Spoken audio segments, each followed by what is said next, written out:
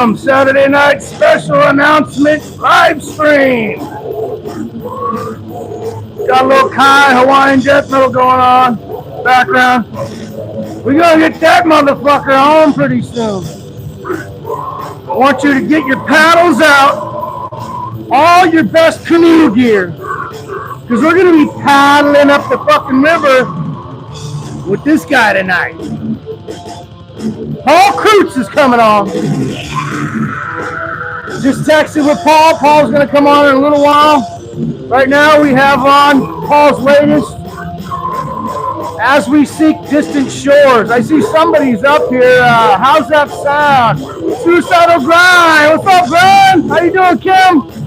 Brother Paul. How's that sound, Kim and Paul? Does that sound okay?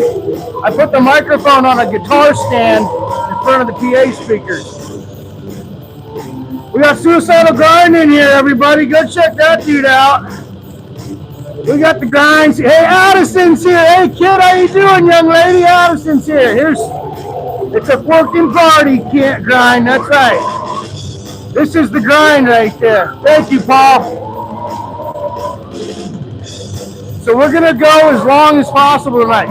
Last time we went until the microphones died, so we'll probably do something similar tonight. I will try not to almost knock myself out on my dresser like I did last time. That was, I paid for that one for about a week and a half after that. Every time I put a hat on or a hard hat, woo!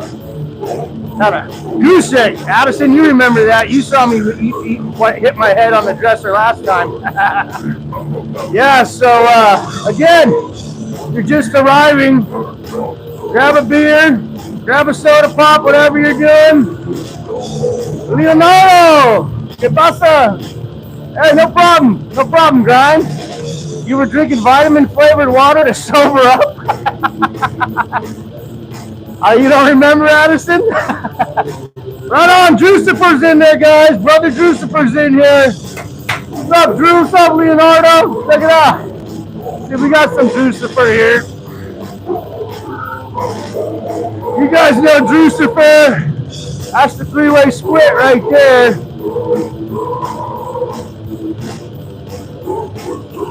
Right?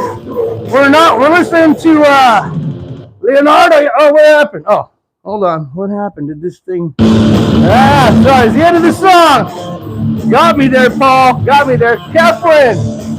Yeah, I jam, bro. Let's go, Catherine. Catherine McCacken. We're not listening to this, but we're going to have this guy on here real soon. Get the crowd going here. We're also going to have, Iron Casket on cassette. Yeah. Speaking of a madman, we're going to have that psycho Mike Violate call in too. We're going to do the smelliest three-way you've ever heard. Skaya's here. Skaya, Deadite Delight.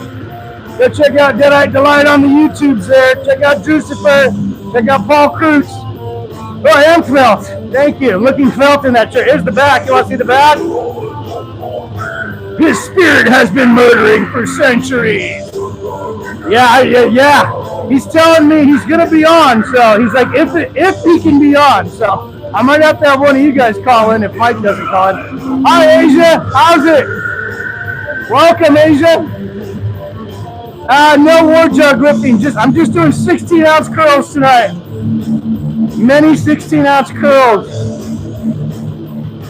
That's right, Grind. Officer Turducken, you're here. Officer's here. Oh yeah, officer, thanks for coming by. Yeah, we got almost 40 of you in here. Awesome. Skaya's here.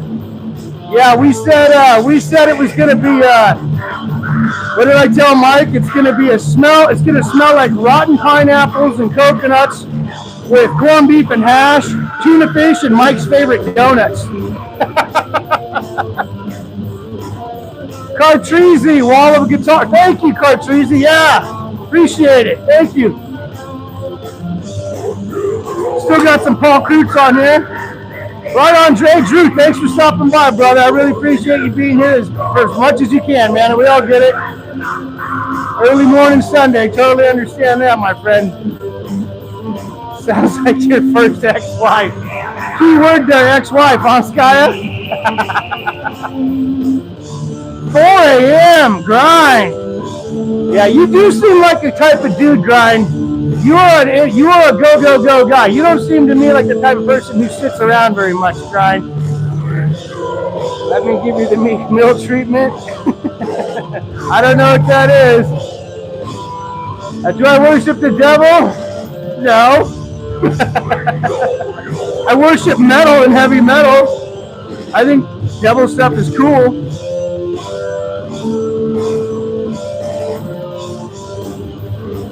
Bitcoin Beavis. I haven't done a bong hit in a while, but I do have a couple infused joints I'm going to spark up here in a little while. Let's get it up. Do a dance.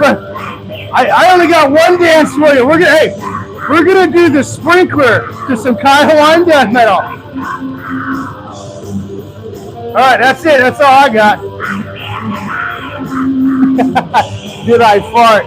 You would know it if I farted chosen one. Let's see here. I missed that, Kevin. What'd you say? Top 3 thrash metal drummers? I don't know. Name them for me, bud. Metallica. Raul says Sludgula. That's right. Oh wait, hold on. I don't want to play this song yet. Oh yeah, we can play this one. This is Embrace of Chaos by Paul Kreutz, Kai Hawaiian Death Metal. Yeah, Vinnie Paul ruled. You're right. Oh, Ian, you just saw Metallica a week ago. Sodom kicks ass. Dave Lombardo. Paul Kreutz, the guy who's coming on, Kevin. He's going to agree with you on that. Paul is a huge Dave Lombardo fan. Huge Slayer fan. Right on, Ian. Yeah. Right on, man. Lombardi. Banter, Paul Bostaff, yeah. Metallica, yeah. Metallica's going everywhere right now, aren't they? I'm in the land of where they are from. Knowing the singular mile isn't that far, actually. I do that in my apartment. Yeah, you're not wrong, Grind. Yeah. I got a friend, they're like, yeah, we're going to do a 5K. I'm like, cool, I'll do a 5K with you, because a 5K is only like 3 miles. Oh, at Wrigley Field? Yeah, dude, that'll be cool. I don't know what the gritty is, Nova. Voivod rules, Skya, yeah. Yeah, I don't know what the gritty is. See, Addison knows what the gritty is. I'm almost 45. I don't know what that is. Hey, thank you. Thank you, Licharoo. Thank you. What's up, bro? What you got going on? Just doing a live stream tonight. Gonna have a special couple guests come on here pretty soon. Thank you, Gary. Oh. Appreciate it. Some Kai Hawaiian death metal in the background. Embrace of chaos. Yeah, I bet she did. I actually watched Addison. I was watching her live stream she had on there a little while ago. That was really cool, kid. Young lady. Let's see here. How much longer we got on that? A little bit longer. The next song is really pretty cool. I want to save that for Paul. It was mediocre. Are you being a smartass because you're the mediocre guitarist? Hey, thank you, Gary. Yeah, Danzig rules. Right, well, how many years do you have with my beard? I've had a beard on and off through my life. So when my daughter was born, I had a beard kind of like this, and then I shaved it down to a goatee for a long time, really long goatee, and then that goatee would go up and down, and then I've had this beard for, I don't know, 2 years now, 3 years, something like that.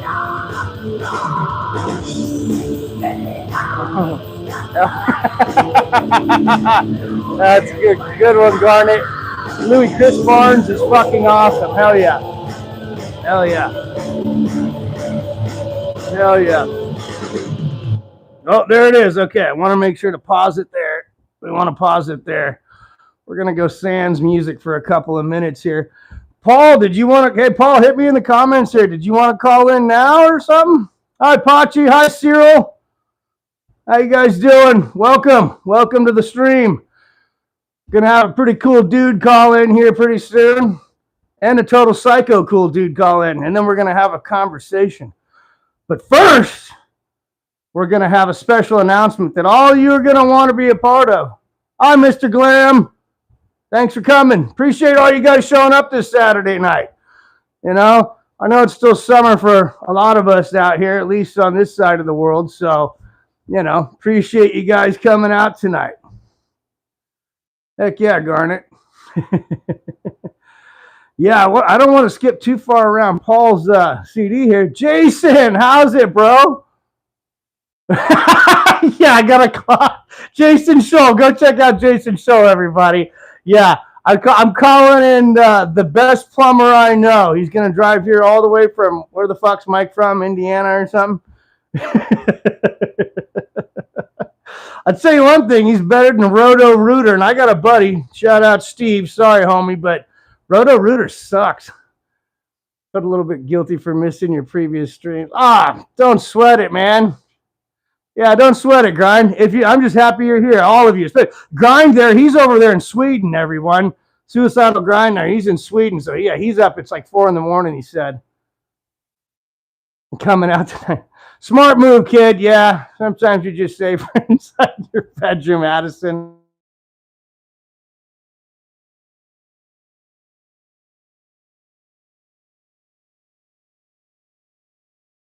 Has to be him.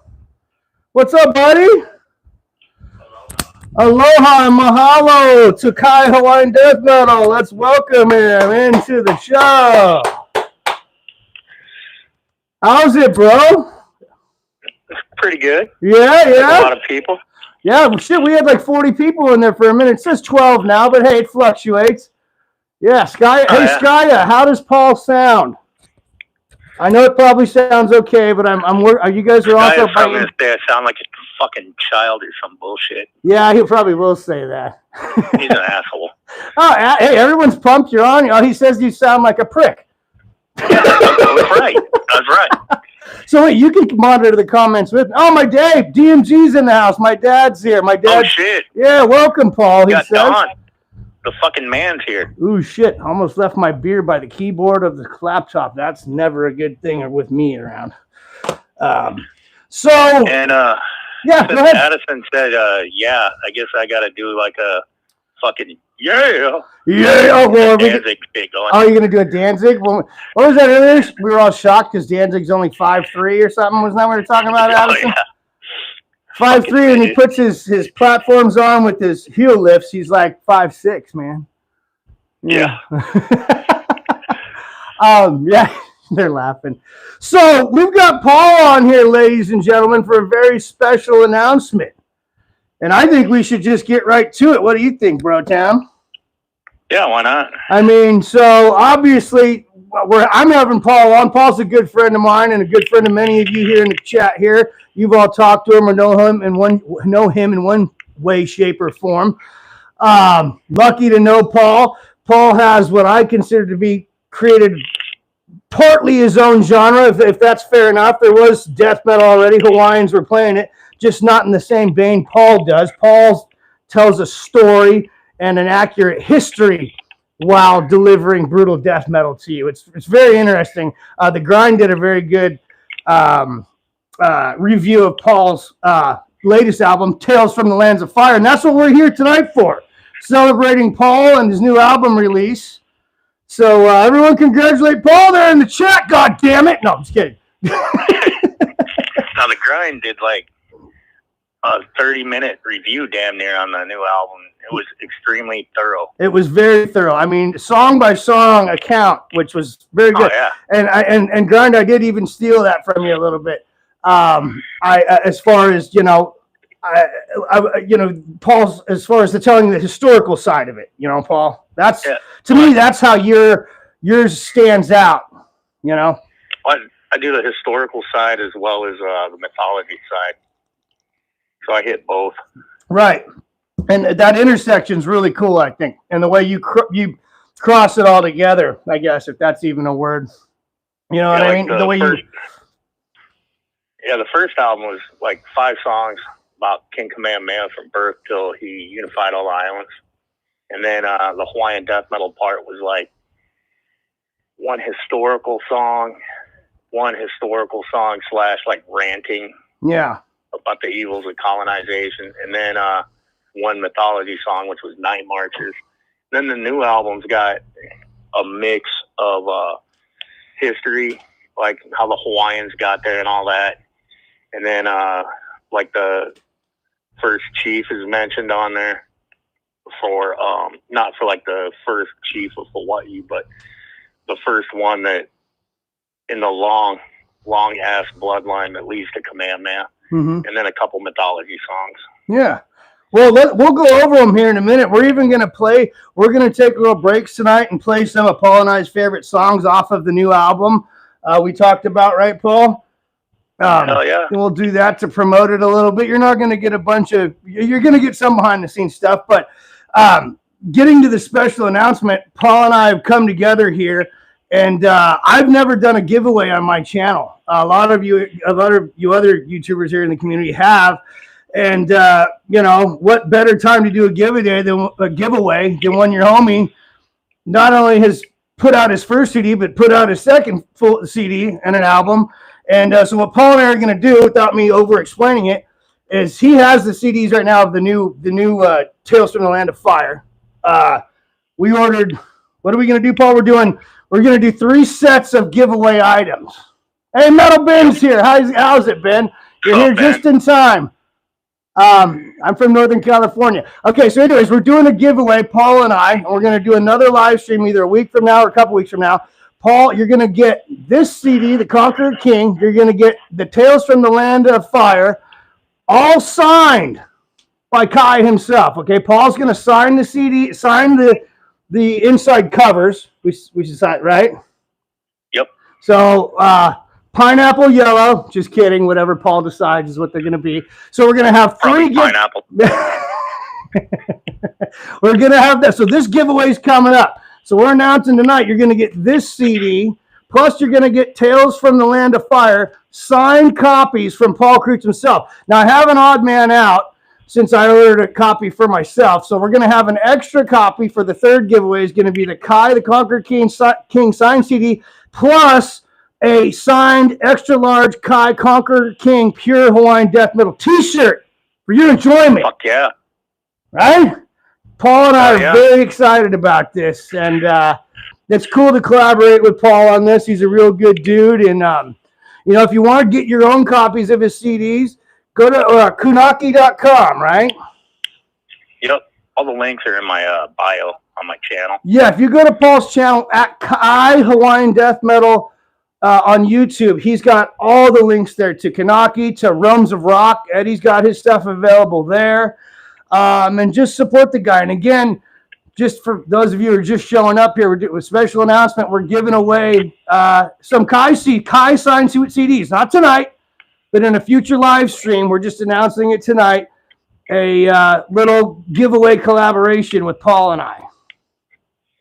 Yep, I'm going to sign some shit. Yeah, you're going to get some authentic, this isn't, there's only going to be 4 copies. Well, it's going to be 5 copies signed, people. So, and again, I talked to Barry. Barry's got the shirt coming. Barry's aware of this.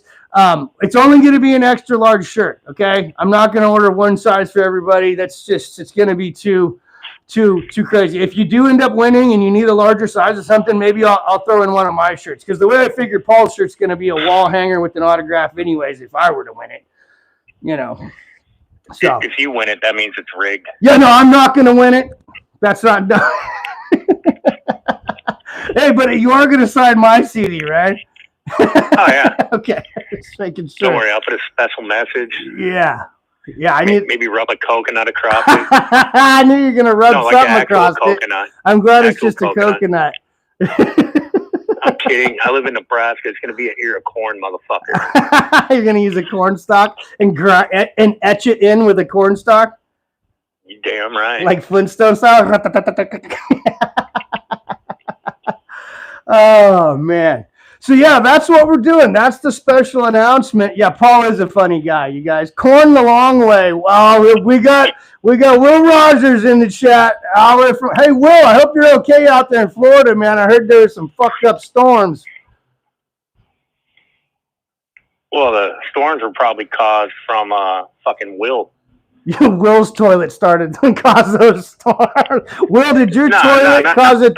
I mean, his fucking toilet would be a good excuse for the reason why a storm started in Florida, but it's more because of his badass riff. He said one time. Was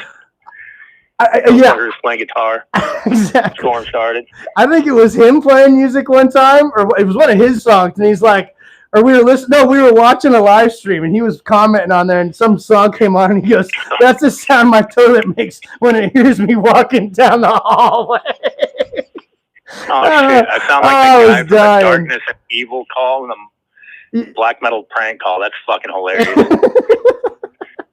Wait, which guy? The guy that's like, yeah, man, it's all darkness and evil, or the, hey, yo, Joe. No darkness and evil. All about the darkness. That's right. Which one? You choose in the chat, people. Who sounds like that? Me or Paul? I don't even know. Did I read that wrong? Oh, if you haven't heard the Black Prank phone call, it's pretty funny. I don't think I've heard that one. No, is that like a JB Bob thing or? No, it predates J-Dog and all the shenanigans that followed. Oh, shit. Hey, send that to me, people out there, if you have my number. You know. So, what the fuck was I going to talk to you about, man? Fuck, I don't know. I mean, you got a Coors Light in hand, which means that you drink weaker beer than my wife. Yeah, well, I mean, I drink my beer I can afford. Wait, well, if she's out there, what is she chugging? Like IPAs? Fuck no. The champagne of beers. Ah, hell yeah, Miller High Life, bro. I mean, a Coors isn't too far off of that, bro. Oh, hey, Anthony from the Gen X Lockers in here. Anthony just rescued a raccoon like Billy the Exterminator style on a video I saw today. Did he? Yeah, he was like, he goes by this dumpster, and the first thing I saw in the dumpster was this fucking big-ass Sweetwater sticker, and I'm like, whoa, cool dumpster. And then oh, shit. There's this little raccoon in the corner, and he's all like crocodile hunter style talking, and he was like, come on, buddy, you can do it, get out of there. And you could tell Anthony put like a rake in there, and then like a little piece of an old dead tree so that he could climb out, and sure shit, he climbed right out. Good on you, Anthony. No, I missed a professional water jug deadlift. Episode what? I told you I was doing 16 ounces tonight. Apparently, there was the professional water jug deadlifts, and Canada was last, according to Skya. So, I'm so bummed I missed that. Paddles out. We're canoeing, motherfuckers. Hey, Arthur Braun back in the house. Fellow Matt Axman there. What up, Arthur? I've never had Presidente beer. Yeah, I don't think I've ever had Presidente either. Ghoulish Dave got me into what's that shit? I just tried it called the Nangasit with the shark on it or whatever. That's pretty good beer. I've never had that either. It's like it's cheap beer, but I don't know. It's like craft beer, I think. Craft beer's too fancy for me. I mean, like when I used to get crazy on beer, I'd venture away from PBR once in a while and drink something like really fancy, like Warsteiner. Ooh, is that the? Oh, I'm thinking Boar's Head. No, Warsteiner is a German beer. Yeah, like just super. What's it like? 32% alcohol. Yeah, but it's like warm as fuck. It's like their version of old style or something because it's fucking cheap. Hey, we got someone from Russia in here. I don't even know any Russian, but hey, California, Nebraska, Milwaukee's best Keystone. Oh God, you ever drink Keystone? I used to drink Keystone Ice and Natural Ice back in the day. That was our jam.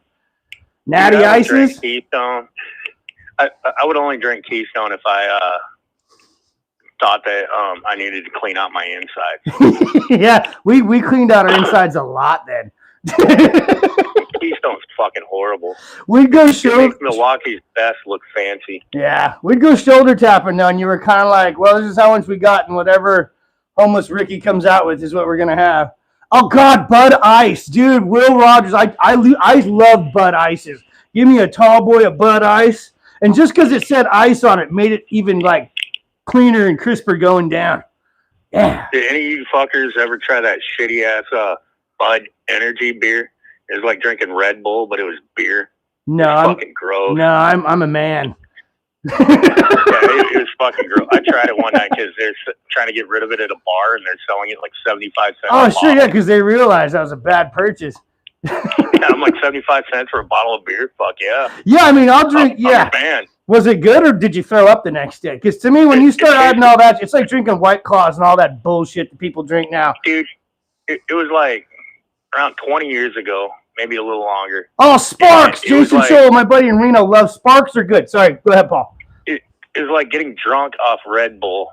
And unfortunately, I couldn't keep it down. I hit like 12 of them. And oh, God, that's a lot. It was horrible being wide awake and full of energy while coming down from the drunk. Yeah.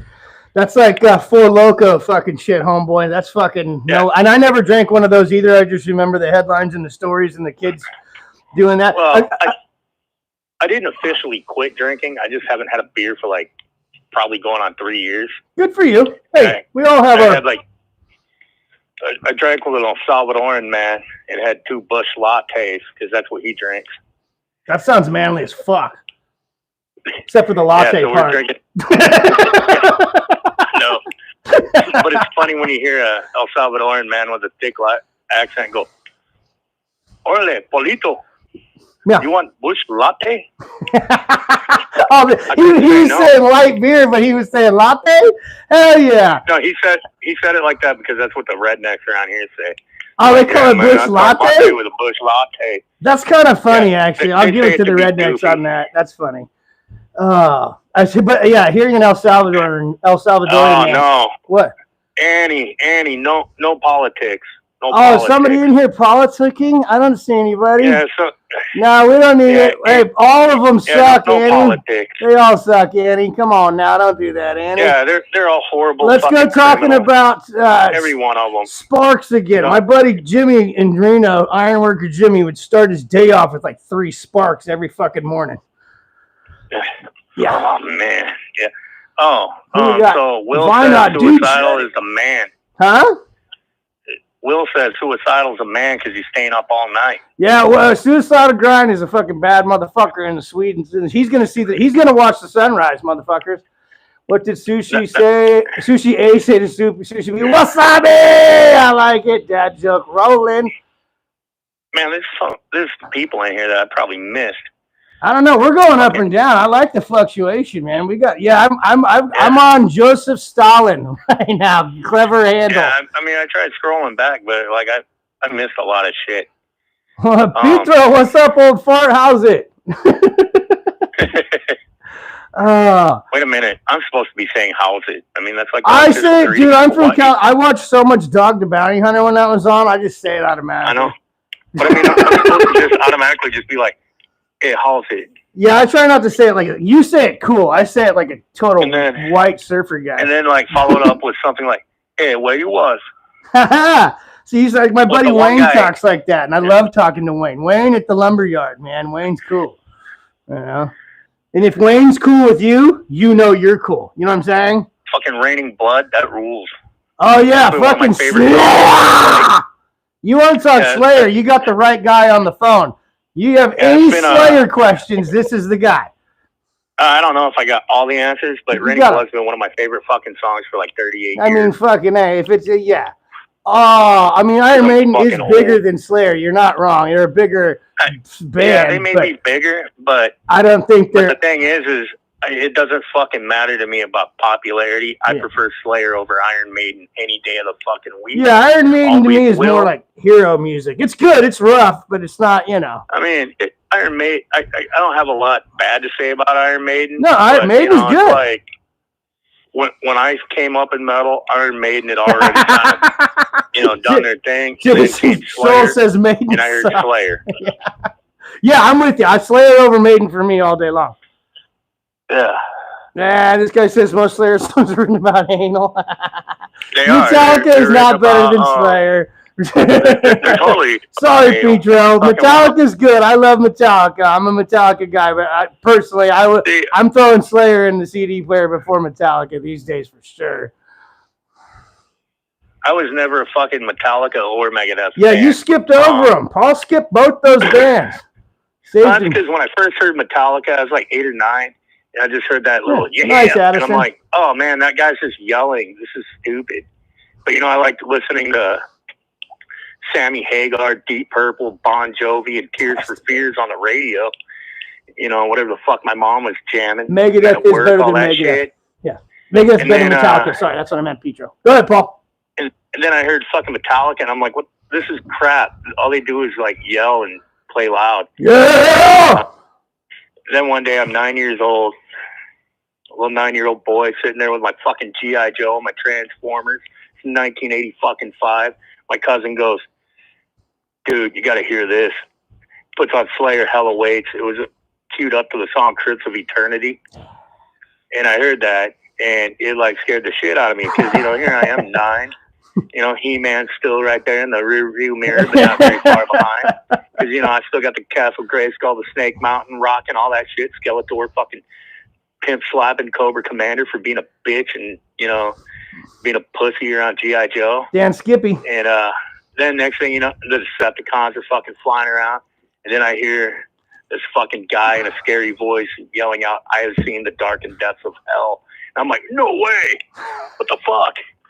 Well, I probably didn't say fuck. I had 9. You didn't say fuck. I hope not. It's like sitting there like, oh my God, that's so evil. And then, you know, talking about sorcery beyond the witch's spell. I'm like, oh, that's scary. I need more. When you were 9, though, you were like my height, aren't you? Weren't you? Yeah, when I was 9, I was already 5'8". Yeah. I mean, so you could have very well been like, yeah, that's all. You know what I mean? You know, don't say yourself yeah, I only short. grew 6 more inches, but you know. Yeah. Testament. I was never a big Testament fan, but I like some Testament. I like Testament. And with Megadeth, when I first heard them, I was probably 12, and I heard that song "Wake Up Dead," and I'm like, "Who are these fucking douchebags standing behind like the Blues Brothers fucking chicken wire fence on a stage with headbanger dudes moshing?" Right. And I'm like, this song's not even all that heavy because, you know, I heard Slayer and I was already listening to Nuclear Assault. And well, see, yeah, to me, so I started beyond them on heaviness. And like, as an old man, though, when I go back and I listen to Metallica and Megadeth, like I like a few of the classic Metallica songs live. My favorite album is Kill 'Em All. Kill 'Em All is awesome. Compared to Show No Mercy, Kill 'Em All's like fucking Teletubbies. Well, see, I had that before I had Slayer. I did it backwards, the opposite of you, homeboy. Yeah, I started with Darkness and Evil, and then I just kind of progressed. Nuclear Assault is underrated. Yeah, Pietro, I hope I'm saying your name right. Pietro Bosso. Yeah, I like what you're saying, man.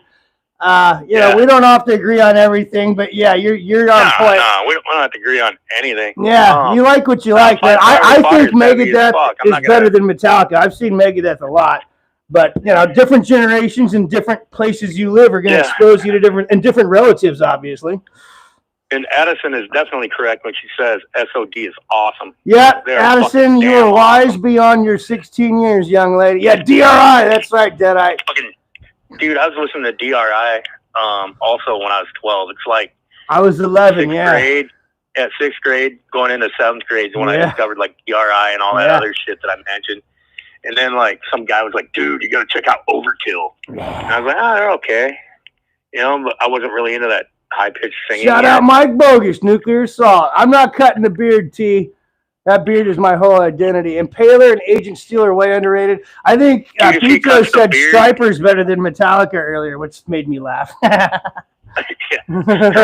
is the greatest band in the world. Rest in peace, the only thing you've ever heard is, I don't know, that one random dude that's playing guitar on the corner downtown.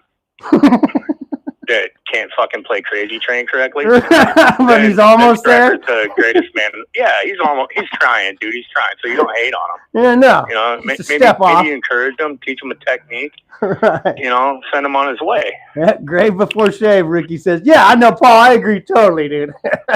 No, but what's funny is when I was 14, I'm 14. Was the first time I heard like Napalm Death, I think. Yeah. On Headbangers Ball. And this is in Nebraska. I just got into the band Death. And you're in Nebraska. That was in Montesano, Washington at that point. Okay, you're on the West Coast. Okay, yeah. Yeah. So right before I got there, though, was when I heard Death. And I'm like, oh, God, this guy's growling. I need more. But I didn't know what to look for. But then I heard Napalm Death. Yeah. That'll change minds. That's a good band. But when I first heard Napalm Death, I had also just heard Queen of the Reich, and I'm like, this is fucking awesome. So I got a weird fucking journey on my way to death metal. Yeah, I took a pivot. A bit of a pivot.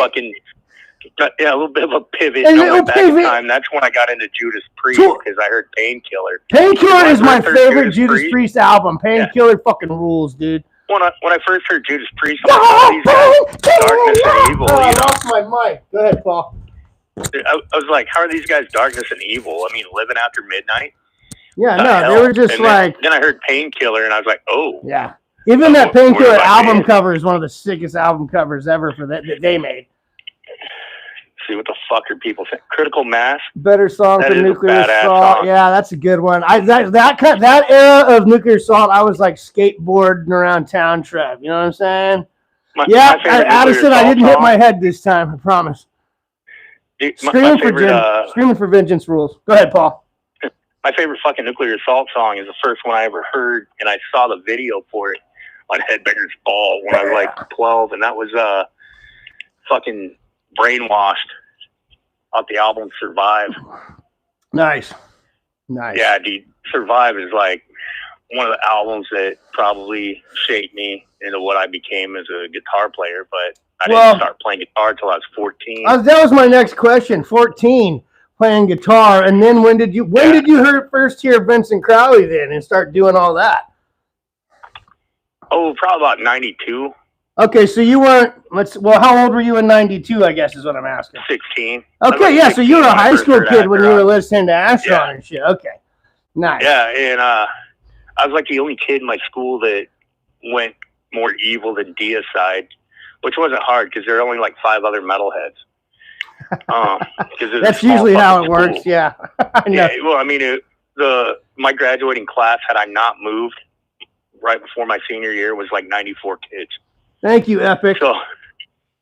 So yeah, it's pretty small for the metal community. We had a couple punks, a couple grunge kids. Yeah.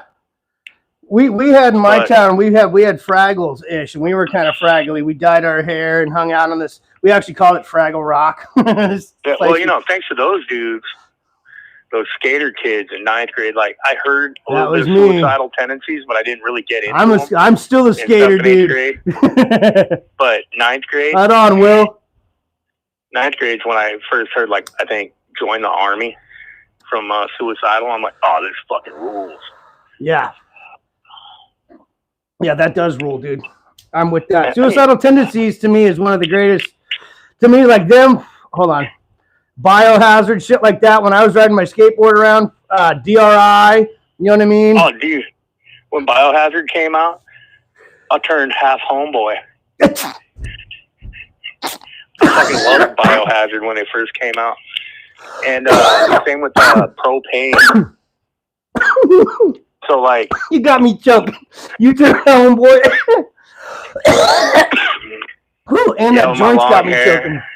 Oh, God. No, I did not turn homeboy, but yeah, I was fucking cranking up. Fucking Biohazard. Biohazard rules. Deicide and Unleashed. Yeah. Yeah. So, like, when I first started driving in 92, people would get in my vehicle and they'd be like, what's this? Asheron. They're like, well, what the fuck's Asheron? I'm like, dude, this is the real shit. This ain't like that fucking Deicide Morbid Angel shit. This is the real shit. And then, Asheron would have been considered like underground, right?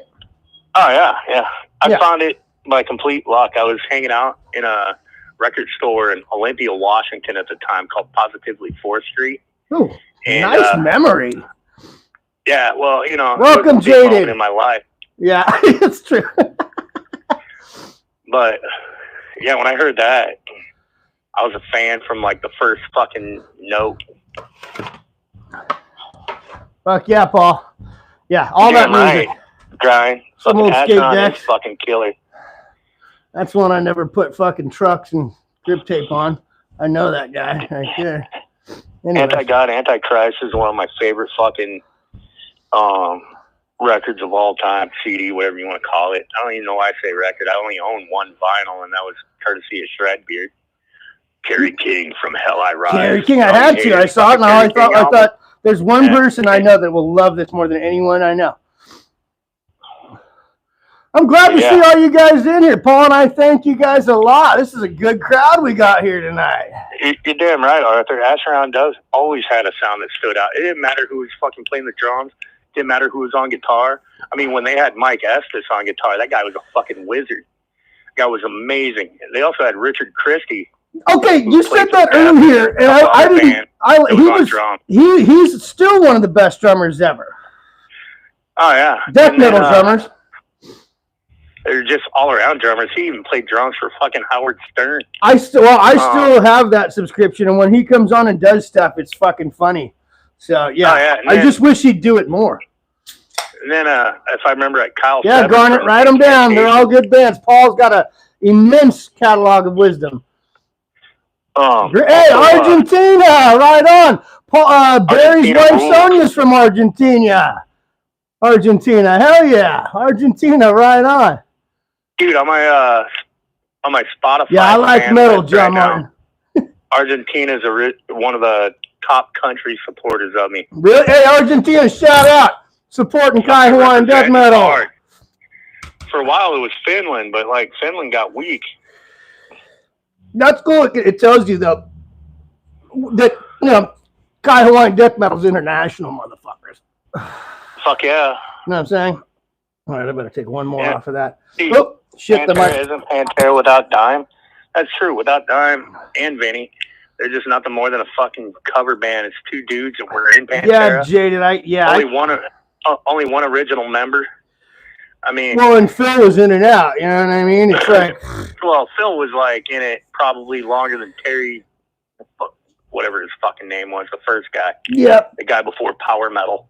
But if you put on Power Metal, that Pantera album, that's the greatest Judas Priest album that Judas Priest did right. Petro from Brazil, right on. Little Portuguese-speaking fellow over there from Brazil. Right on, man. Yeah, John Martin says what, Paul? More of a Pantera celebration than Pantera. Yeah, and you know what? That if they had billed it as that, I'd be a little more supportive of it, I suppose. You know, and I'm not against it. If you want to go see, I like, not Zakk Wylde. No, that's not for. I like Zakk Wylde. I do like Black Label Society. Poser, you call me a poser, but I like BLS. Okay, but if you're billing it as Pantera, I'm not going to that. I'm just not. Zakk Wylde's the only guy that can outpitch harmonic me. Oh yeah, he's like a. I can't believe I never even said that to you. I didn't want to. I guess you're a homie, so I wouldn't do that. But it's all right. Drucifer's up there though. I'm gonna fucking hit a pinch like a motherfucker. Holy fucking Drucifer, you guys! Check out Infuriator. I didn't even know Infuriator had their. Go look up Infuriator on YouTube. Subscribe to that shit. Like it. That's Drucifer's speed metal band. And Paul? Oh yeah, Infuriator fucking kicks ass. He had this metal lobotomy song that I still can't get out of my head. It fucking stuck in there. Go check out Iron Casket too. Hey, Unsound Productions. Go check out Damaz Guts over there. Okay, what is he on Bandcamp? Right, Will? Oh, Will's talking shit. Will kicks ass. Will, you're awesome, dude. Sometimes it's hard to find. It's in the Nebraska, Hawaiian, Copenhagen dipping truck, driving Hank Hill, talking corn the long way. Eating crap, talking German beer, drinking Miller High Life section. Oh, that's a new song, Will. It's a new Damascus song, isn't it? I'll tell you what, I don't eat corn the long way. I'll leave that for you Florida boys. Florida boys. I love Sepultura. I like early Sepultura. Yeah, I like old school Sepultura. Yeah. Tenacious D is the shiznit for Rizziel. I like him for the comedy of it. But I liked it back when it was on HBO, and it used to just be like fucking less than 10-minute episodes. Of what? Tenacious D. Oh, right. Okay, sorry. That's when it was awesome. I got lost. When I first heard it, they're playing a song that's not even on their CD. Yeah. But no, it was fucking hilarious. The comedy of it. They had Sasquatch. Pick of Destiny still. Drums. I love that movie. I quote Pick of Destiny all the time, man. I gave my dad DMG there. I don't know where I found it, but some tchotchke shop had the necklace with the Pick of Destiny on it, and it lit up and everything. He still has. I wish I would have bought two of those motherfuckers. But yeah. Are they? Yeah, I'm not like, woo, I own all these Tenacious. To me, they're silly band. You know, like they're silly. You know. When I listen to Sepultura, Arise, yeah, that's a good album. But for me, you watch J-Dog rules. Vision. Fucking blah blah. Sorry, Paul. I like Cranking Up Morbid Visions or Bastille Devastation. Bastille Devastation. Like the first thing I ever heard from Sepultura was Dead Embryonic Cells on Headbangers Ball. Yeah. But then I went and could go buy it, but I couldn't find it in the record store. Mm-hmm. But I saw Morbid Visions, Bastille Devastations, and I'm like, what the fuck? Yeah. They got and they had original song titles on there like Tormentor and Antichrist. Mm-hmm. And I'm like, oh wow, that sounds like Slayer and Creator song titles right there. So I bought it, and when I put it on, it was nothing like the Sepultura I heard on fucking Headbangers Ball. I'm like, these guys sound like they barely know how to fucking play their instrument. This is awesome. It made me feel better about my guitar playing. And because I was like probably 14, 15. Honesty, like 15, right there, folks. There. Yeah. And yeah. Good night, Skyette. Thanks for coming out, buddy. We appreciate you, brother. Have a good night. What?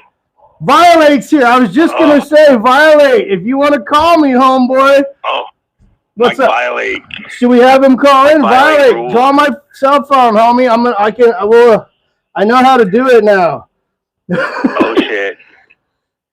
Hit me up, Violate. We'll get that three-way started. Yeah. Oh, there's Violate right there. Okay, hold on. Our authorities for knowing a couple underground bands. Yeah, I know what you're saying. Okay, I'm gonna merge calls. Violate. Life, which is rare. I'm like, fuck you. Is everybody? Hold on, Paul. Mike, are you there? Michael, shut the fuck up, you dumb bitch. Sign the will and I'll give you your medication. Oh, shit. Hey, sorry. I'm just having a conversation with my mother. What's up, dude? Damn, Mike, I hope everything's okay. Yeah, it will be soon. What's up? Did you put tape on that mouth? I tried that. She's fucking ferocious, dude. You can't get your fingers too close, huh? She's use the starting fluid first and hold that over the mouth and nose, then shove a rag in her mouth and then tape it. Paul, that's why fucking Breaking Bad over here. That's why I need to advise you whenever I'm committing atrocious fucking crimes. Yeah, well, Paul's a fucking sleeper, dude. People think I'm a fucking sick fuck. This guy. Yeah, I know. He's pretty gnarly. I've seen you talk to him, Mike. I know I talk to him. Sometimes I'm like, whoa. Whoa. Am I being monitored by the FBI? Is that a helicopter out my window? Mike fucking calls me Thursday on his way into work. He's like, hey, Paul, what are you doing? I'm like, well, just a little light work. And he's like, oh, yeah? Like what? And I went, well, I was wearing my Ether Bunny costume. Somebody just mentioned that in the chat. Rodney did. I was holding my Ether rag over some dude's mouth. And then I dressed him up in a diaper, and Mike had to call during that. I mean, I left him on the side of the road, diaper, wearing a fucking set of bunny ears. Lucky guy. I know. I mean, it was Thursday, and then Friday, luckily Mike didn't interrupt me when I was working that day, because on my way out to the center of Nebraska, there's 3 abandoned sheds. Oh God. I can't really get too much into detail there. I saw pictures of these sheds. Yeah. Those are some spooky looking fucking sheds. There's a lot of fucking cornfield out in that motherfucker, Oh yeah. He keeps sending me pictures of the sheds though, and doesn't say anything afterwards. Well, I said one of them was like a good one for more than red. Dude, oh, you did say that. That's right. Yeah. You were like shed shopping for Revic. his fucking phone call when that realtor called him, and he's like doing the rape shed fucking thing. That was hilarious as fuck. Dude, I found a barn that would be like perfect for Morden Red to fucking play in, or just for Revic and nocturnal penetrator to hang out in. Just to fucking wreck shit. Nocturnal emissions all the time. Nocturnal missionary penetrator. yeah, but they keep it godly because it's missionary. Yeah, I heard he only does man missionary, Ooh, which is weird. In the pussy? That is weird. No, the boy pussy, which is your asshole. That word is pussy. Yeah, the boy pussy, the pussy. Pussy. Yeah. That's he got that shit tattooed around his butthole in Old English. that's actually a Stephen King line. Oh, really? Pussy. Yeah, boy pussy. Good knowledge. Yeah. From what? Stephen. From like a movie or a book? Well, here's the thing. I've read Clifford the Big Red Dog once, and both my brothers are. I have a younger brother, Nasty Nate, and an older brother whose name is unmentionable. But they're both book smart, and I'm more like metal smart. Understood. Good. Well, hey, you got to pick your lane, So, but yeah, like both my brothers are like avid readers, and like I don't read anything really. But anyways, yeah. So Mike Violate on with us, ladies and gentlemen. Just to clarify, we got the infamous Mike Violate on with Paul Kreutz tonight. Welcome, brother Mike. Hey, hails, motherfuckers. Thanks for having me on, Shred Beard. Fucking anytime, bro town. Well, you're a friendly guy. Yeah, I'm actually not as much of a monster as I portray myself to be through my internet persona. Your internet persona is amazing now. I just try to make people laugh. I have done some very scummy things in my life. I'm no saint, but I'm definitely not a fucking child molester. But the weirdest thing though is that you wear a blue moon. That's the weirdest thing about you. That I wear a blue moo? Yeah. I mean, just to go grocery shopping, you're wearing a fucking blue moo. Hey, Paul, I have a story that you will probably adore. Oh, let's tell. So I'm gonna completely shift lanes here. My daughter last year, Paul knows this. Last year, me and her went as Maui and Moana for fucking Halloween. For real? Yeah. So like occasionally, my daughter would be like, "Daddy," she's almost 3. She'd be like, "Daddy, you have to be Maui." So she'll like force me to wear the fucking Maui. Like, solid movie. Like I love that movie. Yeah. Fuck yeah. Yeah. It's a. What can I say? You're welcome. You're welcome. She'll make me wear the costume, and there's like a wig with it. I'm with it. Yeah, I fucking know it. So she made me like wear it all around town today. She was dressed up like Moana. I was dressed up like Maui. Like we're like in the grocery store. People are fucking taking pictures of us. Like guys are high fiving me like you're a great dad. Dad of the fucking century, right there. That is the most metal dad thing you could ever have done, Mike. Jesus, that's awesome. That's awesome. Yeah, no, it was super cool, man. And then like if they knew like what I'm talking about on the internet, they would be like, "This guy's a monster." I mean, not if you showed them the video of you doing Kai Hawaiian death metal. yeah, no. But that's actually where I got the costume I was going to say. And what about the 6 months of hula lessons? That was more like 6 years, and actually, my daughter will never go to college because That I poor paid child. for that. She can It go was back to worth that it. video and know the moment that it was over. Will, It was- my wife would push me out of the canoe. Jesus, Jennifer, It throw was- Paul a life jacket. He's going the wrong way.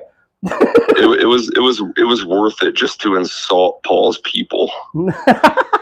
I don't take it as a fucking insult. I know Oh you yeah, don't. Will said Paul. And the reason I don't, and like so many, Because you're a real fucking dude. yeah, Totally. and like so many people get fucked. Like I will admit, when I walk into Dollar Tree once in a while, get some cheap shit like paver or whatever. The Hawaiian sex. Sometimes you see like I look over and I see like this display of like fucking Lays and grass skirts and fucking shit like that. I get pissed. It's not because like my culture is being cartoonified. That's not what pisses me off at all. What pisses me off is like I can't buy a fucking powwow outfit. I can't buy a fucking, like traditional Yanomamo fucking costume. Like, I can't buy a fucking traditional Egyptian fucking thing from like No. 4,000 years ago. I get I'm you. not allowed to get a fucking ninja costume. They got a coconut bra though. Like in July, but fuck yeah, I can buy a coconut bra.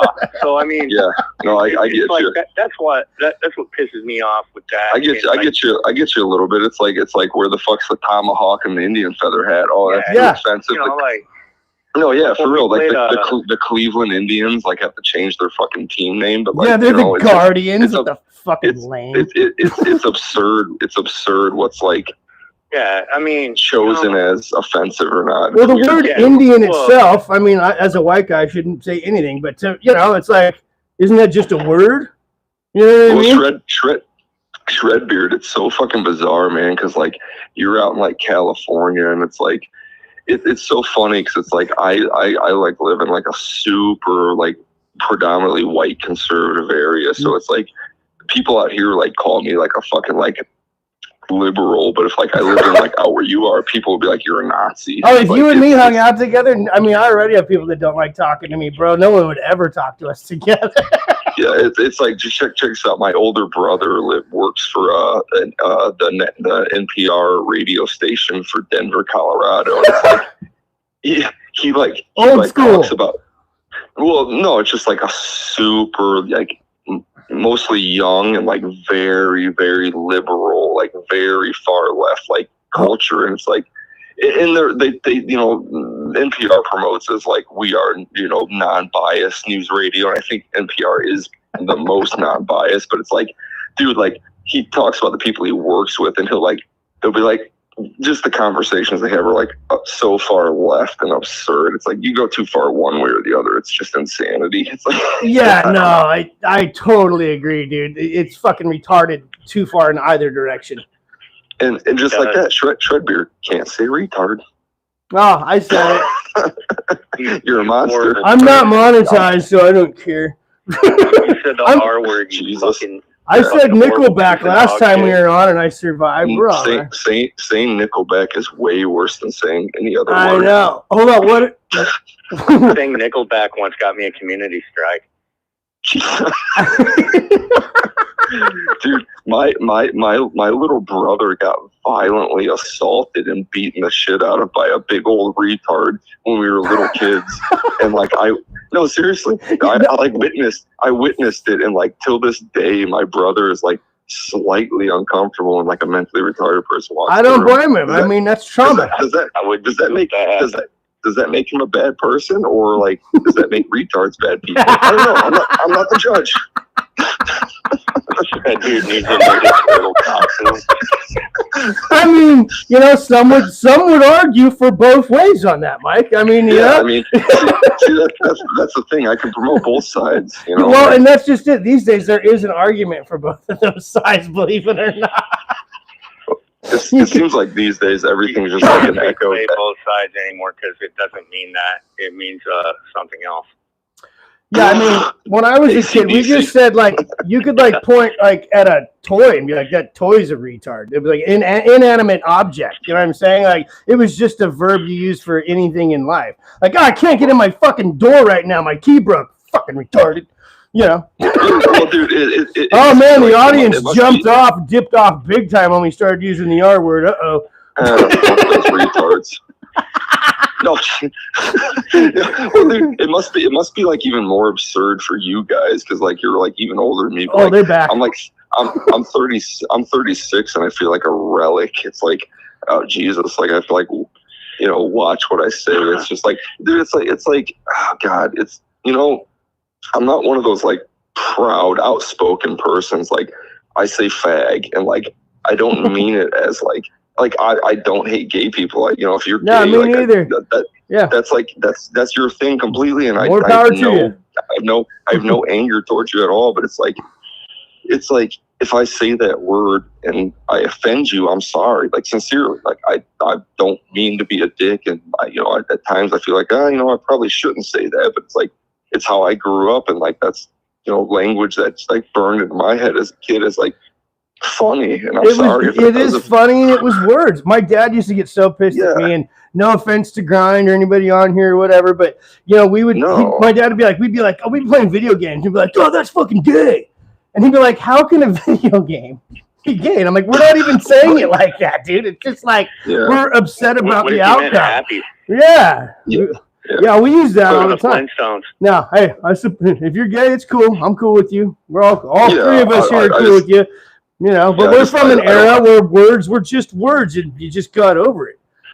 Well, it's not even that. It's like we're in like a transitional phase. Like obviously, a lot of people were like treated horribly for a long time. Oh, and, like, sure. Those words do hurt people. You know, it's like fucking, and I get it. So it's like when I say certain things, like fuck, like I don't mean to offend people. I'm sorry. That's but, like, right. I don't know, but I'm also like, I don't know. It just comes from a different. And there's all sort. I don't know. Dude, every situation is every single situation is like, you know, has a twist to it. You know, nothing is cut and dry. Every single thing that happens and the way someone's, you know, opinion the way someone's opinion is formulated is like from reasons. You know, there's reasons, and I don't know. It's just it's more complicated. Like it's so hard. It's impossible to make things cut and dry. Like this is the way it is. You should be this way. You should think this way. It's like, dude, like I don't know. It's more in depth than that. Every situation has reasonings. You're totally right. We are in an age of where a lot of people think that they know how everyone else should live, and I don't like that. Yeah, exactly. You know what I mean? Like it's okay to have your opinion. Fucking fully entitled to that. You know what I mean? But you know, you don't have to be all fucking hurt because someone said something you don't like. You don't have to listen to it. You know? Right. Well, you know, I just don't like, you know, me being the old man of the three of us. Like I just by like don't 2 years. Yeah, but it's like I just don't care. I'm not crying. Toxic. Who's crying? Not that I don't care about people or anything, but I mean, it's like most of the time when somebody says something, I just don't really care. You know, like because everybody's different. So I like if somebody's different than me. You know, maybe I'll get along with them. Maybe I won't. But it's like as long as you're not hurting anybody, right? You know, I don't give a fuck what you do when you go in your house. Right. Exactly. You know, and when you're out in public, there should be certain standards to behavior. Like, what do we all learn about? Like, don't just walk around being an asshole. Right. Be a good person.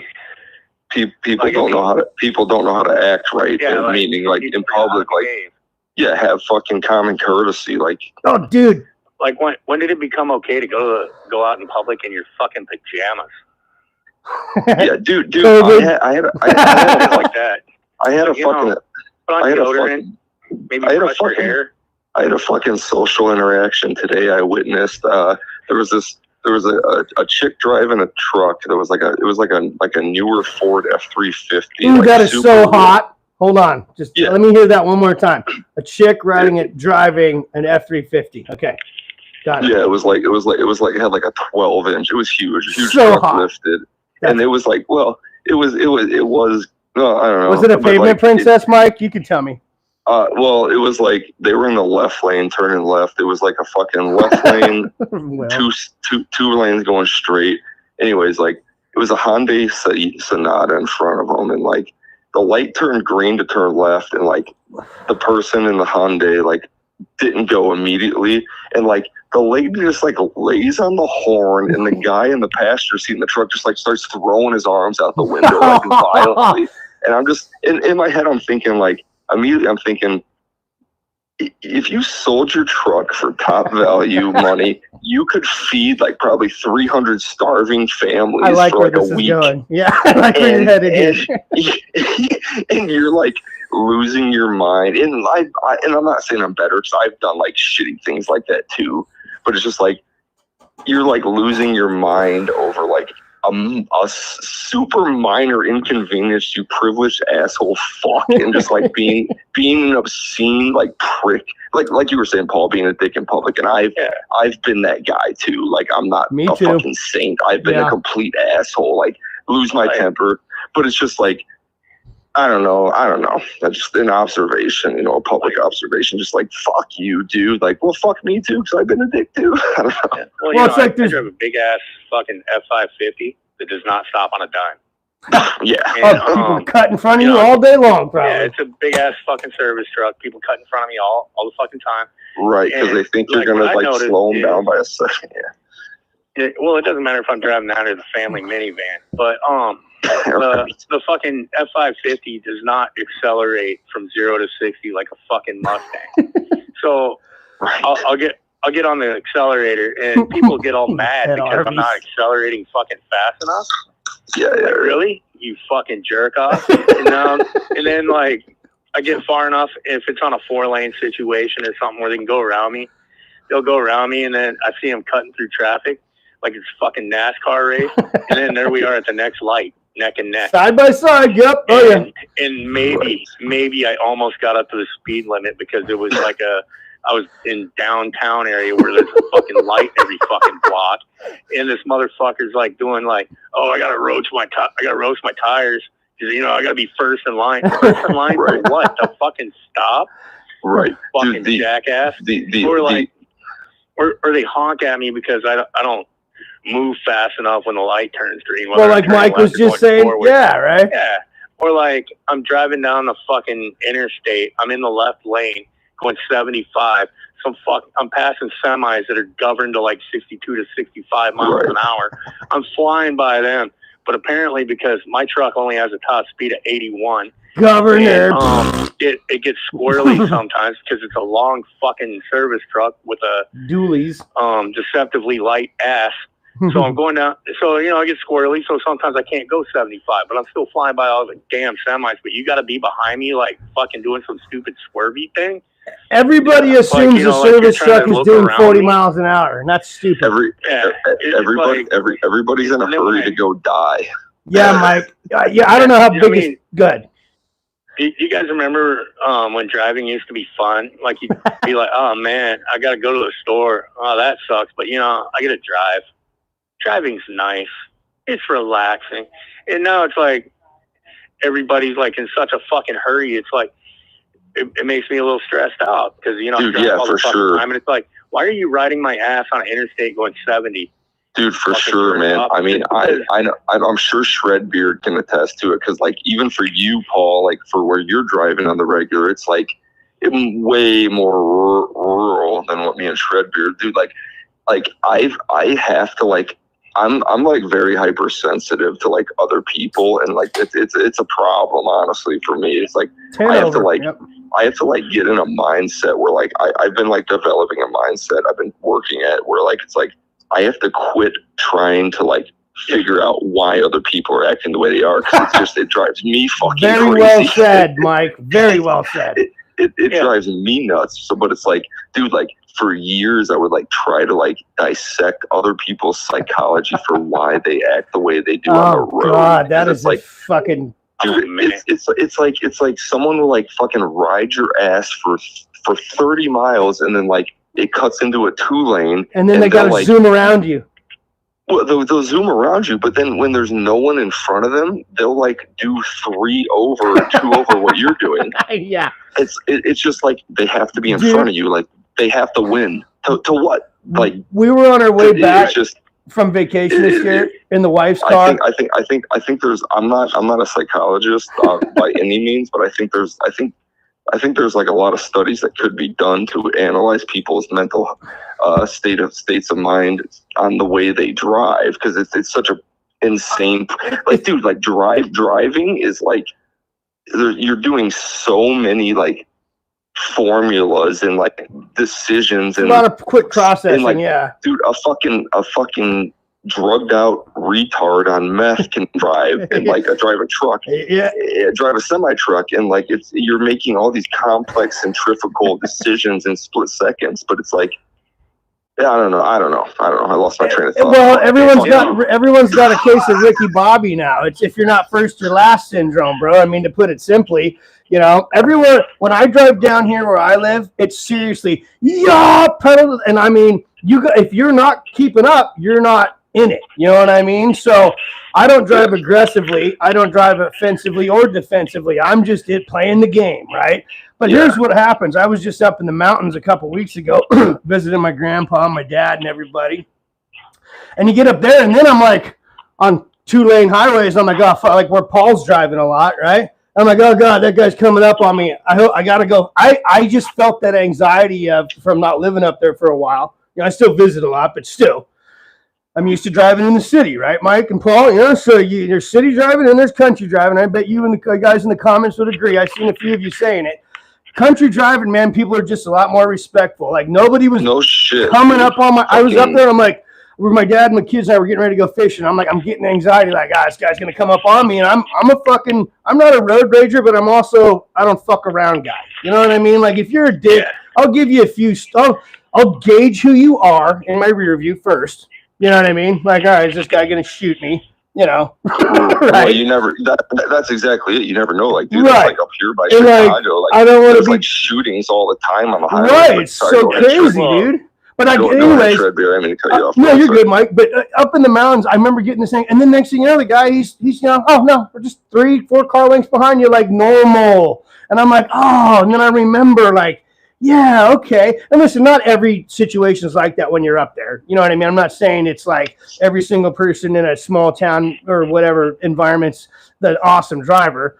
To me, like I was telling Vincent Crowley last week on the show, what gets your goat. To me, the DMV or the BMV, I learned, wherever you happen to be, tends to be the problem here. Anyone can pass a driving test because anyone can drive good for 20 minutes.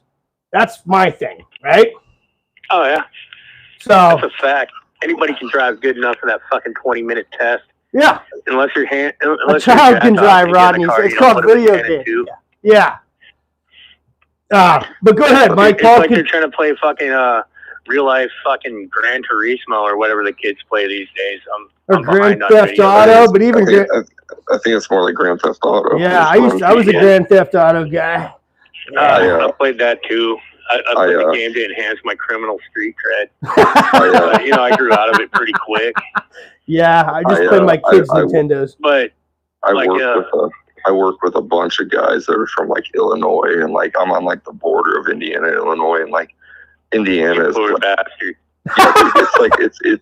It's an insane like overpopulation issue over here. Like I don't think I'm gonna be able to afford to live out here much longer, seriously, because it's so many people from Illinois are like pouring over here because like Indiana is like so much cheaper to live, and it's insane. But so everyone's transplanting like they did from here to Austin and shit, right? Making their exactly. In Nashville, I think California is the #1 state where people are leaving. Yeah, because they overtax you like a fucking motherfucker, bro. That's exactly what Illinois is like the #3 state. So it's like Illinois, it's like Wisconsin, Michigan, Indiana, Kentucky. It's like, dude, these Illinois people are just like pouring over, and it's like I get why they're doing it, but it's like for us, it's like most of the people that are coming over here from the Chicago area, and it's like, dude, city transplanters, these people drive. Like I talk to these guys, and it's like I work with a bunch of people that have like, you know, come over from Illinois. It's like, and I'll tell them, it's like, dude,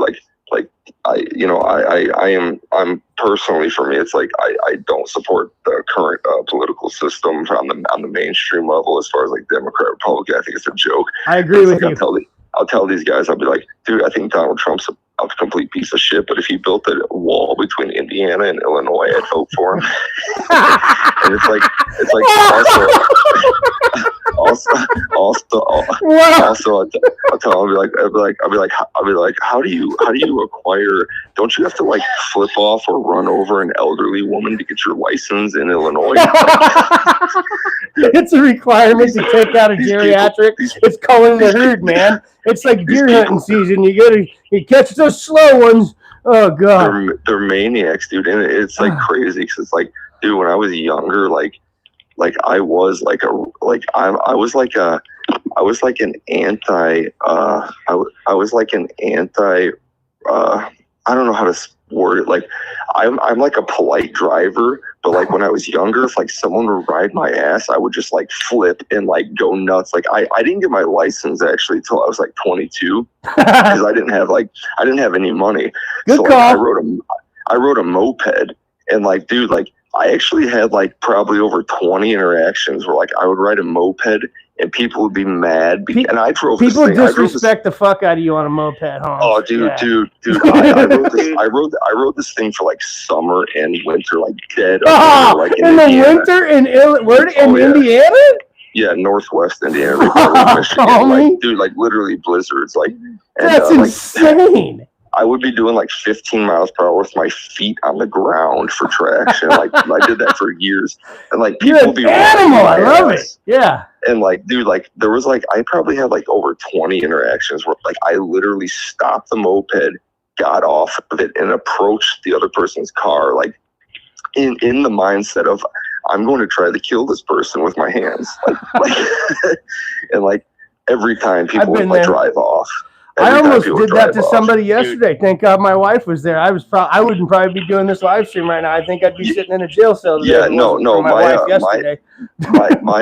Indiana has an open carry. Like you don't even have to register. I have guns, but you don't even have to register. But it's like I remember when I first started dating my wife. Her mom and her stepdad are like both big gun people, and her mom asked me, she's like, Mike, why don't you carry? I was like, I told her, I was like, this is like I'm year. I'm too crazy, bro. Yeah, I can't. No, I told her, I was like, because I can't handle the way other people drive. Yeah, dude.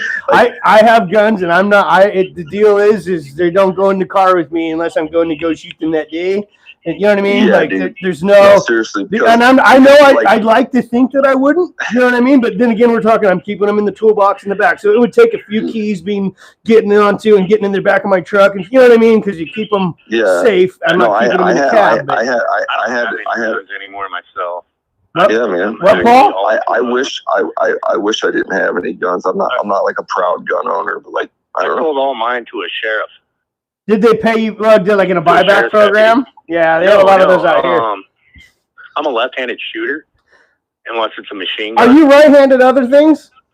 Ambidextrous. Yeah, I'm right-handed guitar. You are ambidextrous. I was gonna say. No, I'm not true ambidextrous. I play guitar right. I write right. I do most things right, but I'm left-eye dominant. So that's why I was a left-handed shooter, unless it was a machine gun or a rocket launcher. My buddy Matt, dude, who I coach with, is the same, dude. Yeah. No, I know you weren't. But yeah, so like rocket launchers Jesus and machine guns, I'm right-handed because they're right-handed only.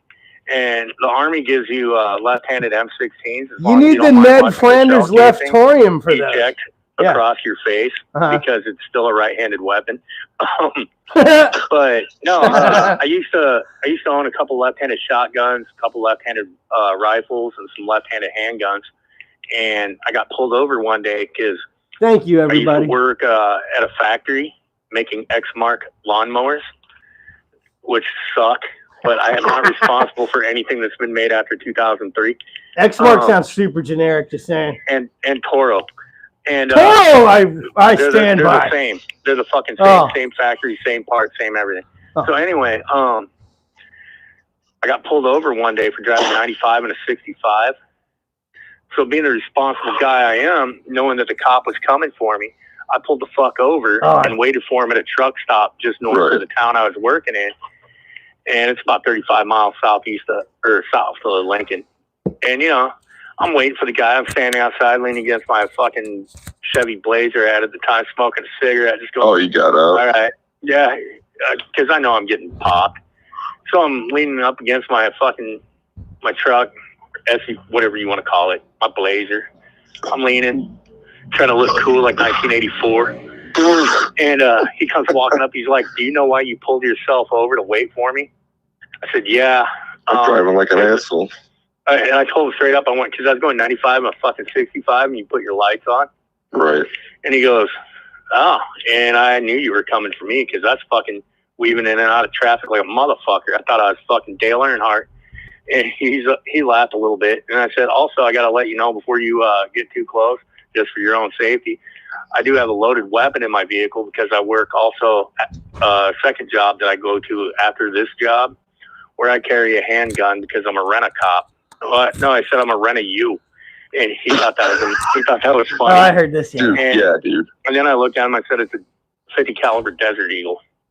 And Yeah. he's like, "What the fuck would you?" He's like, "What the fuck would you need that for?" I'm like, "Because if I actually have to use it, I don't want him getting up. Right. I don't want him going backwards." And Paul, he's like, dude, he yeah, goes, dude. "Oh." And I said, "It's a left-handed weapon." And he goes, "Really?" I said, "Yeah." He goes, can I see it?" I went, "Yeah." So I pulled it out. I eject the clip and popped the round out of the chamber. And I hand it to him. He goes, "What, you don't trust me to hand it to me loaded?" I'm like, "Dude, you already got 2 fucking loaded guns on you minimum because you probably got your backup, you got your main." I'm like, Right. "I'm not going to give you 3 loaded guns." I'm like, "I only got 1 and now you got it." And, he looked it over. He's like, "If you ever want to sell one, you got more left-handed weapons?" I'm like, "Yeah." He's like, "If you ever want to sell them, let me know." True I'm like, story. "All right." And I did a couple years later, but That's like, funny as fuck, dude. You know he what, goes- Paul? That's but he goes back to getting pulled over. I'm like, "Yeah." He's like, "Why were you driving 95? I'm like, "Well, I was running late to work, which now I'm definitely late because you pulled me over." And he goes, "Oh, well, since you were so honest and you pulled over where we're not on the highway where I could get run over, I think I can give you a verbal warning." yeah. Paul, that dude. Every situation is different. I've been in shitty situations with law enforcement, and like I look like a criminal. So do I. And like 6'2" Mexican gang member. Yeah, and like you know what, dude? Like I've like almost had like almost every single fucking experience I've ever had with law enforcement has been positive because like Me too. dude, when I get pulled over, it's like fucking hazards on, off to a safe spot, keys on the dash, hands on the steering wheel, just like respectful, like, Yep. "Yes sir, no sir, I'm gonna do this. Can I hand you this? My wallet's here. Can I do this?" It's like, and I'm not a kiss ass. I don't fucking like cops. Like I'm not a fucking pro police, but it's like their job is dangerous as fuck. They're Yep. scared because they don't know what the fuck's gonna happen. It's like, so Yeah. it's like, dude, like I am just like respectful and like I'm basically. That's all they're it's looking for, me, Mike. for me, it's like a sympathy. Like, dude, I'm sorry, your job sucks. Like, I'm not gonna say that, but it's like, "Yes, sir, no, sir, this, sir, this." It's like I'm just like completely respectful and like submissive because like they're the one that's in a fucked up situation too. It's They don't know it's a you, big- like you said. They don't know you. Yeah, You don't know what it's day a they've big- had. They don't know what day you've had. Yeah, it's like, dude, like fucking, I just like, I don't like cops, but it's like, if I'm going to interact with one, I'm going to be 100% respectful because it's like, it's like, even, I don't know, it's just like, dude, like, I don't know. It's like, I don't know. Listen, I got a bunch of buddies that are cops, and they're good cops, okay? I Yeah, also there's had there's some good cops. I also had my Yeah. uncle Mike shot in the back 6 times by an off-duty Sacramento sheriff's deputy. You know what I mean? Right. And he was in and out of prison a lot, and he, we're not sure what the interaction was. So it's like, I'm hearing what you're saying, but I'm for My it. band But it's photos, like, scary stuff. but like you said, Mike, half of it is just treat them with the respect. And if they start treating you like shit, that sucks. And that's going to be a bad thing. I mean, I got punched in the face by an Oakland police officer at an A's game because my buddy was acting like an asshole. And, right. Yeah. you know, in that case, that wasn't, you know, a good interaction. You know? And I've had bad interactions looking the way I do in certain places too, Mike. You know what I mean? But again, punched in the face by association. Right, and exactly. But and every time I've been like, hey, you know, hello, officer, da da da da, it's always a mutual respect. You know what I mean? So yeah, dude. Like usually if you're just like up front, like I got pulled over like fucking a year ago, and I was like, I had a shitty day at work. I fucking passed like 3 people in a fucking like double yellow line because they were like, there's this section of highway I drive almost every single day, and it's like, it goes from 30 to 45 to 60, and like people do 40 the entire time on the entire way. So it's like, I was pissed off. I was fucking working a night shift. I wanted to get home. I was having problems at home, like arguing with the old lady. I fucking passed like 3 cars in a fucking like no pass. Got pulled over. I mean, but you're expecting it at that point a little bit. You're like, all right. Well, no, the cop pulls me over. He goes, you know why I pulled you over? I said, I have no excuse. I was driving like an asshole. I passed 3 people in a no passing zone. I'm fighting with my wife. I had a shitty day at work. I'm just trying to get home. I got a baby at home, and I'm sorry, officer. I have no excuse. Just write me a ticket if you have to, or you know, whatever you have to do. I apologize. I'm sorry. Yeah. And he's like, license and registration. Gave it to him. Came back. He's like, you got a baby at home? I said, yeah. She's 2 or a year and a half. He's like, well, you shouldn't drive like that because other people. I said, yeah, I know. I dated other people. I drove like an asshole. I'm sorry. He's like, hi, Liam. Here's a warning. He's like, here's Jennifer. a verbal warning. Get home to your kid. And it's like, yeah, thanks, man. Sorry.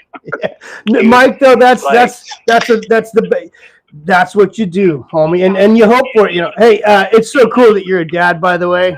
Just one. Yeah, well, it's like you know, that's all fine and good, but if it's like ever like you're under arrest, that's when you like say nothing, you know. Well, yeah, we are, you know, everybody. That's what Mike just said. You know what I mean? You are innocent until proven guilty, no matter what. So, dude, when I get pulled over now, it's because of a DOT and your pretty blue eyes. Oh, sorry. Paul. Hey, Paul, you better watch. Hi, Jennifer. Good to have you on, Jennifer. I gotta behave. My wife is in the chat. Yeah, it's because we were talking about your pretty blue eyes there, big fella. Right on, Jen. Thanks for coming. Welcome. Tell the story. When I get pulled over, though. Yeah, tell the story while your wife listens. This is funny. Listen, no, like, so I get pulled over for, DOT inspection north of Lincoln, about 100 miles. And the cop gets done with the inspection. I pass with flying fucking colors, and I look at him when he comes up, giving me the paperwork and shit. And I was like, hey, man. He goes, yeah. I go, so you get your quota for pulling over Hawaiians? Jesus. And he starts laughing. And he was chuckling, right? And he's like, yeah, you know, we're supposed to get one like every 8 months. And I got Christ. He's like, you better watch out, though, because like every cop in the county is going to be gunning for you now because they know I pulled over a Hawaiian. Pineapple alert. Totally, Mike. I was going. They're like, he sir. Goes, that explains so much because, like, when they run my name, it says Asian/Pacific Islander. These pineapples my can't name's cross Paul state Cruz, lines. but it just says Asian. So, you know, the guy's looking at me. I look as Asian as Mike Violate or Trevor. You know, I look like completely not fucking Asian. Paul, you drive way too well to be an Asian. That's why I don't get pulled over. That's why you don't get in an accident every week. Yeah. Oh shit. Oh, did that piss off an Asian? But yeah, so I just lit a joint. God damn it! That's all it is. It's just like DOT shit. Yeah, but that's not the story you told me. No, Paul, tell the story about the time you got pulled over. You got pulled over by a fucking big old fucking hilljack in the '90s who ended up having some fucking simulation to you. Oh, so I was in the state of Georgia in the '90s, getting right ready to go in. meet. Yes. Do tell, sir. I was getting ready to go meet the Cruz family that I had never met, my grandfather's side of the family. And I'd never met these guys once. at that point in my life. So I'm speeding and I'm wearing my Army uniform because I'm like, I want to look good when I first meet him. You were still active duty at the time? Yeah. Yeah, Paul, shout out. I'm driving. Military veteran. I'm driving, you know, putting along, listening to Slayer, wind going across my bald head, and just enjoying the majestic, grotesque Georgia fucking humidity, passing Waffle Houses every mile and a half.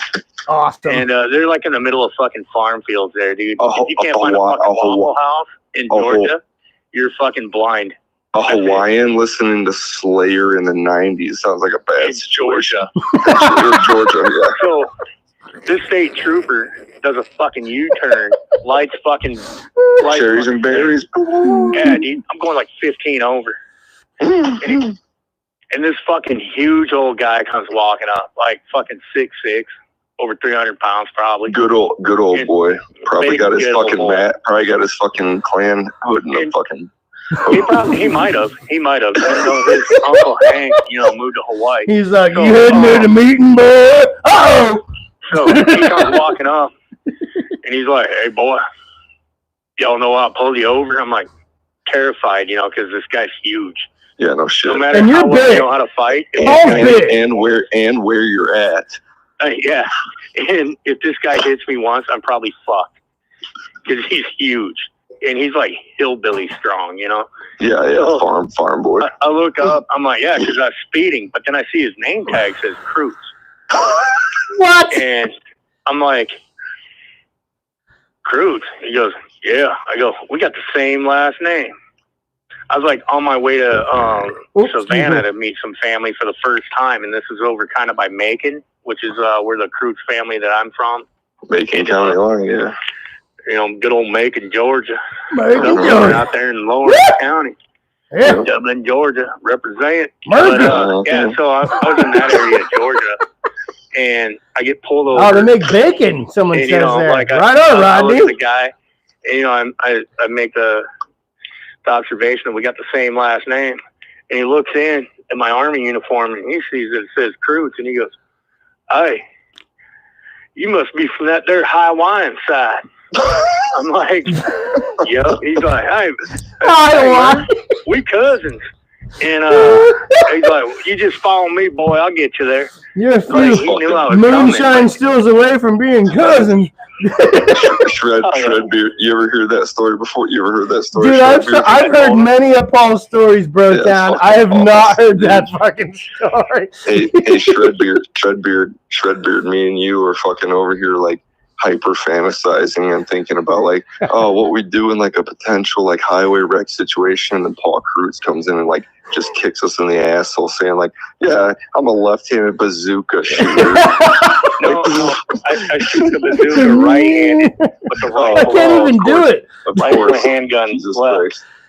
I can't even switch pitch hit with my fucking dick while I'm jacking off. Fucking shooting bazookas with either over here. Oh man, we're full circle, literally full circle jerk on that one. I'm strictly a fucking like pinky and thumb left hand guy. That's more than I ever needed to know. It's all about circumference, Mike. It's all about circumference. We're doing math. I hope the last part of that word. Hold on, let's go to some comments here. What do we got here? Anybody? No, everyone's like. Oh, my wife just said hi to Suicidal Grind. Your wife is in here and she's just hanging. She's probably like, this is what it's going to be like if I go. Oh, my wife said no, by the way, Paul, on that thing Barry was offering. So, yeah. Oh, yeah. Yeah. Jason, Mike V is still alive at making homemade sex toy out of a taser, duct tape, and 2 9-volt batteries. I'm glad you're still here, Mike. Yeah, just so everyone in the chat knows, I love all y'all. You're all fucking metal maniacs, but I can't see the chat at all. I'm gonna read it for you, Brotown. I know. Well, every time I try to attempt to watch the chat, I get kicked off. But anyways, I just want to say my wife just came out here. My wife just came out in the garage where I come out here to do my metal stuff and like gave me the finger and then walked away because I'm ignoring her and doing metal shit. And by the finger, he means She poked him in the brown eye. Dude, I wish. Oh. No, Oh, wait, am I allowed to do that on this channel? Uh-oh. My channel. I just did a little demonstration. I hope we're okay. It's my anal. I wonder if we're just talking about starfish. That are in here, I wonder if any of the new people, including Mike, heard about the contest.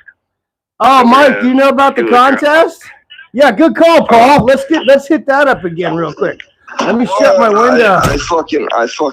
I always like fall under pressure of competition, just like crop on the fetal position and like jack off like a maniac. Okay, maybe you don't want to be in this contest. It's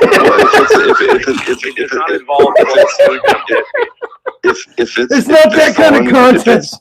If the contest is falling into fetal position and masturbating frantically, I might win. That'll be a future contest.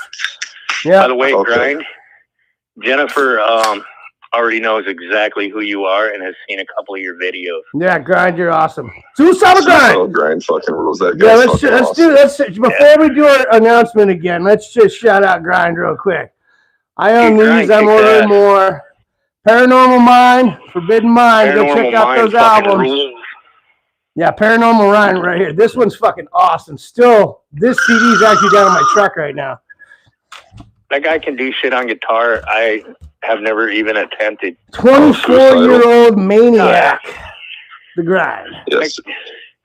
There's like so many fucking like maniacs in the YouTube metal shit that I like want to interact with, but I try to keep my shit to a small minimum, and it's not because like I don't like other people. It's because like I have like a fucking like weird obsession, addictive personality. It's like if I start like branch out too many people, I get like strung out and weird about it. So hey, do you, Mike? Do you? That's what's important. Yeah. Like fucking, there's so many badass dudes I want to like chat with, and like people got stories, and that's what I'm interested in. Like people hearing other people's experiences. It's fun, but it's like I keep my shit small to a small like select group of people I continuously chat with. Like, not because I want to exclude other people, but just like don't want to like branch out too much because it's like overwhelming. Well, you know what? Listen, I understand what you're saying. You don't want to spread yourself too thin, and then it becomes a fucking job. You know, Paul and I have talked about that before, even with like YouTube shit. Like, if it starts to feel like a job, then you know what the fuck. Yeah, and YouTube's the only thing I do. It's like the only thing I'm on. Me too. Yeah, I don't do any of the other. Paul as well. I don't do Instagram or Facebook or any of that. Yeah, I don't do any of that bullshit. I won't be doing tweets or X or whatever the fuck that. Yeah, I'm not a twat. I'm not a twat. I'm not an X. I'm not a fucking. And hey, if you are doing that, that's cool. Prop up your platforms, people, if you want to do that. I got a fucking OnlyFans, but that's like beastie. I thought you were doing feet pics. Yeah, come on, man. No, I gave that one up. I'm gonna start doing foot peels on that. I botched somebody, and I got kicked off the foot thing. So I'm doing like animal shit now. But you got kicked off of OnlyFans? Yeah. Mike Violate, you heard it here first, folks. Got kicked off of OnlyFans for his foot. Apparently, toe jam meets dick hole isn't a good market.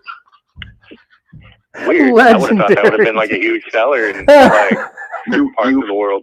You know, people, all sorts of different folks, and apparently there aren't as many folks that are into that as I thought there would be, but whatever. That's just weird. But like that contest thing, though, that. Oh yeah, sorry. Let's get back to the contest. Oh yeah, I'm sorry. Mike was. I was on a full comedy routine. Just listening to Mike for a second. I'm sorry. I'm stoned. Holy shit. There's gonna be a giveaway of some autographed Kai CDs. Yeah. Yeah. Go, Paul, you do it this time. Yeah. So we're giving away a couple copies of The Conqueror King and a couple copies of the new album Tales from the Land of Fire, as well as a Kai Conqueror King / Pure Hawaiian Death Metal T-shirt. All will be autographed. Yep. You're gonna get. Now this is mine. You're gonna get one of these signed by Paul. Pure Hawaiian Death Metal there. We're not 100% sure yet.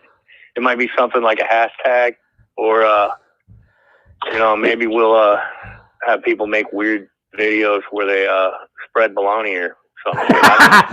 But then that means you have to watch them.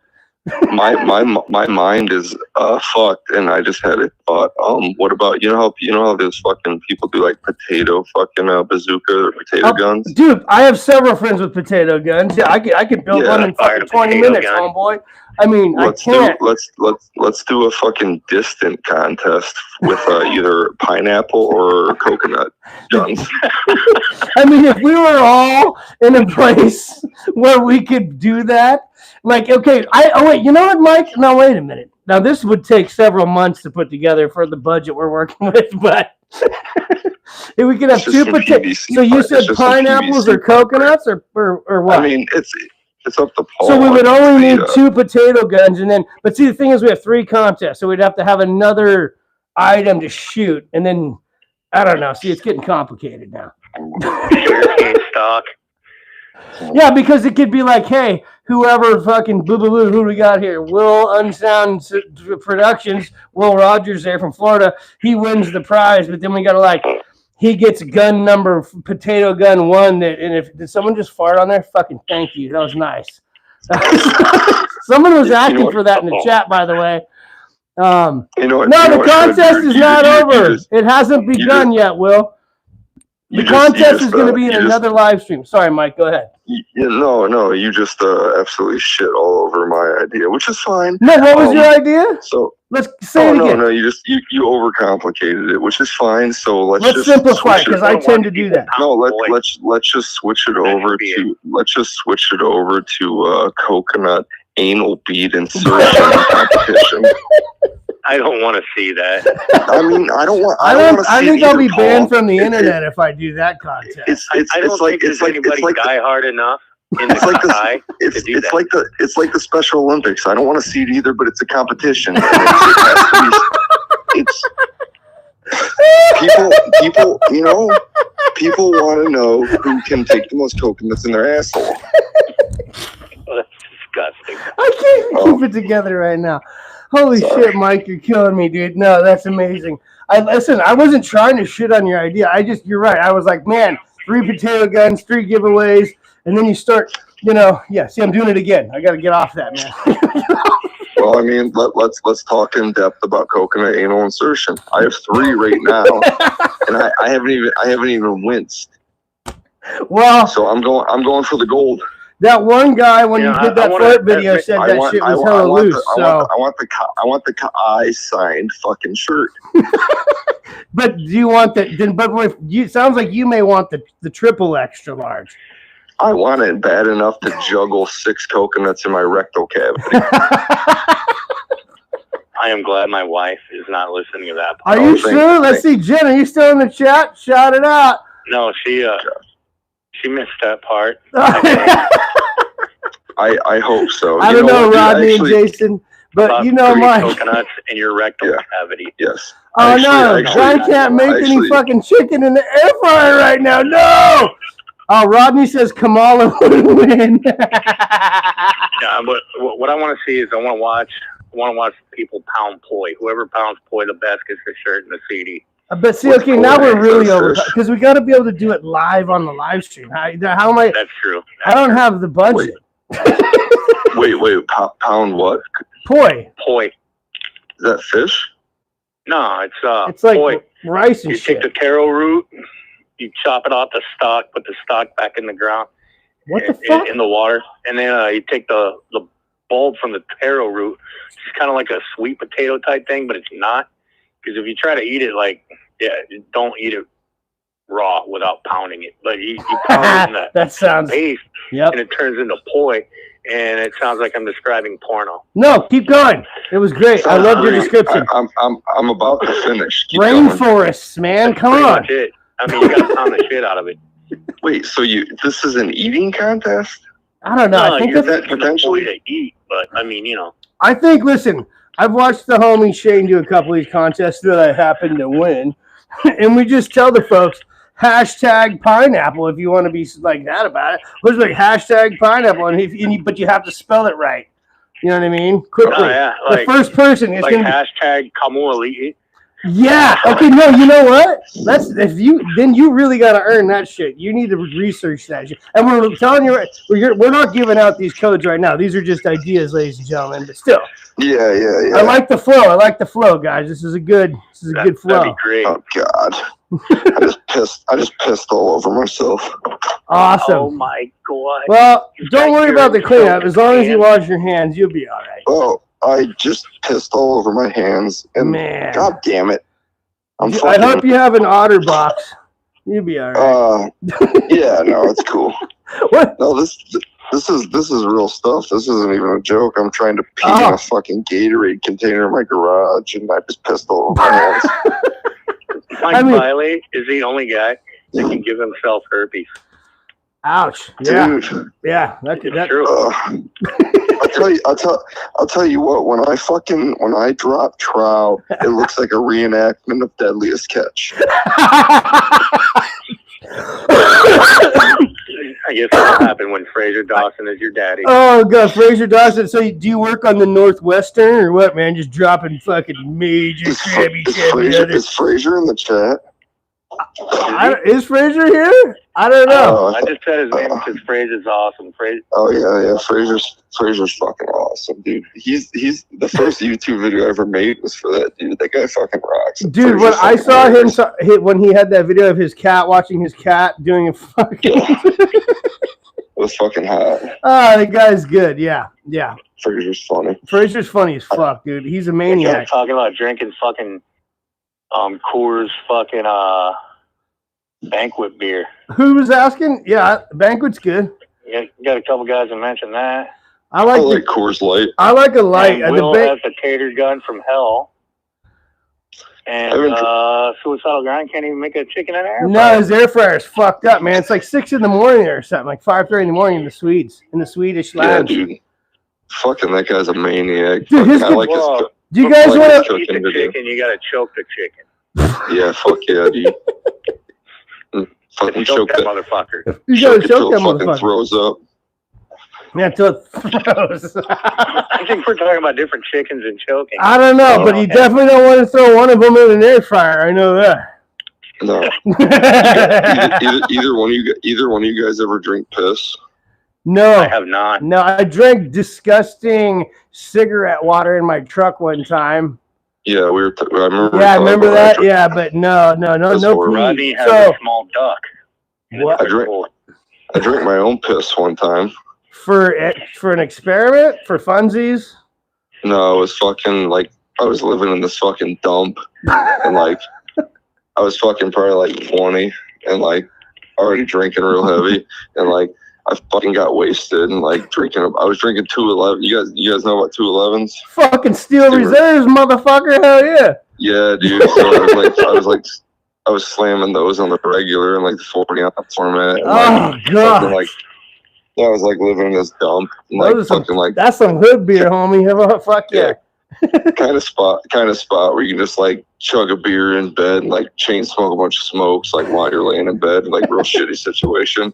And like so like fucking bathroom was like 10 feet away, but like I didn't want to get up, so I just like pissed in a 40 ounce like empty. And like I was hammered as fuck, and like I woke up like probably 3-4 hours later, like just like rolled over all shitty on this mattress that was on the floor, and like saw like a fucking full 40 ounce. Well, it wasn't a full 40 ounce of beer, it was a full 40 ounce of like Violate's piss. Like, oh, that's disgusting. Oh, you filled a 40. So you pissed one time and filled a 40?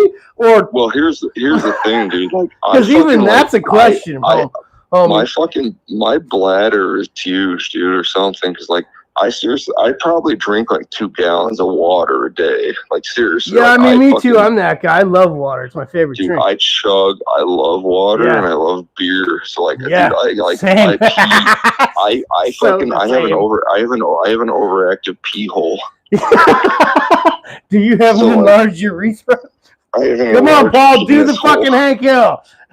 I have an enlarged piss hole, so like my dick's really small, but my pee hole is fucking like an anteater's nose that protrudes out of a really small dick.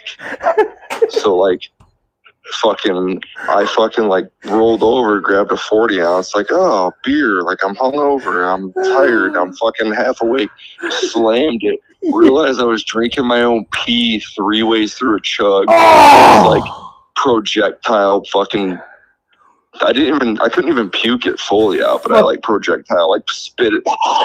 Fire hose filled that shit. Yeah, I ran to like the bathroom. And did have a narrow one, you're right. I just like ran to the bathroom, like there was like a toothpaste in there, and I just like I remember pouring like toothpaste in my finger and just like scrubbing my tongue. But I mean, it was my own, so fucking whatever. What did it taste like? I mean, while we're here.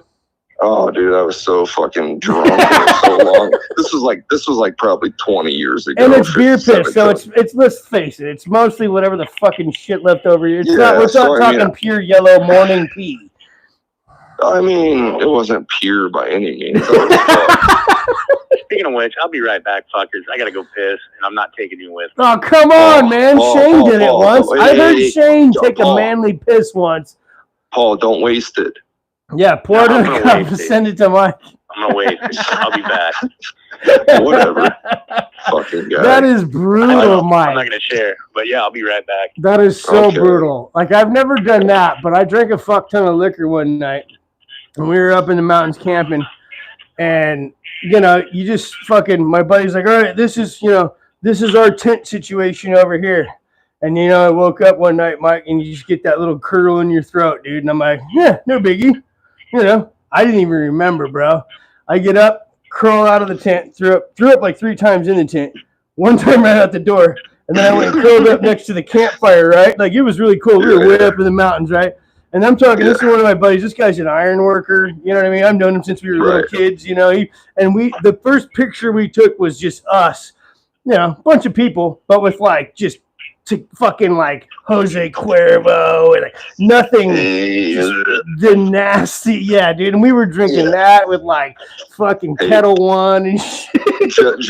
Just so you know, on the side note, Jose Cuervo isn't actually Cuervo. I didn't mean to say that. Jose Cuervo isn't even actually tequila. It doesn't even have a guave. Oh, it doesn't have any agave in it? I don't think it's agave. Yeah. No, I'm a fucking retard. That's okay. My wife's Mexican. That's the only reason I know. Yeah, my wife's half Mexican. But so are my kids, home slice. Oh, just kidding. Irish tacos. Go ahead. But dude, Jose is actually fucking vodka with tequila flavoring. Are you fucking? No, you're just bullshitting me right now. No, for real. Jose is. That's why Jose. We always got sick off that shit, bro. Dude, yeah, exactly. That's why Jose is like fuck. That's why Jose is like fucking $15 for a fifth. And that's why we had it. Yeah. Any other tequila is like $40. Exactly, like yep. Dude, like for real, like real tequila, like I got shit fucking hammered on Jose on Cinco de Mayo when I was like young and like said I'll never drink tequila. Yeah. I'll never drink tequila. And then I started dating my wife and they drink like three generations. It was like $50 a fifth. And I was like, I remember like drinking like a shitload of it and feeling great in the morning, you know. I've drunk with my father-in-law, and he does like cazadores and like different shit. You know what I mean? Like cazadores is decent, yeah, the one with the big deer on it, right? You know what I mean? Yeah. But anymore, I don't go over there, and if they're having, he's, you know, he doesn't take shots anymore and all this shit. But when we used to, you know, we would go. But dude, so anyway, check it out. So I drank all that shit. I puked out the tent. I fucking sleeping by the campfire, and all I hear is my fucking buddy wake up, and he's like, God fucking damn it. Making dinosaur noises? Dude, it was because what happened was I puked all over in the tent, it turned out, Mike. It wasn't just like, oh man, I got out in time. Like, in my mind, I was like, oh, I made it, you know? I made it right outside. I'm going to just go tuck over here by the fire ring and fucking awesome. I'm a kid I'm a mountain guy, you know. I mean, I don't live there now, but and then I mean, we put that tent on the roof of the fucking car on his truck, this fucking Jeep fucking Cherokee, and we fucking went home, and I had to spray it out in the lawn like it was my shame punishment in front of everybody. All my puke. Fucking awesome. I got I got a hilarious debaucherous story about vomit and alcoholism from my youth. If you guys want to hear it. Oh my God. Okay, now I gotta take a quick piss, and I'm not gonna take you guys with me. Give it 1 second. Is Paul? Paul, are you back? Yeah. Okay. Hey, let Mike start telling the piss debauchery story. I'm gonna go take a piss. You guys are just wasting this shit. Fucking whatever, dude. Go fucking throw a golden vial down the drain. Oh, fumes of hatred in the house. Hey, Fumes, I know that fucking guy. Fucking Pacific Northwest Trevor and California Trevor. Both gingers. Jesus, gingers are in here? Oh, I'm fucking out of here. See ya. Well, fucking Shredbeard. He's a ginger. Is he? Yeah. I'm colorblind. Fuck, dude. I'm out of here. See ya. And not only is he a ginger, but fucking Fumes of Hatred's a fucking ginger. For real? Yeah. Oh God. I feel dirty. He's a great dude. What did I walk back into? Pee in a bottle. Okay. Rodney, I can't home, but yeah. Hey, don't tell Shredbeard what I just said, Paul. It's okay. It's okay. So what are we doing? What are we? Let's hear that piss story, homie. Oh yeah. Well, I saw Trevor from Fumes of Hatred in there, so I had to say hi. Oh, is he here? That guy fucking kicks ass. Where is he? I don't see him. Oh, there's Trevor, my brother from another mother. Thank you for saying that, Paul. Hell yeah, dude. He's up there watching. Trevor. Yeah. I love you. Fucking odd. You know what? I'm gonna drop my fucking hatred and just say I'm gonna get over it because Shredbeard, I respect you so much. I'm actually colorblind. I didn't realize you were ginger, but I just I'm not proud of it either. Even though you're a ginger, I guess I respect you as a human. I'm one of the cool gingers. I try very, very, very, very hard because there's also all the ones you ever see on the internet are the ones that are like, I'm playing baseball, and then the kid like eats shit into the fence. He's super unathletic and you can't fucking do anything. That's not me. No, I'm Bill Burr. You guys are waiting for the fucking sky to darken so you can crawl out of the fucking sewers and take over. My buddy Dale swears to God we're like unicorns. He's like, you ginger people, you're like unicorns, man. There's hardly any of you. I'm like, yeah, you'd be surprised how many there is. Yeah, no, I love gingers, especially French gingers women. Kick ass. That's right, Rodney. I love eating fucking it's a red weed pipe, Gary. Bush. Yes. Fucking Violate. Hey man, let me tell you this fucked up story. Yeah, I want to hear the pee story, and then we're gonna play a Kai song real quick. Oh, cool. Fuck yeah, dude. So when I was 17, I fucking moved out of my folks' house, and I ended up moving in with my best friend. And like his mom was like a hoarder of like all sorts of weird stuff, like newspapers and like food. Like she had like 3 fridges in her kitchen that had like rotten food, and like also like she had a bunch of animals. So like check this out, like. Dude, like when I like the first week I moved out, I was still like a senior in high school. I moved out when I was 17. And I'll never forget this. Like went down to like eat breakfast and like, pour my cereal at the counter, and this cat jumps up on the counter and like shits right next to the bowl I'm eating the food out of. It's fucking hilarious. So anyways, like his mom like owned a video rental store that I also worked at. Like she paid us cash. It was like $4.50 an hour. And at the time, fucking minimum wage was $6 an hour in Indiana, or $5.70 in Indiana. So it was like, I was making good, honestly, being a kid, like 17. And so anyways, we were fucking like, fucked up at his house one night, like hammered drunk. I had the mortician,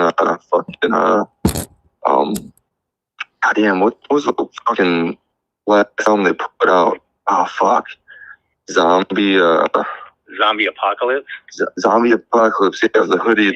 You gotta say it right. It's the Tish. The Tish. Yeah, the Tish. So I had like the Tish. I just got the hoodie. Like album just came out. Fucking Zombie Apocalypse. Green zombie up front coming towards you. So it's like we got all fucking shit wasted. Like we were watching horror movies because we like grab movies from the rental store and like watch them. Like I was like, I got all wasted and I kept trying to like puke. Like every time I went outside, like I couldn't puke. Got fresh air to puke. So finally, God, been there. Yeah, so finally I'm like laying on the couch. I got sick of getting up. I just like open up Mortician hoodie as I'm laying sideways, and like I just like puke fucking all over myself. Like, blah, blah, blah, and just like kind of like ball it up at the bottom. So like I'm holding my like vomit, like get up, go outside, yank it off, like fucking it was the winter, dude, it was snowing and shit. Like throw, and I was wearing a problem solver underneath, aka a white beater. I fucking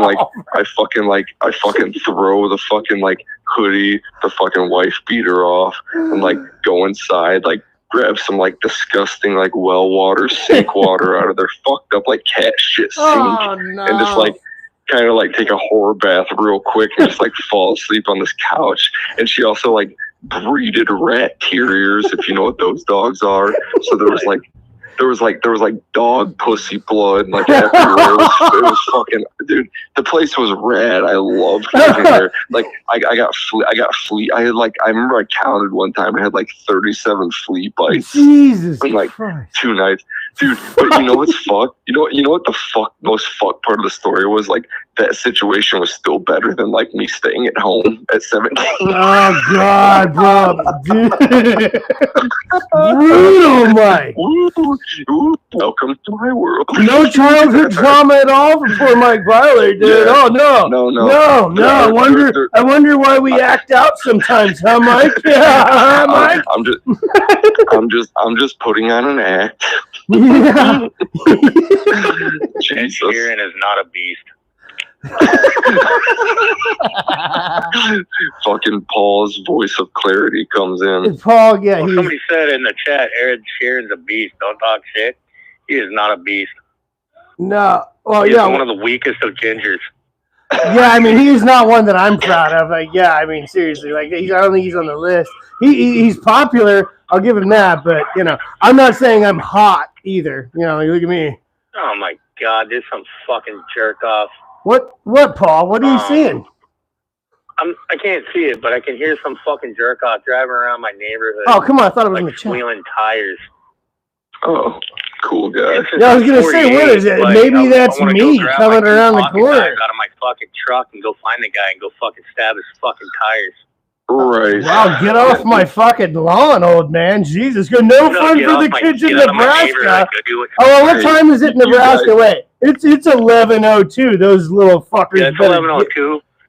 Paul's trying to go to sleep. Better start fucking turning down their shit. You guys, that time is supposed to be like around. We have sideshows around here, but they don't start for a few more hours. You guys ever see Falling Down with Michael Douglas? If you haven't seen that movie, you're not my friend. I'm just kidding. Is that the one where he's all like nerded out and he goes? Yes, he's like an accountant or something. And he fucking his wife leaves him or something. He works for that missile company, right? Yeah. Something like that. You ever feel like him in that beginning scene where he's sitting in traffic? Yes, Mike. I've almost broke my fucking hands in traffic, fucking feeling that way before, homeboy. I love it.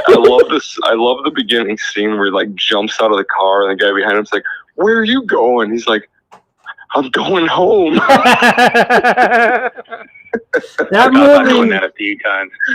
Yeah, that Falling Down. When I was younger, I used to be the guy that would like one time some jackass kids were I was a kid too. I was like 17. We're driving around town and then we noticed a car following us.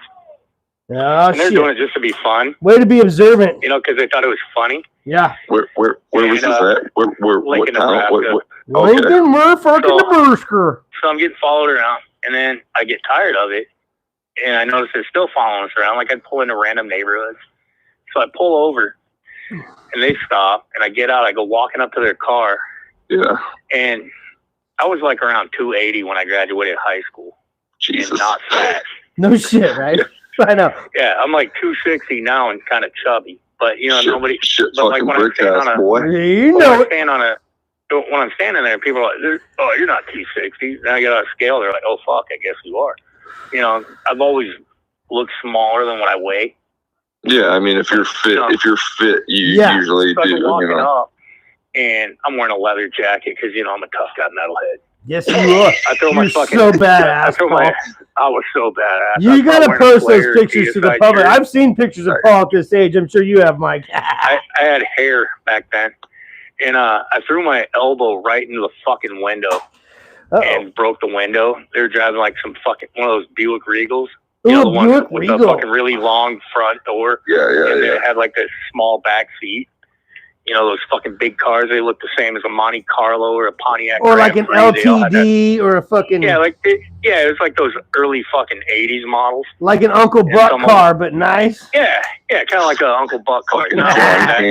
John Candy jumps out of the car and just Uncle Buck was fine, but this fucking punk-ass 17-year-old like myself did not win. John Candy raping fucking Paul, a 17-year-old Paul Cruz on the side of the highway. With a big old cigar in his mouth and that scarf around his neck. But, sorry, man. Sorry, bro. So I throw my fucking elbow through the fucking car window. That was a good catch. And thankfully I was wearing the fucking leather jacket, so I didn't get cut. Right. But like, you know, those windows, when you hit them, they like turn into like tiny little spider glass. Yeah, you know, it just shatters like pebbles. Yeah, it doesn't really shatter like in the fucking movies. No, because the movie glass is all like sugar glass, right? Yeah. So Paul, I'm sorry. I break the window. I open the fucking door. Was it the driver window? I'm sorry, I keep cutting you. It was the driver window. Okay. So I fucking opened the door, grabbed the guy's fucking arm, and slammed the door on his arm and started punching him through the open window. Right. That's kind of an asshole. No, I mean, someone's fucking around. You know, I should have been like... you're right. Justifiable violence. Yeah. No, it was not you're right. Justifiable violence. It was just... I'm getting all fucking antsy up. That old kid getting ready to go to the army. But he's not sure of that yet. But yeah, for sure. So I then pulled the guy out of the car, beat the shit out of him, and his friends are still in the car, just horrified. And I'm like, "Fuck all of you," or something like that. You know, probably a tough guy thing, like, "Anybody else want a piece?" Yeah, right. I think so. You know, probably something dumb like that. Some Hawaiian metalhead one-liner. Yeah, so I get back in the car and I go driving away with my. There was 5 of us, and we were all driving an '85 Buick Skyhawk. Buick on Buick violence. It was. So, Jesus. You know, it was like a small car, like a Chevy Celebrity type. It's like two pieces of shit. And like, I wasn't driving my vehicle that night. I borrowed my mom's car, which it was a nice car. It was like 1994. And so the car wasn't tore up yet. All the plastic hadn't turned fucking different colors. I'm driving down O Street in Lincoln, Nebraska, which is like the main fucking strip. Jason caught that. Cool Jason, I dropped my joint. Three churches and 6 bars, the main street. Oh, no, dude, there's like 3,800 bars downtown Lincoln because it's like fucking college campus area. Oh, yeah, you're in college town there. That's right, yeah. Right. I'm getting ready to turn left to pull into a Perkins because, you know, what the fuck else are you going to do at 11 o'clock on a fucking, you know, Friday, Saturday night? I know that. Yeah. No, I know that, dude. In Perkins thinking you're cool, smoking cigarettes, drinking coffee. I just beat the fuck out of some asshole. So I already accomplished that part of the night. So we get pulled over. And it's like me, the skinny redneck kid, another redneck kid, and 2 girls that never wanted to talk to us again. And so, like, it's for why they never wanted to talk to us again, because they thought I was awesome at that moment. Right. But then we get pulled over. And it's not just one cop car. There's fucking 8 of them, and one fucking county mountie. And you beat the shit out of my nephew, boy. Yes, right. Your tail lights out, son. No. But so they asked me to get out of the car. They're like, driver, step out of the car. I'm like, all right, whatever. And step back with your hands interlaced behind your head and walk back to the sound of my voice. That shit. So I do that, and they tell me to drop down. Were you already like signed up for the military at this time, or just not yet? Okay, yeah. Good question. So I do that shit, and they come up to me and they have me stand up, and they walk me to the back of the sheriff's car, And these two fucking big corn-fed fucking city cops lift me off my feet as they got my hands behind my back and slam me against the trunk of the car. And I'm like, what the fuck? I wasn't even speeding. You know, I don't know what's going on. And then they go, do you have a gun? I'm like, no, I don't have a gun. There's no gun on me. And they're like, does anybody in your vehicle have a gun? I'm like, there's no gun in my vehicle on any of the people in my vehicle. And they're like, is there a gun in your vehicle? I'm like, there's no gun in my vehicle. It's my mom's car. And they're like, oh. And, you know, they're like patting me down. They get everybody else out of the car. They search the fucking car. So I got to explain that to my mom the next morning. Like, what happened to my car? Why did it mess? You know, because they don't put it back. So they don't really explain anything else other than that to me. And they throw me in the back of a cop car, and, you know, they're like running all my shit, and they're like, oh, you're 17. I'm like, yeah. You look like you're fucking, you look like you like, beat every officer on our force's ass. You're 17. They're like, you look like you're 25. I'm like, no, I'm 17. Jesus. And then, you know, they take me downtown to the police station. They have me walk in the door. They have me face forward. And there's like this glass door, but you can't see the other side. It's kind of mirrored.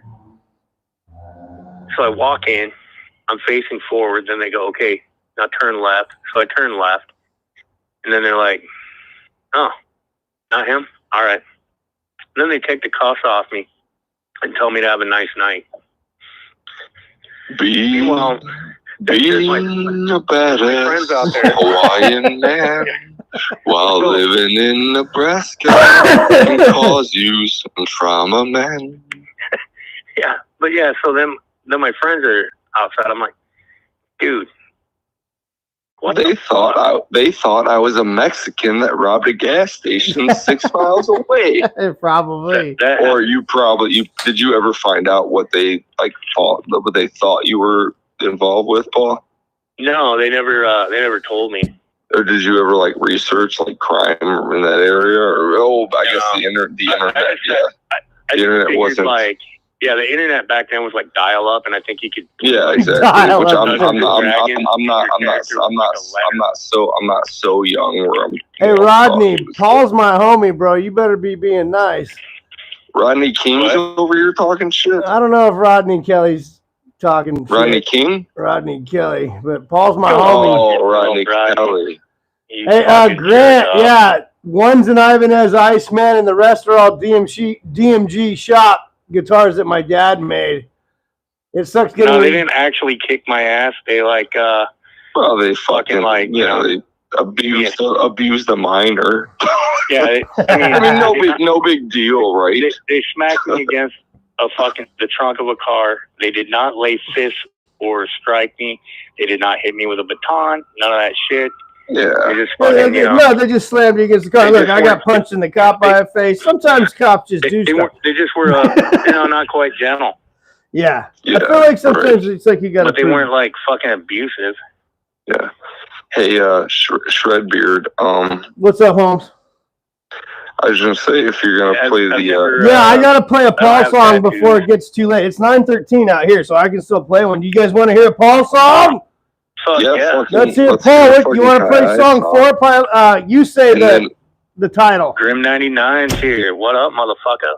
Paul, do you have an unreleased track that you are able or willing to play for this? I do not have any unreleased tracks. All my shit is currently released.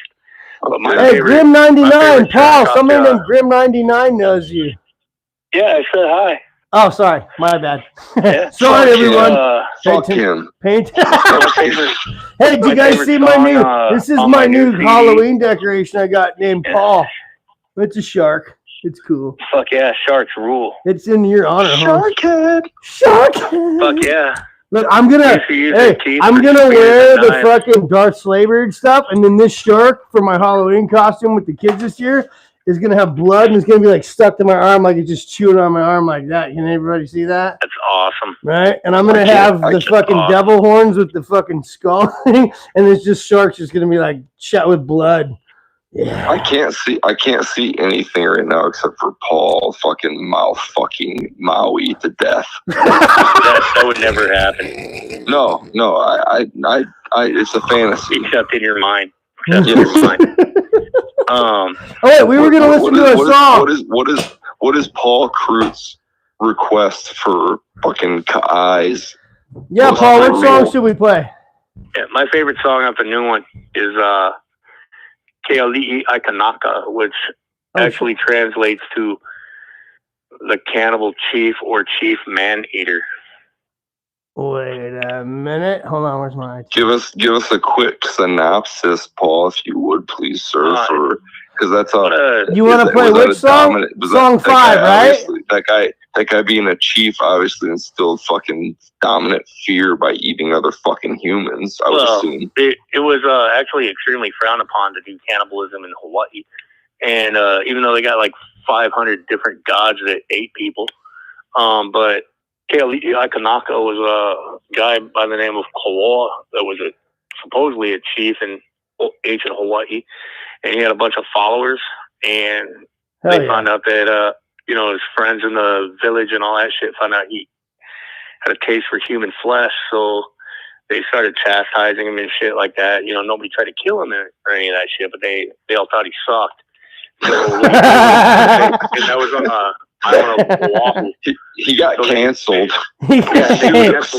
Pseudo canceled. He went to the island of Kauai, and then tried to act like he was a foreign chief and all that. Supposedly he had a daughter, and she broke the kapu laws, and then so she had to be put to death because that was Hawaiian law. So killed his daughter, she got put to death for what? Speaking out against her father? Maybe she ate pork. I don't know, but she was married to a chief of Kauai at the time. I guess I skipped that part, but yeah. So she broke one of the laws, and then she got executed for it. And then the cannibal chief lost his fucking shit, and his people started killing people and eating them. Fucking. And then it was only a small group, so then they had to leave Kauai and they went back to Oahu and lived up on a crazy ass plateau. And they would sneak down to villages and kidnap entire families, take them back and eat them. And then one day, all his followers eventually died because they all got sick for whatever reason. For eating, probably people. Yeah, I mean, probably. Diseases and and then, all that. Goddamn. And then one day he kidnapped a dude and took him back, killed him, ate him. And the guy's brother found out and saw the guy that did it. And then he challenged him to a fight, covered himself in coconut oil. So that way you couldn't grab him. But he trained for a year to get strong enough to go fight that guy. Fuck yeah. Then they fought hand-to-hand combat to the death. And Keali'i Aikanaka, as he was known, died by getting thrown off a cliff. Fuck yeah, dude. Okay, so you heard it here, guys. That's the explanation of this song we're about to hear right now.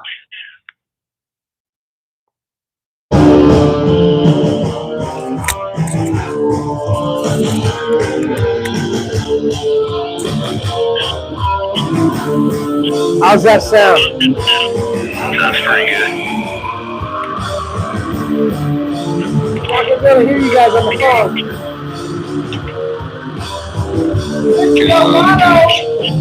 Can the chat hear us? Shred here. He's probably sucking out a ball here. The chat can hear us. Oh, they can?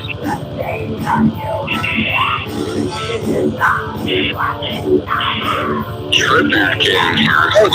Hey, quiet, guys. Let's listen to the song.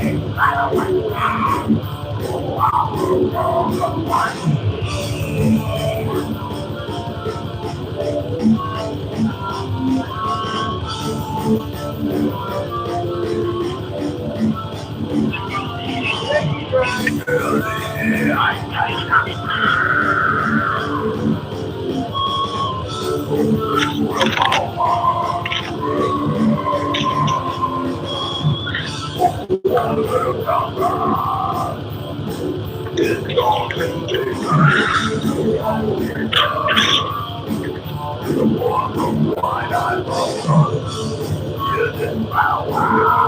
on, Rodney. Fuck yeah, yes, Rodney.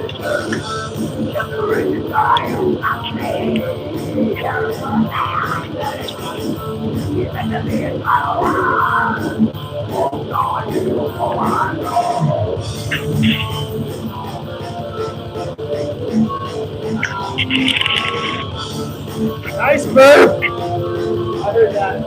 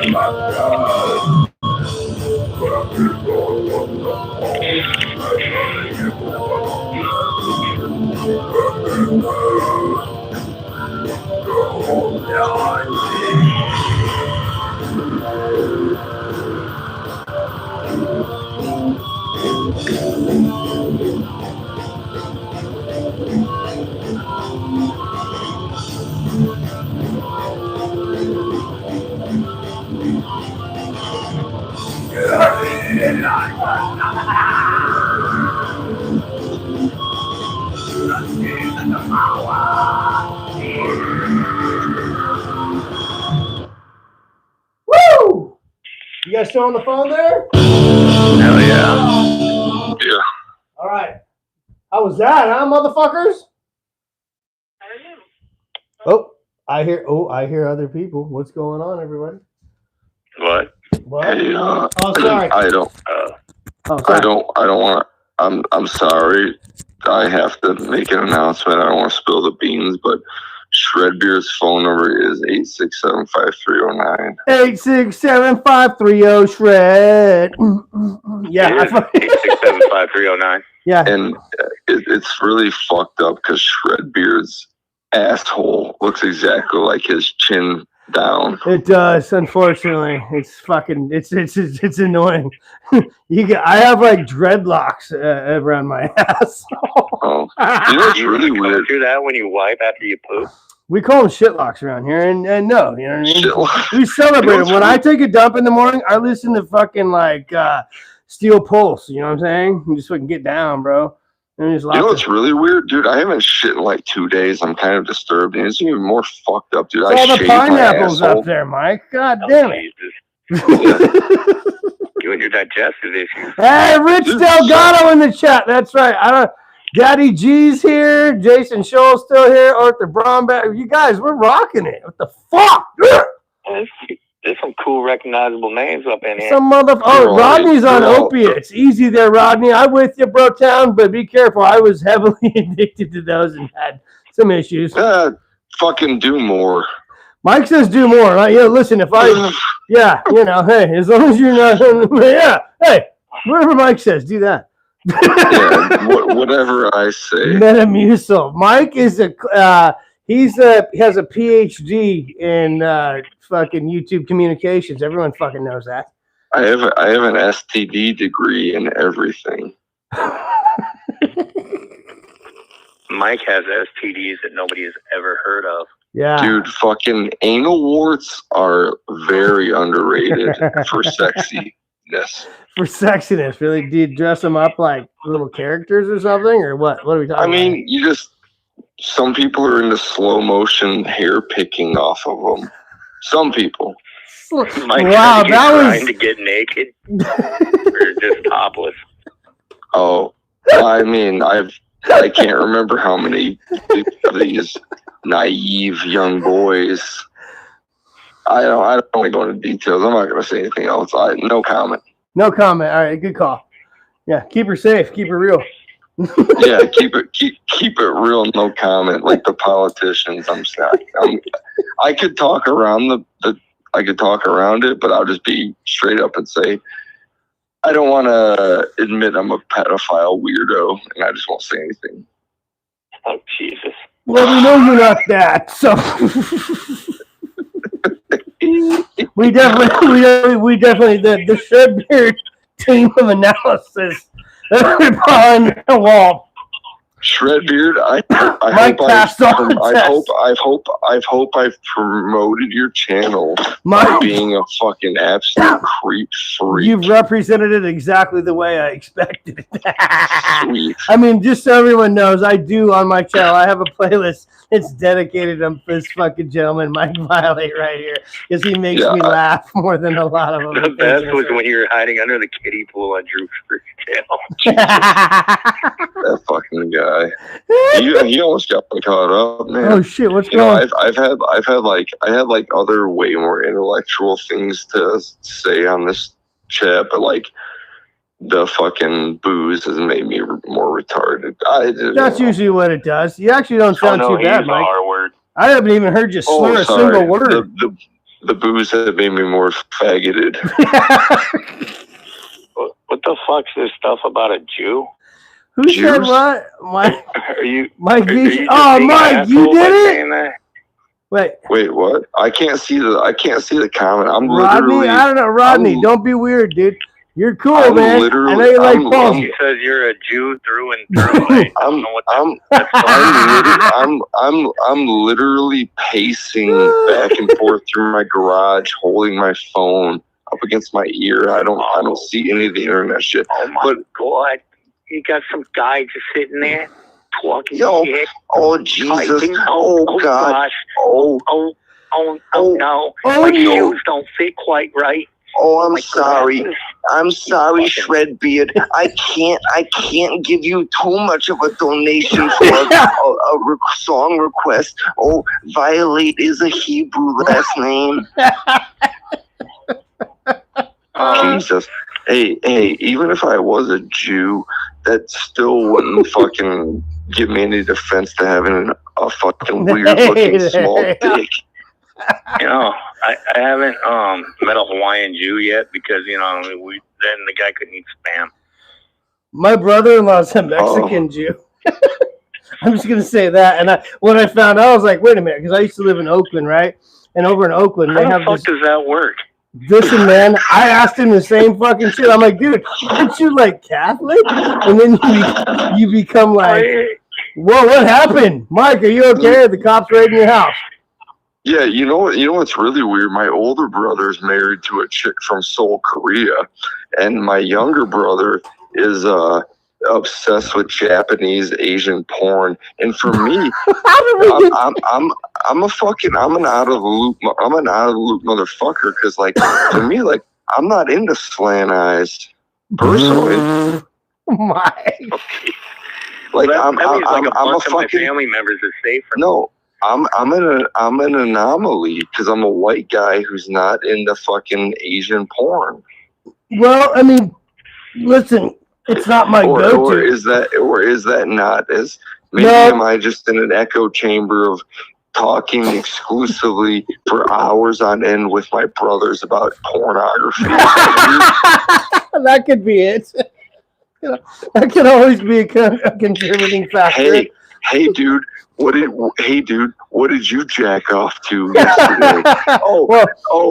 And like it's just a fucking Christmas party. What the fuck? What are you talking to your family about? I'm talking to my brothers about what they jacked off to. Nice, Grant. I'm with you on that one. Yeah. Fucking assholes. What are you talking about? Who's Donald Trump? Oh, Joe Biden. Listen, what did you jack off to yesterday, motherfucker? That's the real story. That's what I want to know. That's the scoop. That's the scoop. Fucking whacking it to Kamala Harris. Honkies for Harris. Oh God, I would definitely jack up to Kamala Harris. Yeah. Fucking sucking off Joe Biden's retarded cock while Donald Trump's fucking like giving you a reach around. No, while his like assassination survivor, fucking like the guy who shot the guy who tried to kill Donald Trump, jacking off Kamala Harris, the hero, sucking off Donald Trump. No, the guy who shot the assassination attempter of Donald Trump, like watching and jacking off Kamala Harris, sucking off Trump. That's what I want to see. Call me old fashioned. Hey, I mean, listen. That is old fashioned. I think you just spoke it into existence, Mike. AI is about to make that right now. The algorithm just told it to make that as soon as you said it, Holmes. A thousand eyes in my head. You guys like the Misfits? I love the Misfits. I love the fucking Misfits. Hey, check this out. You want to look at my fucking wall back here? Eddie sent that to me, motherfucker. I can't. Oh, Mike can't see it. You have to paint a pic. Go ahead. I have the fucking Freddy Krueger Misfits banner that Eddie sent me. Yeah, you have to paint a picture verbally, because I'm like holding the phone up to my ear like I'm on a three-way chat, which is exactly what I'm doing. Love you guys. I can't see anything except for what my eyes. I don't know that I'm that good at explaining what I'm looking at right now. I mean, do you guys see what I'm looking at? No.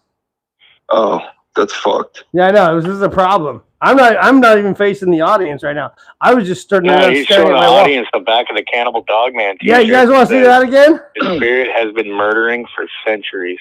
And I farted. Thanks, Mike, for adding that sound effect. So sweet. I should have fluttered the shirt a little bit.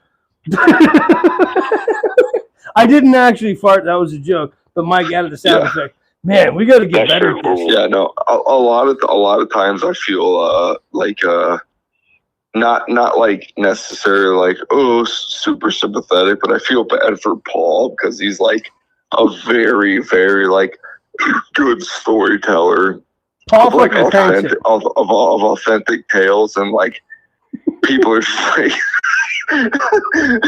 retarded, like fucking like stupid comments, and Paul's all like really good at telling like authentic, like historic stories of like, I don't know, like Paul will get like all in depth, and like it's interesting, and like people just shit on it, which is like also like authentic tales, Jason Show, exactly. not like intentionally shit on it, like fuck Paul, but it's like funny too. I don't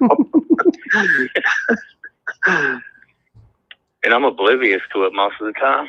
You really are. You're like, and then you hate the love. Yeah, Paul just fucking rolls with it. He's like a real dude, you know? Yeah, he does. He just takes it and he's just like, okay, that's cool. Yeah. And then he gives you that fucking, or whatever. He slaps you on the ass real hard. He's like, let's get back to work, God damn it. You know, that's so many people are sensitive. Yeah, I got your fucking sensitivity right here. I get you. Fucking smacking in the fucking face and hitting your fucking potato sack. Yeah, you fucking fuckers.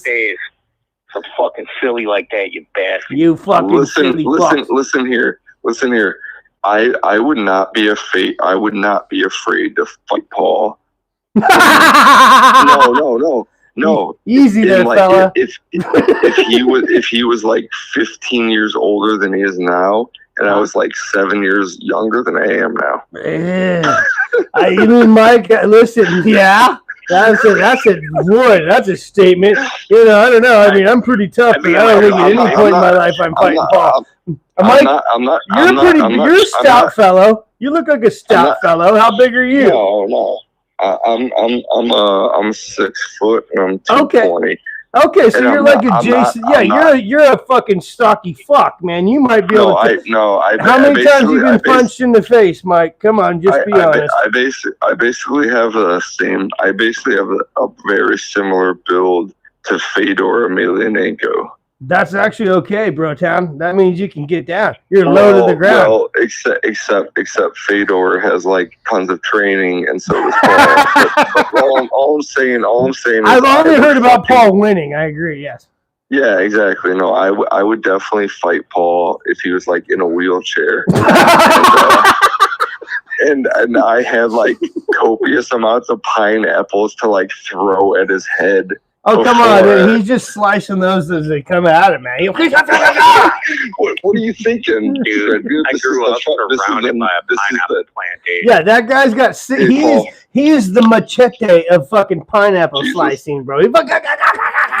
Paul, I fucking name dropped you today, Paul. I was at the fucking park with my daughter dressed up like Maui, and this dude was like dressed up in canvas or what is it, Kansas Chiefs fucking like hat. Oh, I hate that. I'm a Niners fan. Fuck that guy. Well, I don't give a shit about sports unless it's like unless it's about like skateboarding or like the Red Wings are in the fucking playoffs. Oh, you're a Red Wing. I went to Sharks Red Wings back in the day, homeboy. Dude, I grew up in the Detroit area. Yeah, they're the hated. I remember when they were the hated of the hated. Anyway, yeah, fucking Iserman, Fedorov, Shanahan. Anyways, fucking. The only time I give a fuck about sports is if I see my last name on the screen.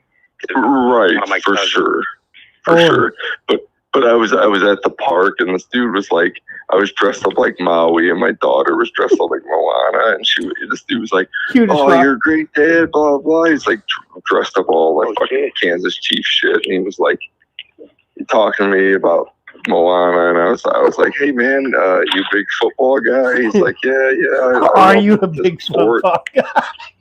And I was like, you know, Kreutz from the Bears. And I don't even remember your cousin's first name. But he was like, yeah. And I was like, well, you know, I'm like on this YouTube fucking metal shit, and his cousin is like this fucking like big, strong, like heavy metal fucking Hawaiian dude. He's like, oh, that's so cool, blah blah. Like name drop Paul Kreutz for no fucking reason at a park.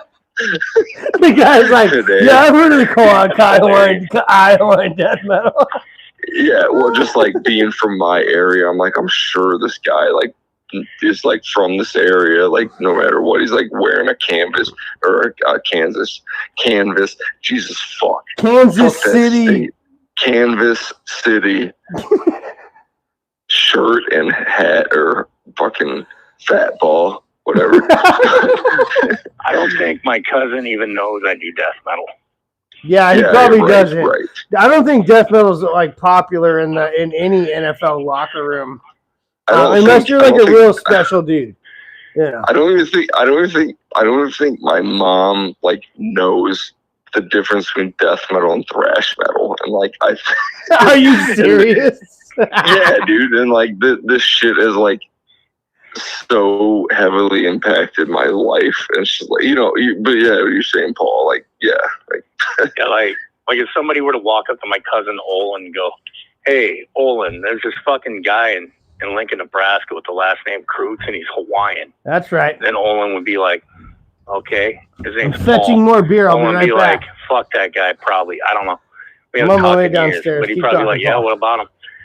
Yeah, he does Hawaiian death metal. We're on beer. Fuck, I hope he doesn't use my name. Jesus. Paul, what are you guys doing? I'm still live. What's up? Hey, Henry and Anna, say hi. I could write a song about how he punched me in the face because I asked Sorry, Uncle Paul. Paul, I like that you call it pop, because that's what it's fucking called. I do not call it pop. I call it soda. Well, in 1992, I asked for a pop in Honolulu, Hawaii. Technically, Aina Haina. And in Aina Haina, Hawaii, you don't say pop unless you want to get punched. Whoa, did you guys get a new pencil sharpener? You're in Hawaii and you're like, hey, you like scrap? They're not talking scrap yards, it's scrap. Fuck yeah! They're talking about it's time to fucking throw hands. Yep. My YouTube community has no idea what we're talking about. When was the last time you talked to your cousin? Oh, fuck, I don't know. It's been like since the 90s. Does he like Nickelback? We don't see eye to eye on it. He might. I talked to a couple of his brothers a few times, like, you know, in the last decade or so. Probably back at Facebook. So a little over a decade ago. And did he stay in the Chicagoland area, or was it just like he played for? Yeah, he did. He actually played for the Saints for a little bit, but for like half a season. Yeah. And then he retired, went back to Chicago, and now two of his sons play for Illinois. Yeah, I remember you telling me that. That's cool, man. So Yeah, he still lives in the area. Yeah, so I might watch like an Illini game for maybe 5 minutes. See my last name flash on a jersey, and then be like, "All right, that's good enough for me." Because I don't enjoy watching sports. Like I played as a kid, but like sitting down and watching people actually play fucking football is so boring to me. Oh, I love it. Or watching I love it so much. Sorry. Like I can't watch baseball. I can't, and I played baseball for a little while. I can't watch fucking. Yeah, I played baseball soccer. I played baseball for like 8 years from a kid up, and I played hockey too, like roller hockey for a long time. If one of my kids does an athletics event, I will watch it. But right, of course. That's fucking different. If I get invited over to a coworker's place, which is very rare, but if I do, and they're like, "Hey man, you want to come over and watch the Huskers?" I'm like, "No, I'm good." See, Paul, if you came to my house for a Niners game, you would have a totally different experience, homeboy. Well, I wouldn't even be watching the fucking game. I'd be like eating your food. Yeah, that's part of the fun. Like we watch the game, but it's part of the fucking experience. You know what I mean? Like, it's also like an asshole. But first, I'd walk in. I'd do totally fucking straight out the island Hawaiian shit. I'd make a plate, right? I would make a plate. Wrap it in fucking saran wrap and put it in a cooler to take home. And then I would go through the line to make my food in my plate to eat. You and my in-laws would be in the same line, homie. I would take like 2 helpings of everything from my first plate to just eat. Yeah. Then I'd go back through. I would eat until I couldn't fucking walk. Probably start farting all over the damn place. I would fucking start crying. And then when I get up to leave, you will have no food whatsoever. I fully believe that. Yes. Yeah. And I think this whole entire fucking fantasy experience would be stopped because Paul would immediately walk in and be like, "Where's the spam?" And Shredbeard would be like, "What's spam?" Oh no, I have spam in my cabinet downstairs, Mike. Paul would just like elbow Shredbeard's beard through the wall and just walk out of the ring. I live in California and I grew up poor. We ate a lot of spam. Oh, hey. I don't mean to judge. The only sporting event, but I do. The closest thing to a sporting event I watch is like reruns of fucking old pro wrestling. I mean, that's good. Dan there, Hellraiser, he's a good old wrestler, dude. Yeah, like I don't watch like modern pro wrestling because I'm like, why'd you guys have to ruin it? I already knew it was fake, but now you guys got to admit it, or not fake, but I know that it's predetermined outcome. Correct. Yeah, no. Did you have to tell me? Like I knew that already when I was like 12. But yeah, dude. No. Seriously, like wrestling can be basically epitomized to like the end of wrestling was when Goldust and Booker T's partnership ended.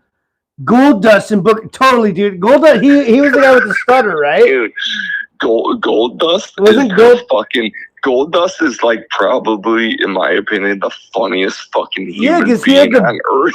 Dude, I'm not gonna lie. You remember his finisher, the Shattered Dream? Jesus Christ. Big bag. God. Goldust, motherfuckers. Go look up Goldust. Goldust fucking drooling over the Undertaker's God. Oh, you guys are, man, I love you guys. That was awesome, bro. Dude, but yeah. Fucking goddamn. I stopped watching wrestling when I was like in 8th grade. Yeah. When I was in 8th grade, Stone Cold retired, and I was like, "Oh, you're so Stone young." Cold. Yeah, dude. I'm 36. I know. Stone Cold. I mean, not Stone. You're a grown ass man.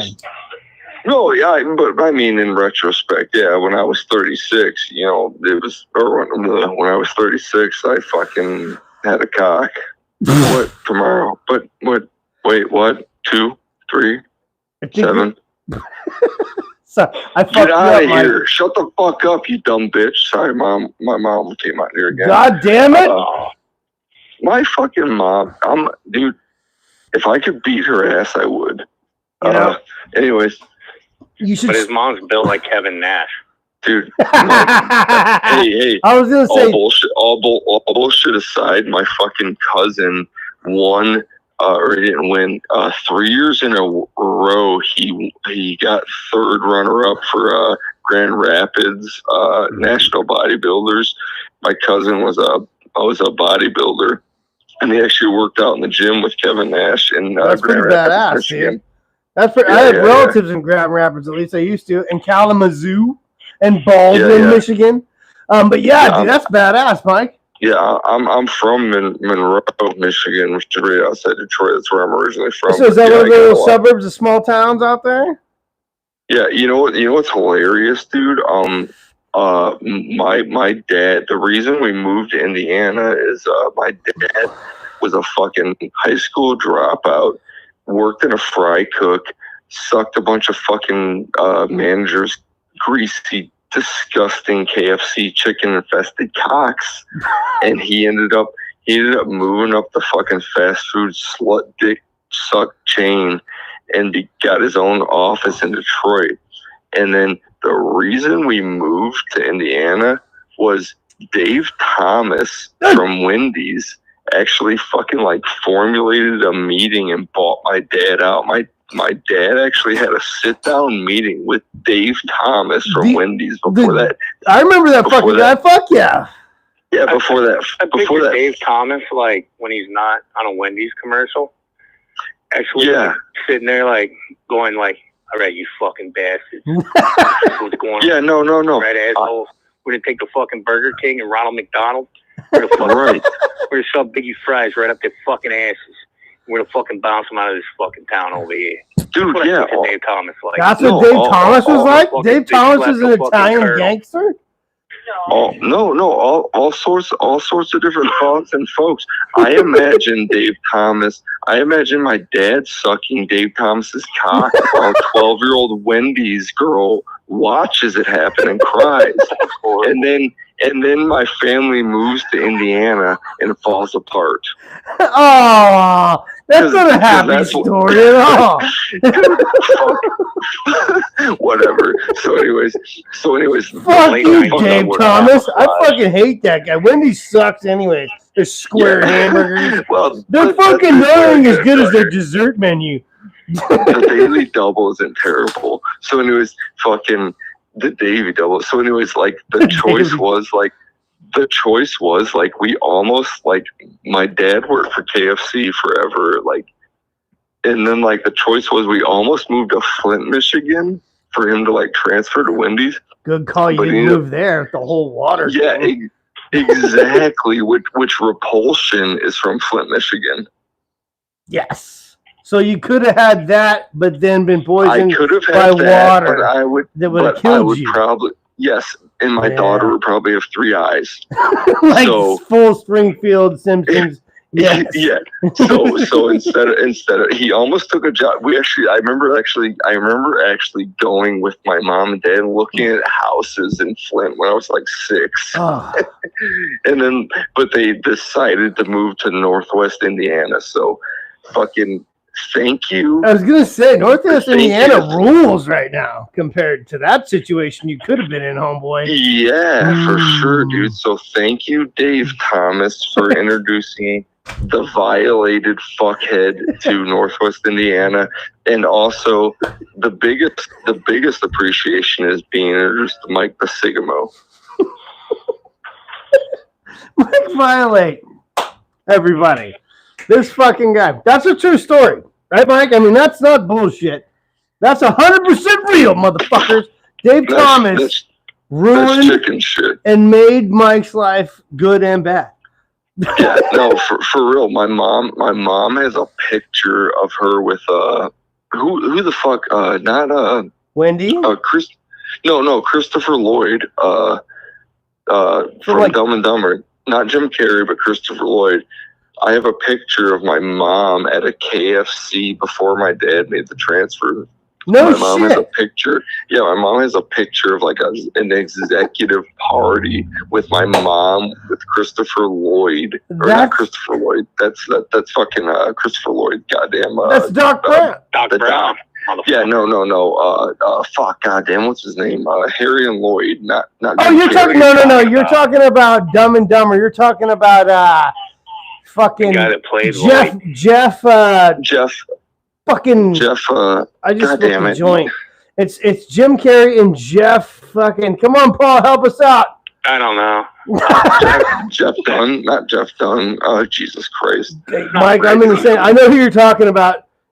Yeah, but my mom has a picture of like her with him in my dad's Fuck, that's gonna bother office. Yeah. Oh, is it like, anyone in the comments help us out? Dumb and Dumber. It was Jim Carrey and fucking Jeff Daniels. Jeff Daniels. Thank you, Paul. Yeah. My mom has like a picture. Thank Jennifer. Thank Grant Ellis. Thank Jeff Daniels for not like anally fucking my mom. It was just a Thank weird you, like Grant. Thank you, Grant. hand job picture. Yeah, thank you also for Jeff Daniels not just showing that picture of Mike's mom. But no, for real, I have like a physical picture of like my mom. That's really cool, dude. Like, yeah, like I love that movie, like, dude. like Dumb and Dumber is like one of my. Yeah, it's just like a cool, interesting story. That's like I do like my little fucking weird, like I've like done interviews, like I just like stories, and it's like cool. Everyone has like interesting, like weird stories like that. But, like that's like a real story. Like my mom, my fucking dad, like was a high school dropout, like got a fucking job at KFC, like was excelled as a worker, like got an executive position, like ran that shit. Did really well at his work, but like neglected his family, and then like got like bought out by Wendy's, like moved to Valparaiso, Indiana, and then like as soon as we moved here to this area, like he like just like fell apart, and my mom divorced him, and then he like lost his mind and like broke into her house and did a bunch of weird shit. I mean, Mike, dude, it's hilarious and funny. It's just interesting, cool stories. You have a fucking movie in your fucking pocket right now, dude, or at least a book, dude. Like, I don't know who you would connect with to tell this story, but I mean, you were one of the most interesting guys. When even that Ghoulish Dave story, and I'm not trying to cut you off here, Paul, or anything, but it's just like just how you met Ghoulish. It's like, dude, you're interesting as fuck, dude. Both you guys, you and Paul are fucking. You guys got stories to tell. You know what I'm saying? It's fucking awesome. You do too. So does everyone in the chat. Everyone has a story. Yeah, I got like some fucked up shit. I usually say it in just a group chat. How willing you are to like put it out there. It's like I actually do have an entire VHS movie in my rectal cavity right now. I have a whole movie. So my asshole is basically a VCR right now. And those things are like $800. Man, those things are expensive. My mom used to run and manage a few. Flipper with Paul Hogan. Paul Hogan. That's a deep cut, yo. That's a deep cut. Paul Cruz. That's a deep butthole boy. That's a deep tuna fish cut right there with the Paul Hogan. Jesus, fucking smells way worse than any tuna I ever smelled. What about great barbecue tuna on top of a donut? Dude, hey, I'm about to fucking one up that fucking lunchbox special, man. I got something in my back pocket. What? Oh, are you spoiler alert or no? I'll do it, man. I got a fucking. I will occasionally go to the local supermarket, which is Myers, and I buy basically what I'm gonna do. I'm gonna one up that chat. I put a bunch of new stickers in my lunchbox, and Francisco from Jamming All Badass always promotes. Jamming All Badass. Go check him out. Yeah, that motherfucker. That dude rules. But what I'm gonna do is I basically have a very like horrible but maybe great, depending on how you look at it, palate. Like I'm not picky. As long as it's not moving, I'll probably eat it. So what I'm gonna do is I'll buy squid smothered in ink juice. It comes in a can. So what I'm gonna do is I'm gonna buy squid and then vanilla ice cream. Just like open the. I'm up for suggestions for like what people think is like more horrible, but like I'm gonna like fucking open it. hate squid, so that it had me at horrible there. I'm all about I calamari, but not eating it like that. Dude, out of a can. Calamari. I've had calamari was fucking squid until we went out to eat today one time. And like that was in my fucking. You uncultured swine. No, I was totally uncultured swine. So I was sitting there eating dinner. The Toy Story line. And I'm like, oh, calamari, this looks good. My mom's like, you're not gonna like it. I'm like, whatever. I put it in my mouth, and then I did the polite into the napkin thing. I was like, you could have just said it's squid. Jeez. It is like eating a piece of rubber, man. You gotta have the proper sauce and shit, man. You gotta get it at a real Italian joint. Like right when it hit my mouth, I knew it was fucking squid. Right when I was like, so anything with squid to me is fucking gross. It's funny, man. Yeah, I've always appalled people I work with because I have a weird palate. Like, I'm not better than anyone, but it's like, dude, like I'm not picky. Like I will fucking eat like almost anything, and like I'm fortunate. Like I'm not better than anyone. But that's in my opinion, that's a good thing to be, Mike. It's a very good thing to be. I wish my kids were like you. Yeah, most people are picky. Yeah. And I am just like not, dude. Like I will fucking eat. I will eat like anything. As long I won't eat fucking like moving like living shit. Like if I was hungry as fuck, I'd eat my kid. Like Donner Party shit. The fuck did you just say? I didn't say anything. You would eat your kid. You heard what that fucking guy in the fucking that Rodney Kelly dude. I don't know what saying Jew all the fucking time. Is he? Do we need to? Can someone? He said Jew again, but I mean, what the fuck, dude? If you guys want Rodney, be cool, homie. You'll get Rodney Kelly probably has the same fetish Hitler had, where he wanted to fuck his mom. Yeah, you better ease off, homeboy. Somebody's gonna get you reported out. I don't know how to do it on here, but no, it's cool. Let him speak. Yeah, speak. Hey, Rodney, speak your mind, homie. Hey, Rodney, I love calamari. I will help you pleasure Electric your Wizard. Mother. Between Sleep and Electric Wizard. Electric Wizard. That's a question. I'm not a fan of either, but like when I first heard Sleep, I just thought like fucking the song that didn't make it onto fucking Black Sabbath self-titled album. Right. Dude, I'm not saying they're bad. It's just that See, Rodney's in. He's laughing. Rodney's in. All right, hey, Grind, go get some sleep, man. Yeah, Grind, you need your fucking sleep. Go check out Suicidal Grind right there. One more time. Paranormal Mind, Forbidden Mind.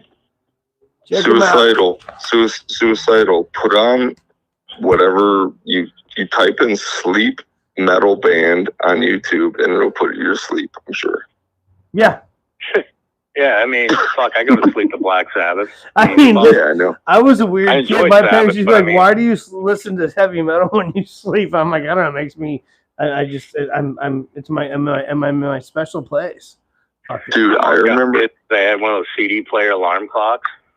Yes. Right before I left for the Army. So, like, when I'd wake up for school my senior year, back in 1993, 94, because I'm fucking old. Yeah, I was like 14 in 94, homeboy. I was 5. Yeah. Hey, well, this is good. This is good. I was probably getting molested every morning. Wait, who? I would have napalm death for my alarm clock. That's awesome, dude. For real? Yeah. Way better than being molested. Player alarm clock, and you could, pick a track, and it would just come on and like just something off Harmony Corruption. So sometimes I'd wake up to like fucking Unfit Earth or like Stuff for the Children. That's fucking badass, dude. Right? It starts off and you hear that Moisture, and you're like, oh, nice, I'm awake. I'm ready to fucking murder today. Yeah, but yeah. Awesome. Today's gonna be a great fucking day. Hell yeah, bro. Then I'd have to go brush my hair. Wait a minute, Paul. Can we hear more about you brushing your fucking mane? You got a fucking. I just no homo. Maybe a little bit of homo. I want to see Paul with hair. I want to see a 17. I want to see not 17. I want to see a legal age of Paul with hair. There is no picture of me with hair after age 18. Yeah, he sent me. Paul, you got to send him the one that's like your high school, like your 8th grade photo. The one that we shared. No. If he's a minor, I don't need to see it. I don't need Chris, whatever his name, knocking on my door. You mean Chris Hansen over there? Don't say his name again. I may or may not have taps on my phone.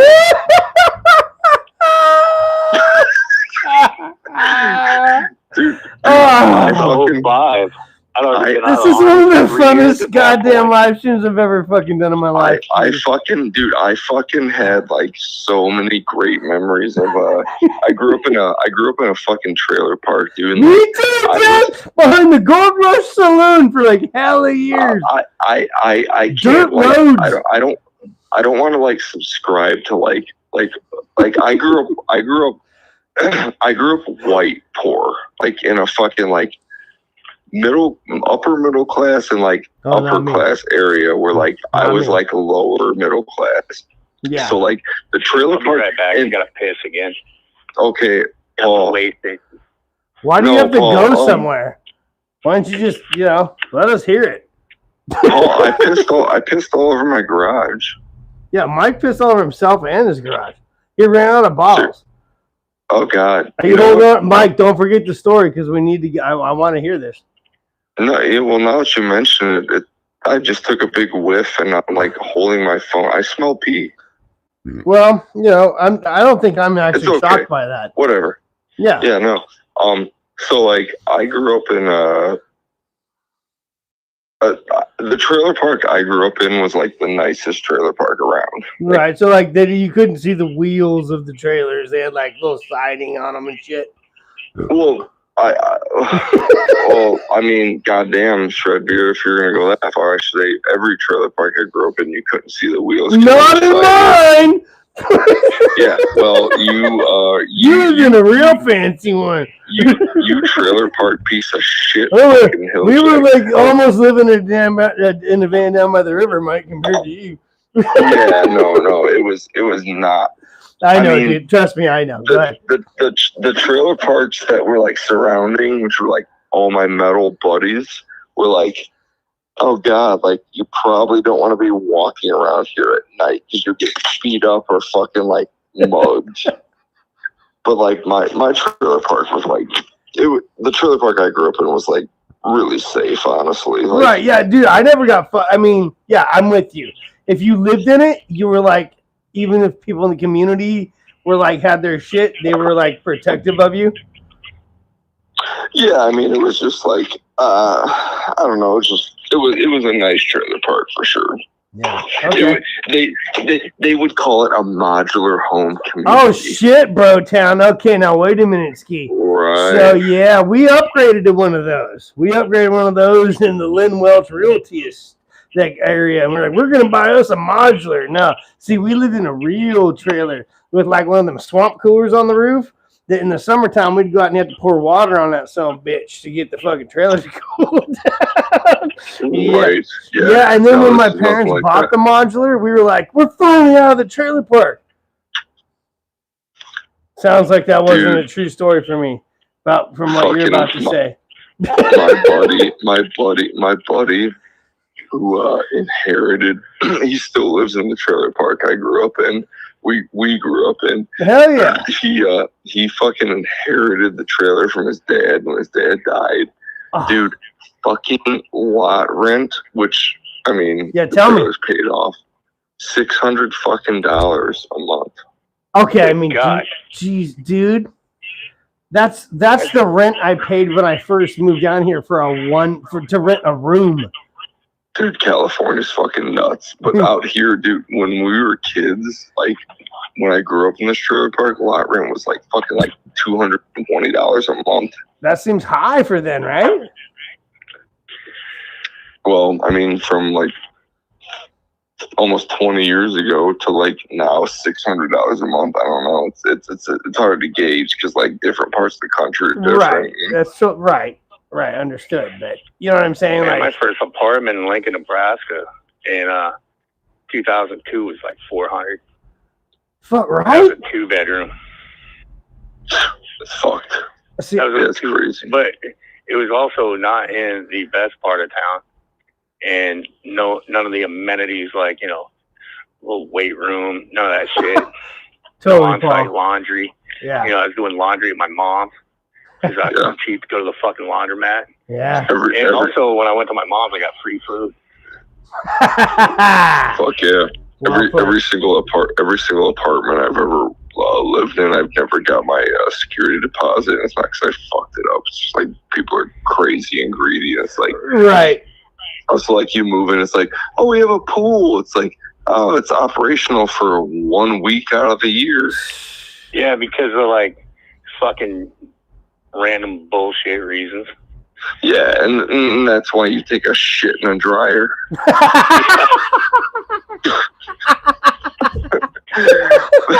I literally ruined it for everybody, but at least you proved it.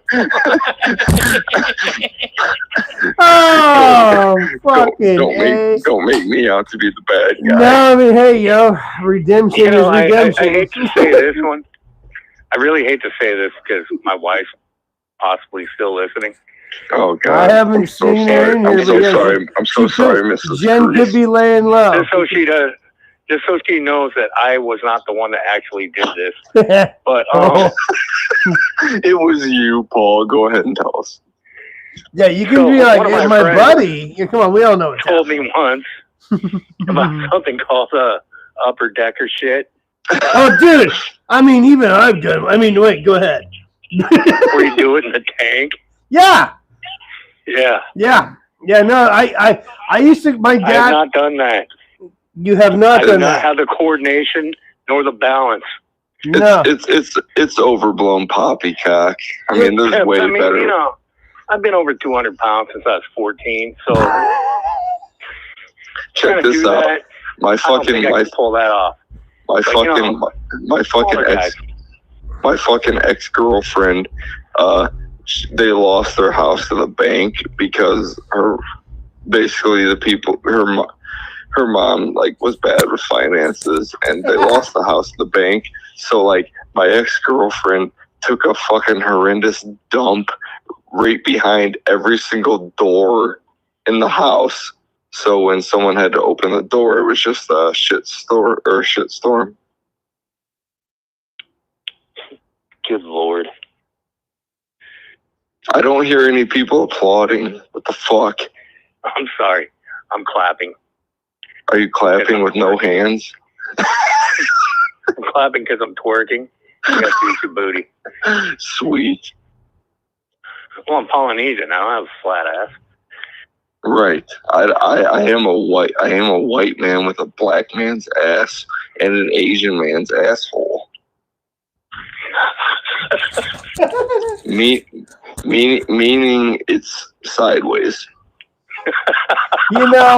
I walked away and came back because I had to pee so bad, and I don't even know what I walked into other than it's sideways.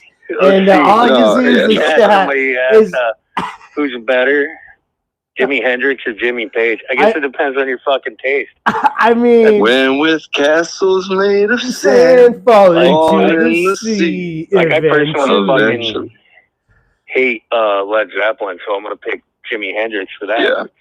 And you hate Zeppelin? I do. I fucking hate Zeppelin. My first concert was Page Plant. Fuck off. Yeah, my first concert was fucking Molly Hatchet. That's pretty. Actually, that totally outweighs my concert. Yeah, although I had the this fucking guy's Blind Melon open. You know that guy died of a heroin overdose. Yeah, Blind Melon. That was a band that like I thought got too much attention. You love them, Paul, because they had the name Melon. That was your first show, Shredbeard, Blind Melon. No. My very, very, very, very, very first concert I went to was Jimmy Page and Robert Plant, Cal Expo Amphitheater. My dad took me. That's cool, man. You dug it. Were you already a Zeppelin fan? Yeah, for sure, dude. So the one guy says, "You're not white, Mike." I'm not white. They call him white Violate. He is correct because I am not Yeah, white Zeppelin from the is waist cock rock, down. but you know, deep. Yeah, because from the waist down, you're Asian. Jesus, what you said. Sick burn. And Rodney Kelly, I'm also not all white. Rodney he's got Kelly a fuck ton of Irish demon in him. Listen, I don't want to shred beard. I mean, can I say the K word on your channel? I don't even know where we're going, but go ahead. Rodney Kelly is the K word. Let's see. The same guy that asked who was better between Hendrix and Page. Wants to know who's better between Page and Clapton. I don't know. Hendrix died, bro. I mean, Page and Clapton, they both. I don't know. They just don't do it for me. Yeah, dude. No, yeah. Yeah, I agree. Jason Show, listen, do I listen to Zeppelin all the time? No, I'd rather listen to metal. I think all of us would agree metal is fucking what we would prefer, right? Yeah, but dude. But I'm not gonna lie. I'm not saying this to be funny, but if I had a choice between listening to fucking Hendrix Led is a Zeppelin, pioneer. Go ahead, Paul. Any fucking project that Eric Clapton was in, or Dolly Parton, Dolly fucking wins every day. Dolly wins. To listen to like fucking Led Zeppelin or get my ass beat by 3 people in a fucking alley, I'm taking the ass beating. Yeah, really? No, it's like, dude, I'll take the fucking beat down. If somebody was like, "Hey, Paul, we're gonna listen to the Beatles for the next 2 hours," I'm gonna ask you to puncture my fucking ears with a test. Dude, yeah. Look through the positive cable of the battery so that way. Wow, that used to be me.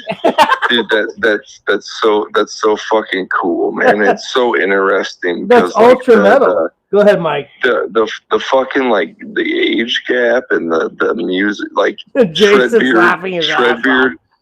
Yeah, Paul, Shredbeard, me, we're all like musicians and like players of the music. So it's like, I don't know, it's so interesting. Like, goddamn, like people's opinions of like music. It's like, listen, I have so many like correlations and agreements with people, and then disagreements. And exactly, but that's what's cool about it, right?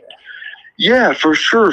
But it's like I fall in alignment with other people on things, and it's like also I completely disagree with other people. But it's like I don't get pissed about it. But it's like it's just interesting, and like I also like really appreciate and like have a more formulated opinion to other like players, like sure, like people that don't play music. Like, it's not that I discredit them. Like, oh, you don't like. I've had this talk with Joe Dinkins.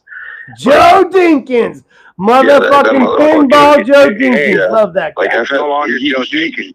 It's Joey fucking Dinkins. Joey motherfucker. Yeah, I know he likes Joey Dinkins. I call him Pinball Joe. He told me it was okay to call him Pinball Joe.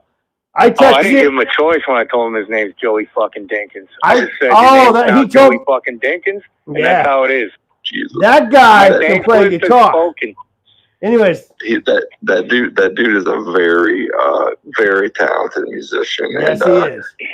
Yeah, me and him had this conversation. It's like, I don't like people that, you know, are avid listeners, and like, you know, they obviously have an understanding of extreme metal music. It's kind of like jazz, where it's like I've had someone else. Go ahead. Yeah, if you hear it from like a complete outside perspective, it's like, what the fuck is going on? What is this? Like, when I first heard extreme music, sound like a bear. When I first heard extreme music, I was like taken back, like, what the fuck is this? But I was like interested. It's a mindset where it's like interesting, and like, I don't know, like, but people that play the music, you have a different understanding than like people that are just like listeners. And not that players are better than others, but it's just, I enjoy talking to other like players on a different level than like people that are just like listeners. Like, I don't know. Certainly, dude. To speak to what you're talking about, Mike, like I never played in standard D tuning until I met Paul.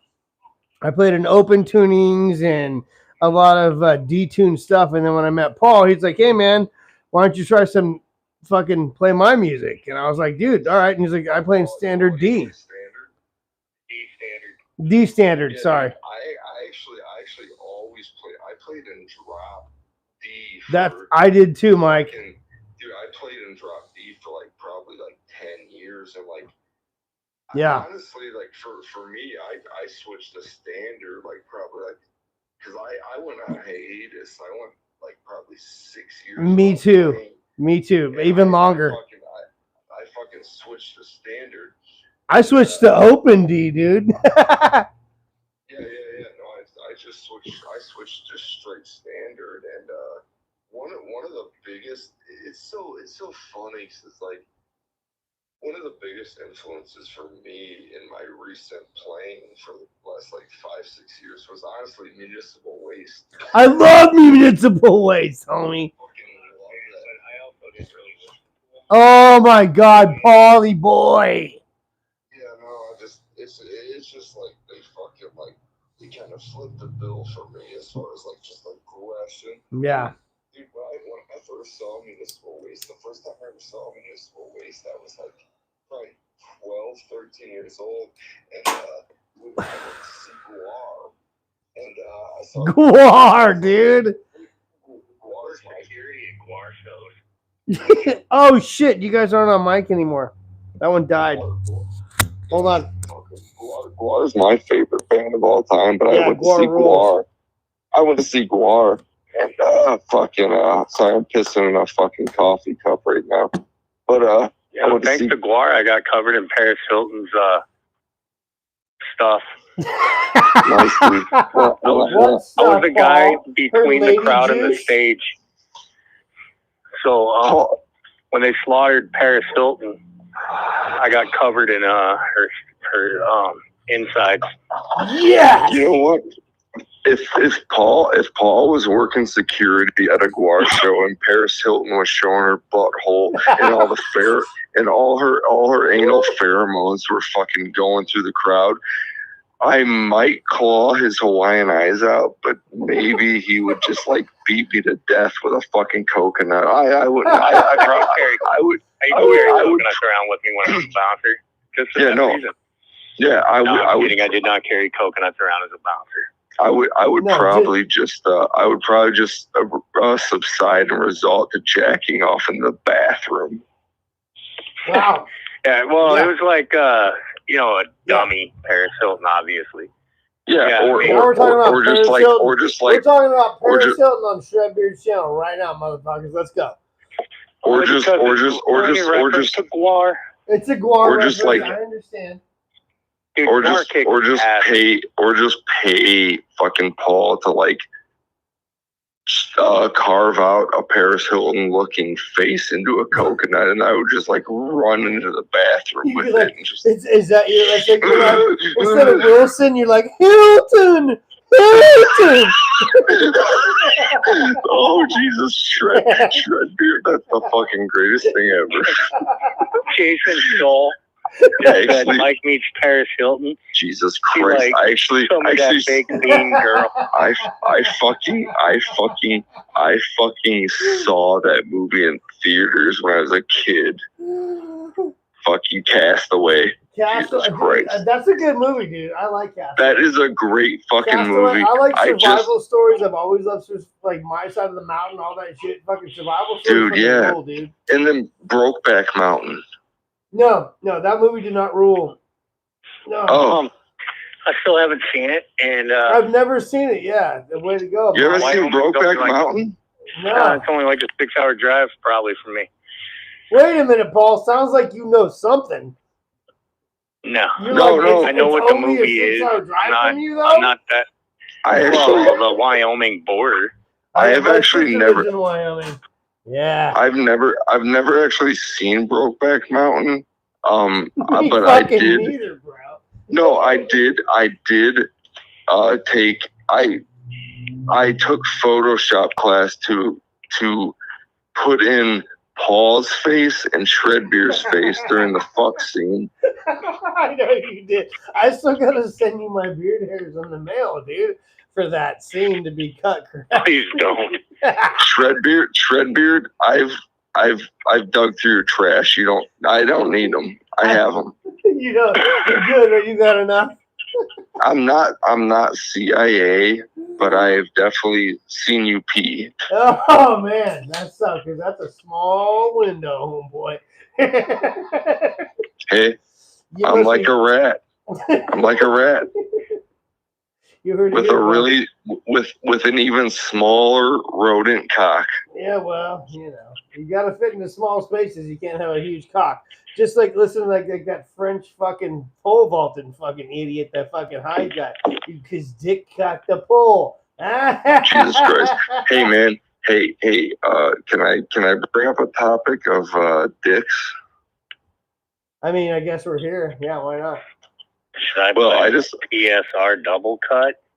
Yeah, what was that, you mean Paul? PRS double cut? I don't know. Is that Jason? That's for Farmer of the Beats. It's Farmer of the Beats. Go ahead. Dwayne. I'm not a PRS guy, but you know if that's your thing, go for it. when I think of Farmer of Beats, I think of Dwayne from what's that show? Fucking. Oh, dude, totally. Different world. I mean, I'm not a I'm a guy that loves fucking BC Rich guitars, but Jesus Christ, can you even get a BC Rich? No, you can't because they reopened again, but they're all fucking insanely overpriced. Yeah, right.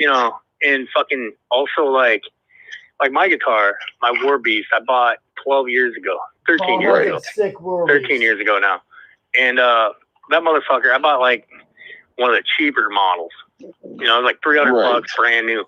I was looking around for BC Rich guitars one day on Reverb just for the hell of it.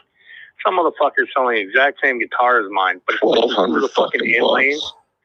It's missing 2 inlays on one of the frets, and then on the back it's got like some fucking brand burned into it, and it's like dude's asking $700. It's like, you are really proud of a fucked up fucking guitar. Hey, fucking Shredbeard. What's the anti-Semitic asshole in the comments? What's his name? He's Rodney or something. Yeah, Rodney is running. You love BC Rich, my ass. Rodney. Oh wait, fuck off.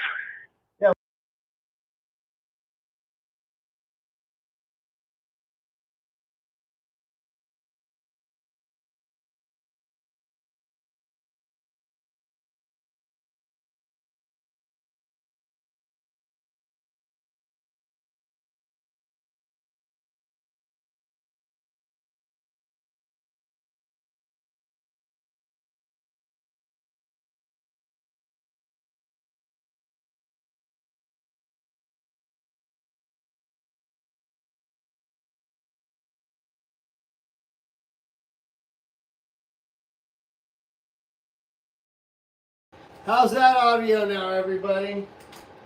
That should be regular audio. Oh, but wait, you guys aren't going to be picked up. Oh, I can. Now I just hear a weird fucking. Yeah, hold on. Well, because my. I turned my phone off when somebody said the audio was out, and I turned it down. Good now, Jason Scholl says. Except this mic is going to die on the phone any second now, because this is what happened last time. Not you, Mike. The microphone, Mike. Check. So you know what I could do is I guess I could move you guys underneath the fucking iPad and it might. Yeah, I can. If you want me to be doing that, we're gonna. Yeah, let's do that. Hey man. Okay, hold on. Straight up. How many of you in the chat have? Can you guys hear Mike Violate? How many of you on the chat scratched your asshole and smelled your finger? Don't fucking lie. I did it. In the chat? Yeah. There's like 10 people in there, and I'm sure. I got 10 people. If it's not 10,000, Farmer of the I don't Beach. care. If it's not 10,000. Oh, we're down to 5. People are leaving us, guys. Jesus Christ. Yo. They could make music for TikTok for a lot of money. They wised up. Hey man, I'll tell you guys what though. For action, that's what I play on, man. I played Jackson, Dinky for years. I fucking love that guitar. But dude, honestly, Schecter, man, Schecters are awesome. Dude, Schecter, I am all about feel. I fucking love the way that guitar just. Damn, man, I have a Schecter fucking C6 or whatever. That fucking guitar, man, just it's like butter, dude. Like you just fucking, just like. Well, it's a good thing you didn't say Ibanez, because Paul would have thrown up. I mean, not Ibanez. Excuse me, Jackson. Oh no, I was talking shit about Jackson. It's funny that one day I don't actually meet Jackson, but it sounds. Yeah, I know. Jason says, for the record, Mike, I've smelled my finger. No lie, I kind of like it. Except from anybody that's met Dinkins. Jason, he said Jason. Yep. Yeah, Jason, sure. Okay, anyways, guys, I think the mics have died. You guys are on a... Can everyone hear these guys still? We're down to 3 people. Jason's laughing. Shredbeard, your voice is going in and out. And is it? Think if yeah, it's like clicking and clacking them. And I think if 3 people are in here, they are probably the scum of the earth. They're off a cliff right now. I'm not gonna say they're the scum of the earth. Somebody said they're staying here. I got 4 people in here. This guy said, Farmer of the Beach says, this is awesome live. I'm staying in here. I don't want to speak for Paul, but maybe they should jump into a volcano. Maybe they should just, well, listen, I've got the pod charging the microphones right now, but they're not going to do us any good unless they're charged. You're talking like active volcano or non-active volcano? And if you're talking inactive, you're talking dormant or extinct? I mean, really, if you're gonna jump into a volcano, I would rather jump into one that's live. Like if it's dormant, you're kind of a bitch. I don't want to get too specific. I just think that these people who are not down with it should just jump off any large object to surmounting death. It doesn't even have to be a volcano or of any sort. What? Paul, you're smarter than me. Yeah, we're back up to 12 fucking people. Oh, no, we're back to 8. We're back to 8. See, Paul, you're live too, homeboy. Yeah, you got it. Man. I'm charging these things, guys. Look, I got them charged, but we maybe it's time to end it. Mike Violate can either drop or bring up the idiots. Oh, somebody said he needs guitar lessons. Who needs guitar lessons? Who needs guitar lessons? Jason, Listen, I took one lesson and it was from a fucking retard. Here we go again. Not really. No. Oh, no. Seriously. I mean, for a second it said we had 30, but now we're back to 10. You know what's Mike, what amps do you have? What amp? I don't know. I have a line. I actually splurged and sucked off. I bought a line 6. What's the newest line 6? I don't know. I don't know. I got a fucking I don't know what it is either. I don't know what it is either, but I paid American cash money and I bought it. That's right. God damn it. Yeah, but I don't even care about brand names anymore. I don't. What does it fucking sound like? You know what's Jason said. Loud. You know, I'm the epitome of consumerism and shittiness of being a fucking white privileged American. I bought this fucking like $400 amp. I don't even know what it's called, and I'm a fucking asshole. Well, now you need to turn around and buy like a 2,000 watt head that you only play for like 5 Yeah, minutes. seriously, you need to get one of those orange heads, bro. I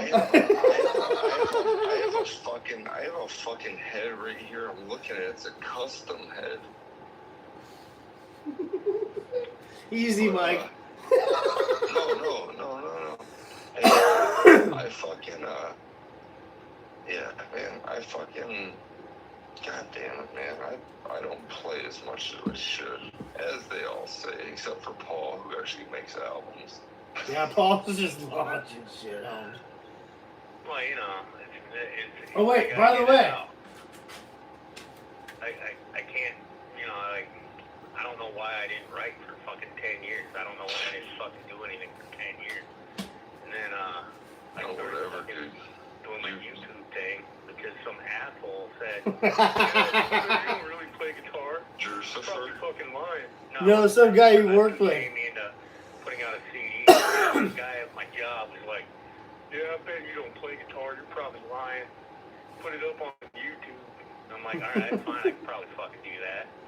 So I made a fucking video. It's a little over a minute of just whatever the fuck my hands did that day. I was tuned to B still back then. Right. Was that the first video you ever put up? Oh.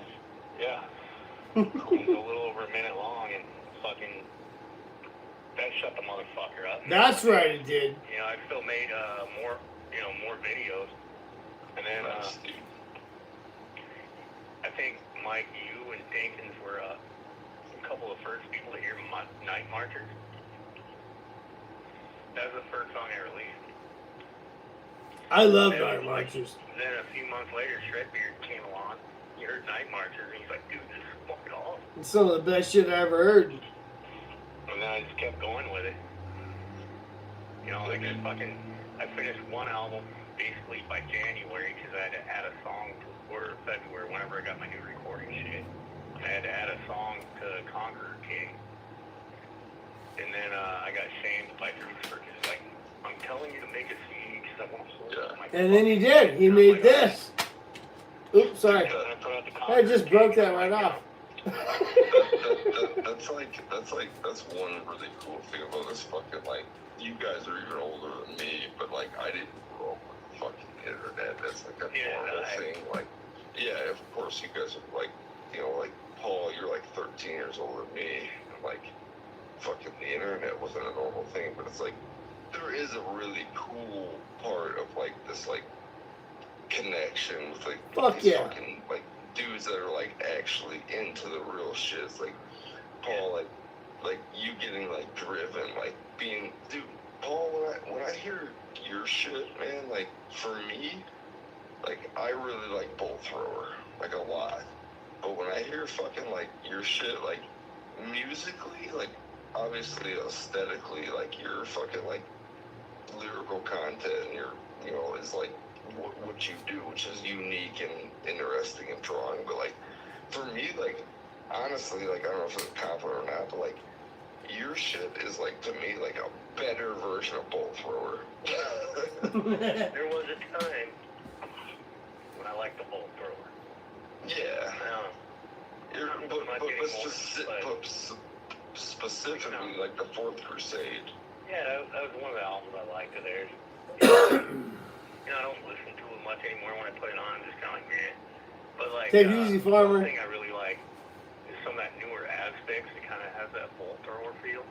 It's just like that mid-tempo, that mid-tempo shit, but it's just like I can play songs, really like mid-tempo, but like not that that's any kind of like discrimination or like down to like mid-tempo, like optimum, like God. 120 BPMs to 140 is awesome. Songwriter.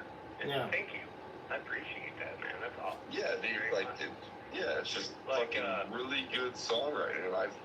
You know, not that I'm an authority figure of any sort, but like I've been listening to this shit for like over 20 years. It's like your shit. I like you, Paul, but like your shit is like stand out.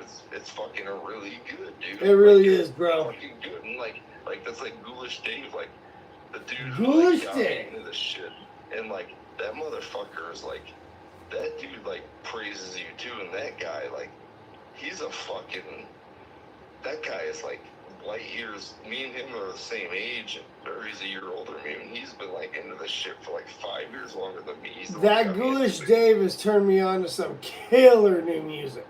Dude, that guy is a fucking. That guy, Ghoulish Dave, could like literally walk on stage with fucking Morbid Angel. I think he could. Have you? He gets on his. Can Ghoulish Dave play? Yeah. That motherfucker is the reason he blew my fucking mind, man. Like, he is a fucking, he's great, man. He's a great guitar player, but like, yeah, anyways, yeah, Paul. You fucking rule, dude. I don't Paul, you rule. In front of everyone, but yeah. Fuck yeah, we should wrap it up, guys. I really appreciate that, though. I mean, that's awesome that you feel that way about my stuff. I mean, like, I personally, I will never release a song that I don't like.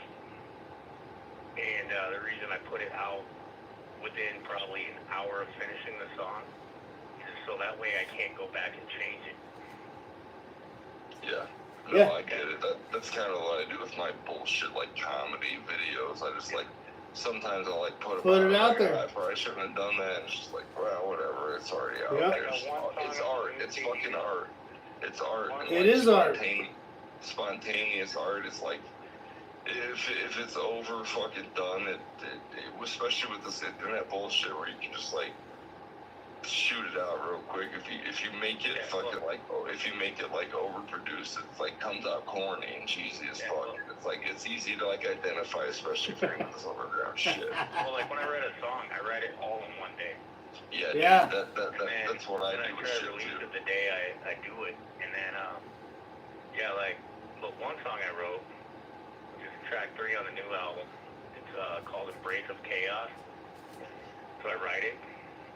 I'm like, oh, that's a good song. It's all right. I listened to it a few times. Then I put it up on YouTube. And then thanks, Josh. Man, I fucking hate this song. I'm like, what the fuck? And then people are like telling me, dude, this song rules. Yeah. Like, it does. Yeah, it's like one of my slowest ones. And, I mean, I like it now, but I had a few days where I was like, fuck that song. I know you don't like it, Paul, but put it out. No, I do like it now, but I mean, like I had to actually listen to the other 2 songs that As We Seek Distant Shores, and then I Feel Their Eyes Upon Me. I had to listen to those 2 songs and then Embrace of Chaos to totally get it.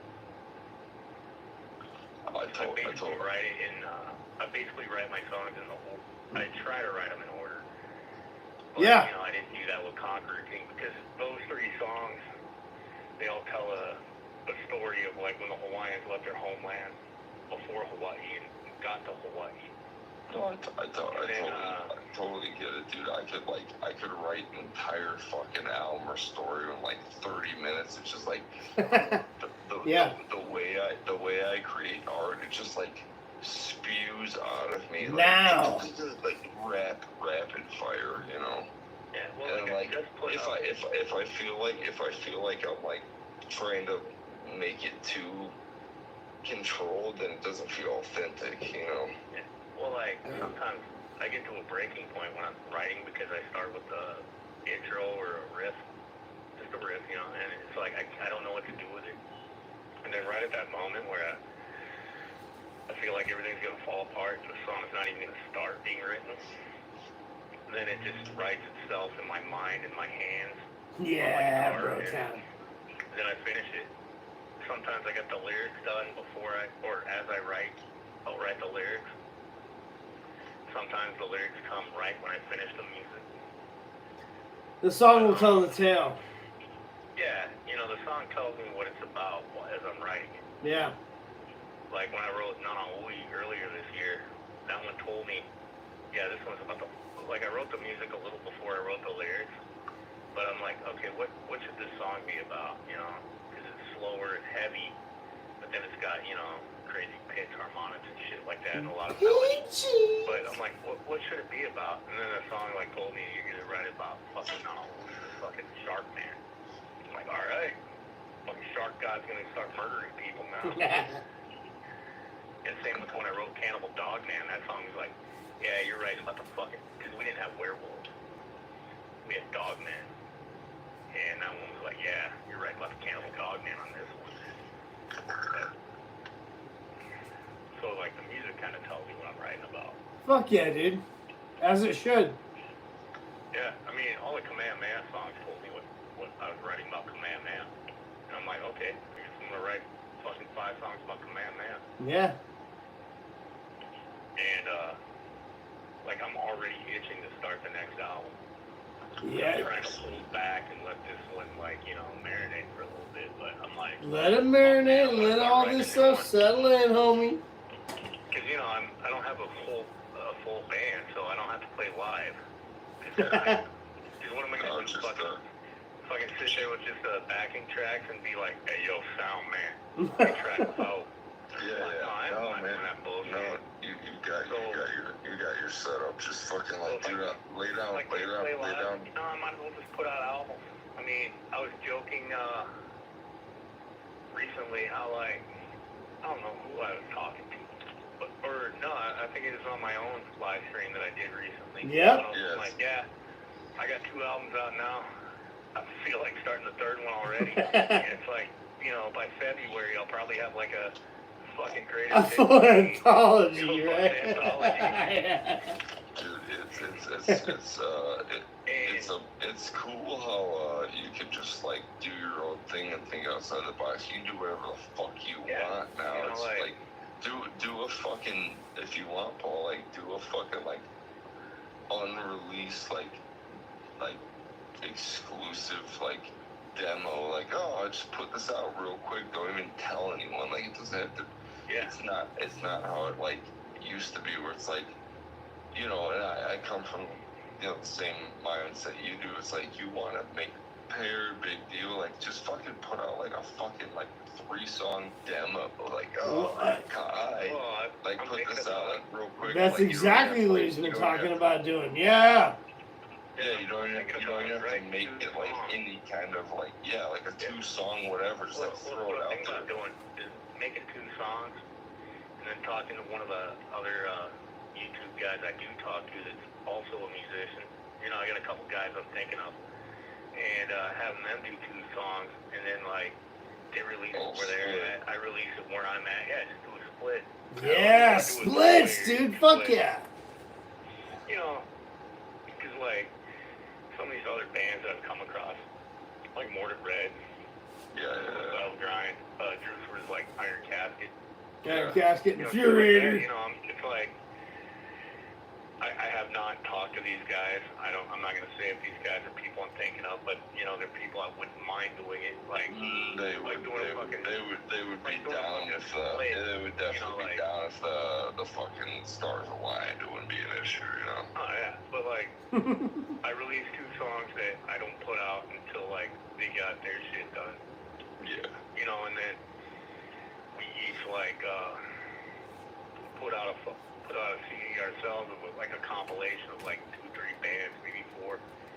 And you know, just fucking, if you want it from me, you can get it from me. If you want it from them, you can get it from them. Whatever. Right. Doesn't fucking matter.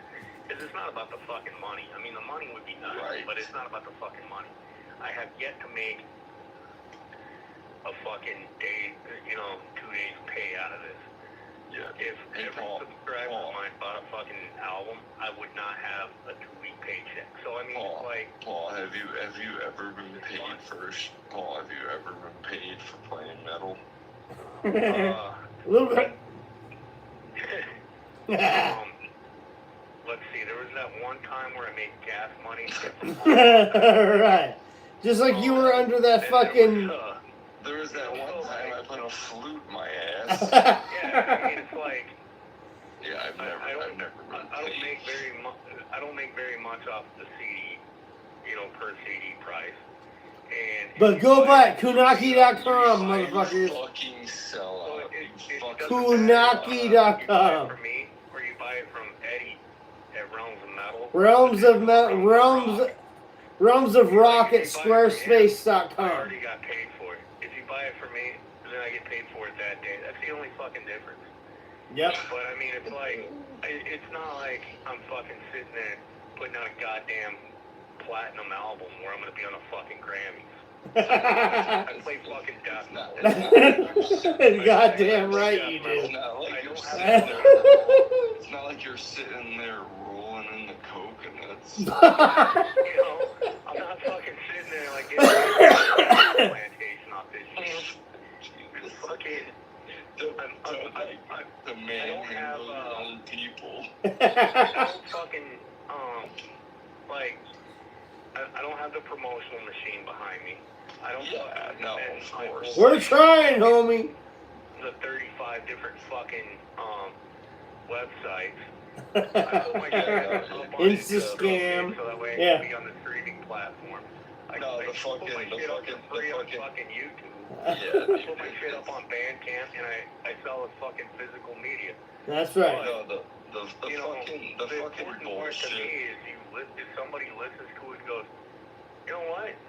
That song that I can't pronounce the fucking name of, which is, you know, like, Pili Kalai. That's a great song, by the way. It's track 4. But Yes. it's like, that song I can't say, it sounds pretty fucking good. No, It's awesome. That's what I want. Yeah. Paul, a big thing for me is just like for someone to hear the song and then like a big thing is what you know what it is now with the internet is like if someone honestly sits down and listens to your entire album, that's a big deal. Yeah. Like if they sit down and if they actually listen. That's to very the entire true, album. Mike. Yes. Cause Yeah, like, you know, streaming and like is like You listen to a jumping- song or jumping two, around. right? Dude, even when I was a kid, like mixing like a song or a mixtape, like that's a turn off. Like, but like if someone can like listen to an entire album, that's a fucking big deal. And I think I don't know. I think like, you know, like, Kai is like, Tales from the Land of Fire is an album worth listening from the beginning to the end. Yes, I agree with you, Mike. Like, I mean, I don't. all the way through, too. That's fucking awesome, Paul. Like, Yep, have the physical media, like Art, like brother Art saying here. For me, it's like I do not want if something isn't. For me, it's like I hate audio jumping. Like this band. Oh, Right. This song. It's like. But it's that annoying. there's so much of that, Mike. Dude, no, that is the normal, but like It that's sucks. not the way I grew up. That's not the way I grew up. It's Me like, neither. I want to like listen to something all the way through, and Kai is like something that's like in all I'm gonna quit sucking Paul's fucking disgusting Hawaiian cock. But his like weird pineapple fucking like pokey dick, but basically Kai's fucking like Conquer King album, it's an easy listen. Like as an extreme metal fan, I've been listening to this shit for like 20 plus years and been playing it for like as long as that too. Like it's a fucking album you can just sit down and fucking listen to, and it's fucking like it's good fucking extreme metal, and it's a no-brainer, and like I can listen to the entire fucking album and be entertained the entire time. And I agree. That's not something easily pulled off. But to me, the Conqueror King, it's 90s. To me, it's 90s, which is my preferred genre of the extreme metal. 90s easy. Me too. Fucking, yeah, 90s extreme death metal that I could just fucking sit down and listen to and fucking headbang to. Yep. It's fucking great, dude. Yeah. Fucking Conqueror King is a great fucking record, Paul. Fuck you. I don't want to suck your fucking goddamn disgusting line dick anymore. Let's move on to the next topic. Hey, on that note, we have no microphones working anymore. I hope everyone. No more listeners. No, we have 13 actually. It keeps going up and down. Oh, Yeah, it's okay. Number 13. Fuck them. Fuck all. I love the evil number 13. What if my wife is still listening? I don't know. Except Mrs. Cruz. Mrs. Scrooge doesn't appear to be watching anymore. I could go all night, guys. I'm happy to have gone on this long without microphones. So, having It's almost 1 a.m. yeah. So having said that, Mike Violate, really, you did such a great job there at the end of expressing how awesome Kyle and Death Metal is. I don't think I can top that. I definitely shot a pineapple size load all over my wife's car as I was talking. I mean, we're going to consider that wax. I have plenty wax of on, other... wax off, Mike. Oh, Mr. Miyagi. Mr. Shreddy. Hey, I have plenty of other debaucherous, fucked up stories. I know you do, dude. Do you want to hear? I can't. Listen. Yes, sir. Yes, young man. I don't want to intrude. But I would tell stories of debauchery if you want to hear. Do I? You know, as much as I want to, Mike. Let's pause it, and let's have another full-blown live stream, fully dedicated to your tales of debauchery. I would do that.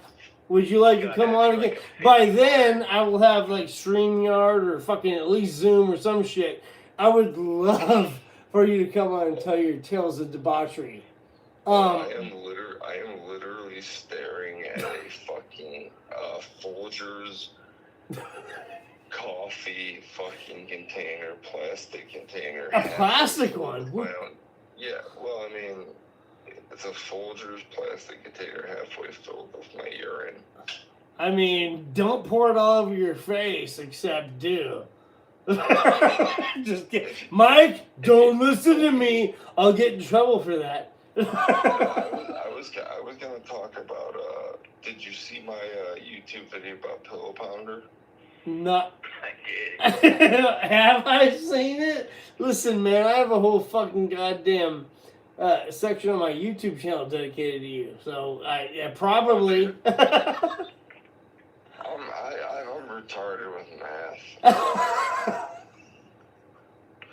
But no, this guy I grew up with, dude. I grew up next to a sexual maniac. I mean, it was a dude, though. Yeah, no, he. And that's okay. I'm okay with that. This guy literally fucking cut out holes in a drywall and fucked the wall. Oh, he's, was he the inventor of the glory hole? That adventurous. Yeah, no, this guy, he was. Hey, can everyone hear us okay, by the way, on the live stream still? Like, there's people in the chat. I can't even tell if I can hear you guys great, as if we're just having a fucking cool, like, can everyone in the chat hear us? Jason's laughing his ass off. Like, I haven't had mics on Kiss or Alice Cooper, Ricky says. I don't think they can hear us. Anyways, keep going. Kiss or Alice Cooper? Well, fucking hear this. Hear this. Hear this now. This guy I grew up with across the trailer park from me, his stepbrother, we ended up nicknaming him Pillow Pounder. Oh my This fucking guy, dude, this fucking guy would This like is going to be the greatest live stream ever. Yes, Mike. Man. Yes. This guy would like violently fucking like rape stuffed animals. So, dude, no, seriously. I mean, this listen, guy, okay. Go ahead. No, you go. No, he fucking like, he busted in. So the guy I grew up with across the street from me in the trailer park, he had a stepbrother who had a younger stepbrother who was like Pillow Pounder's fucking younger brother. And he like busted in while his younger brother was taking a shit, ripped the turd out of the toilet and forced it in his brother's mouth. What?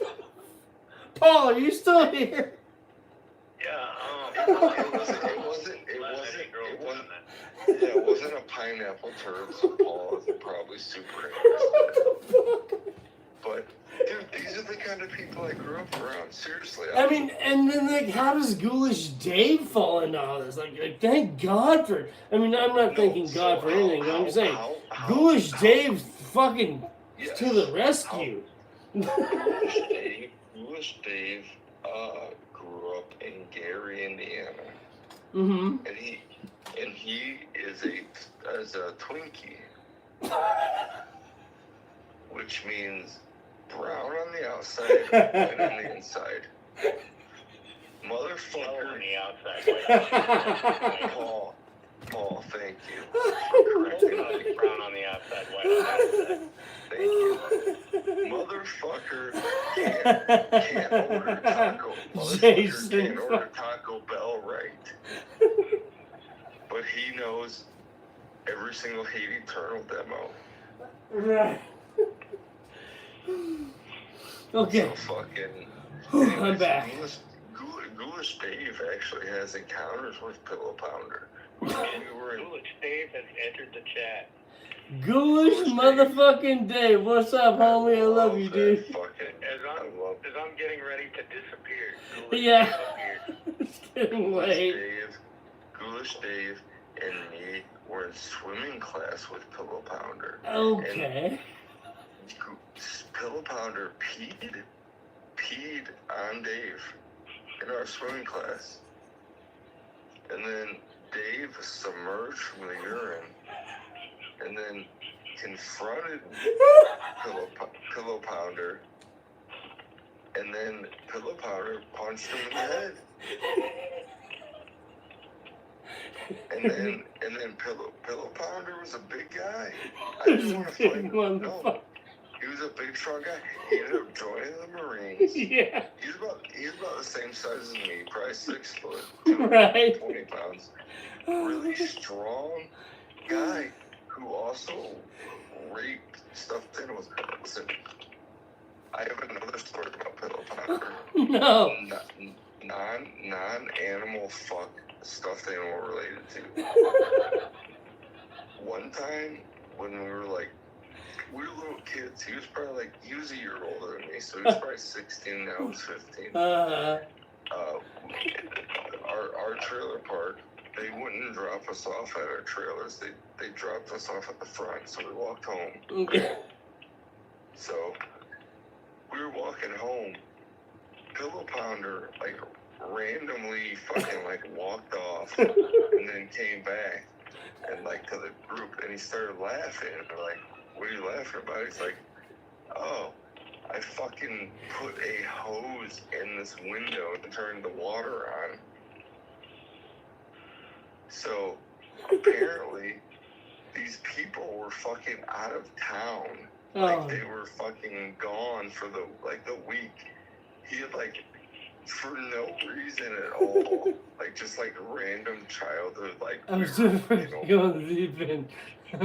He fucking he turned the fucking outside garden hose on, smashed the window, shoved the hose in the fucking window, and turned the fucking faucet on from the outside hose. It was a week later, we were walking home from the bus and just saw this trailer. Oh, no.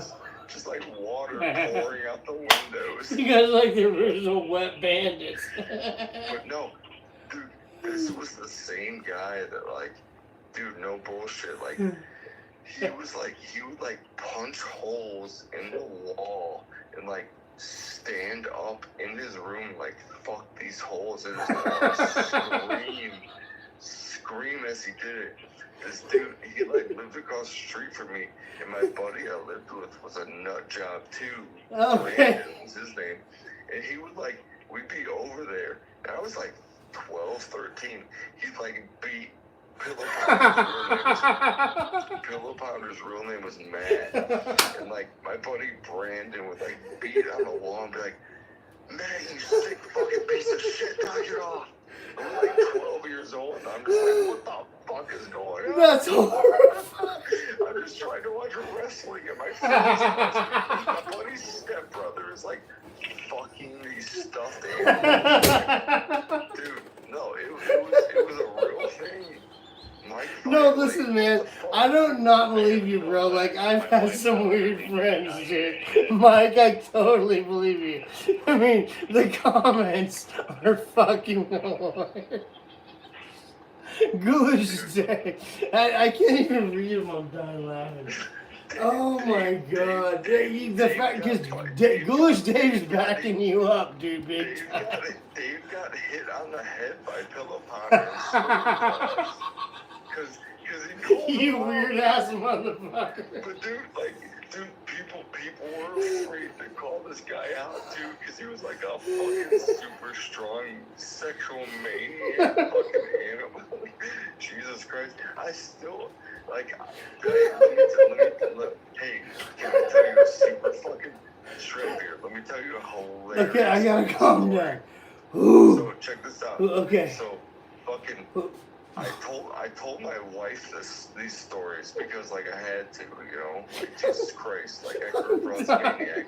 So fucking like years later, like me and my wife and my mom are like at this fucking like outdoor fucking like art fair. Okay. And we stop off at a bar that's like in our town, and like pillow pounders there. The fucking animal maniac rapist, and like we fucking run into him, and like we're fucking like, and like my wife knows the story, but like I wouldn't dare tell my mom what the story is.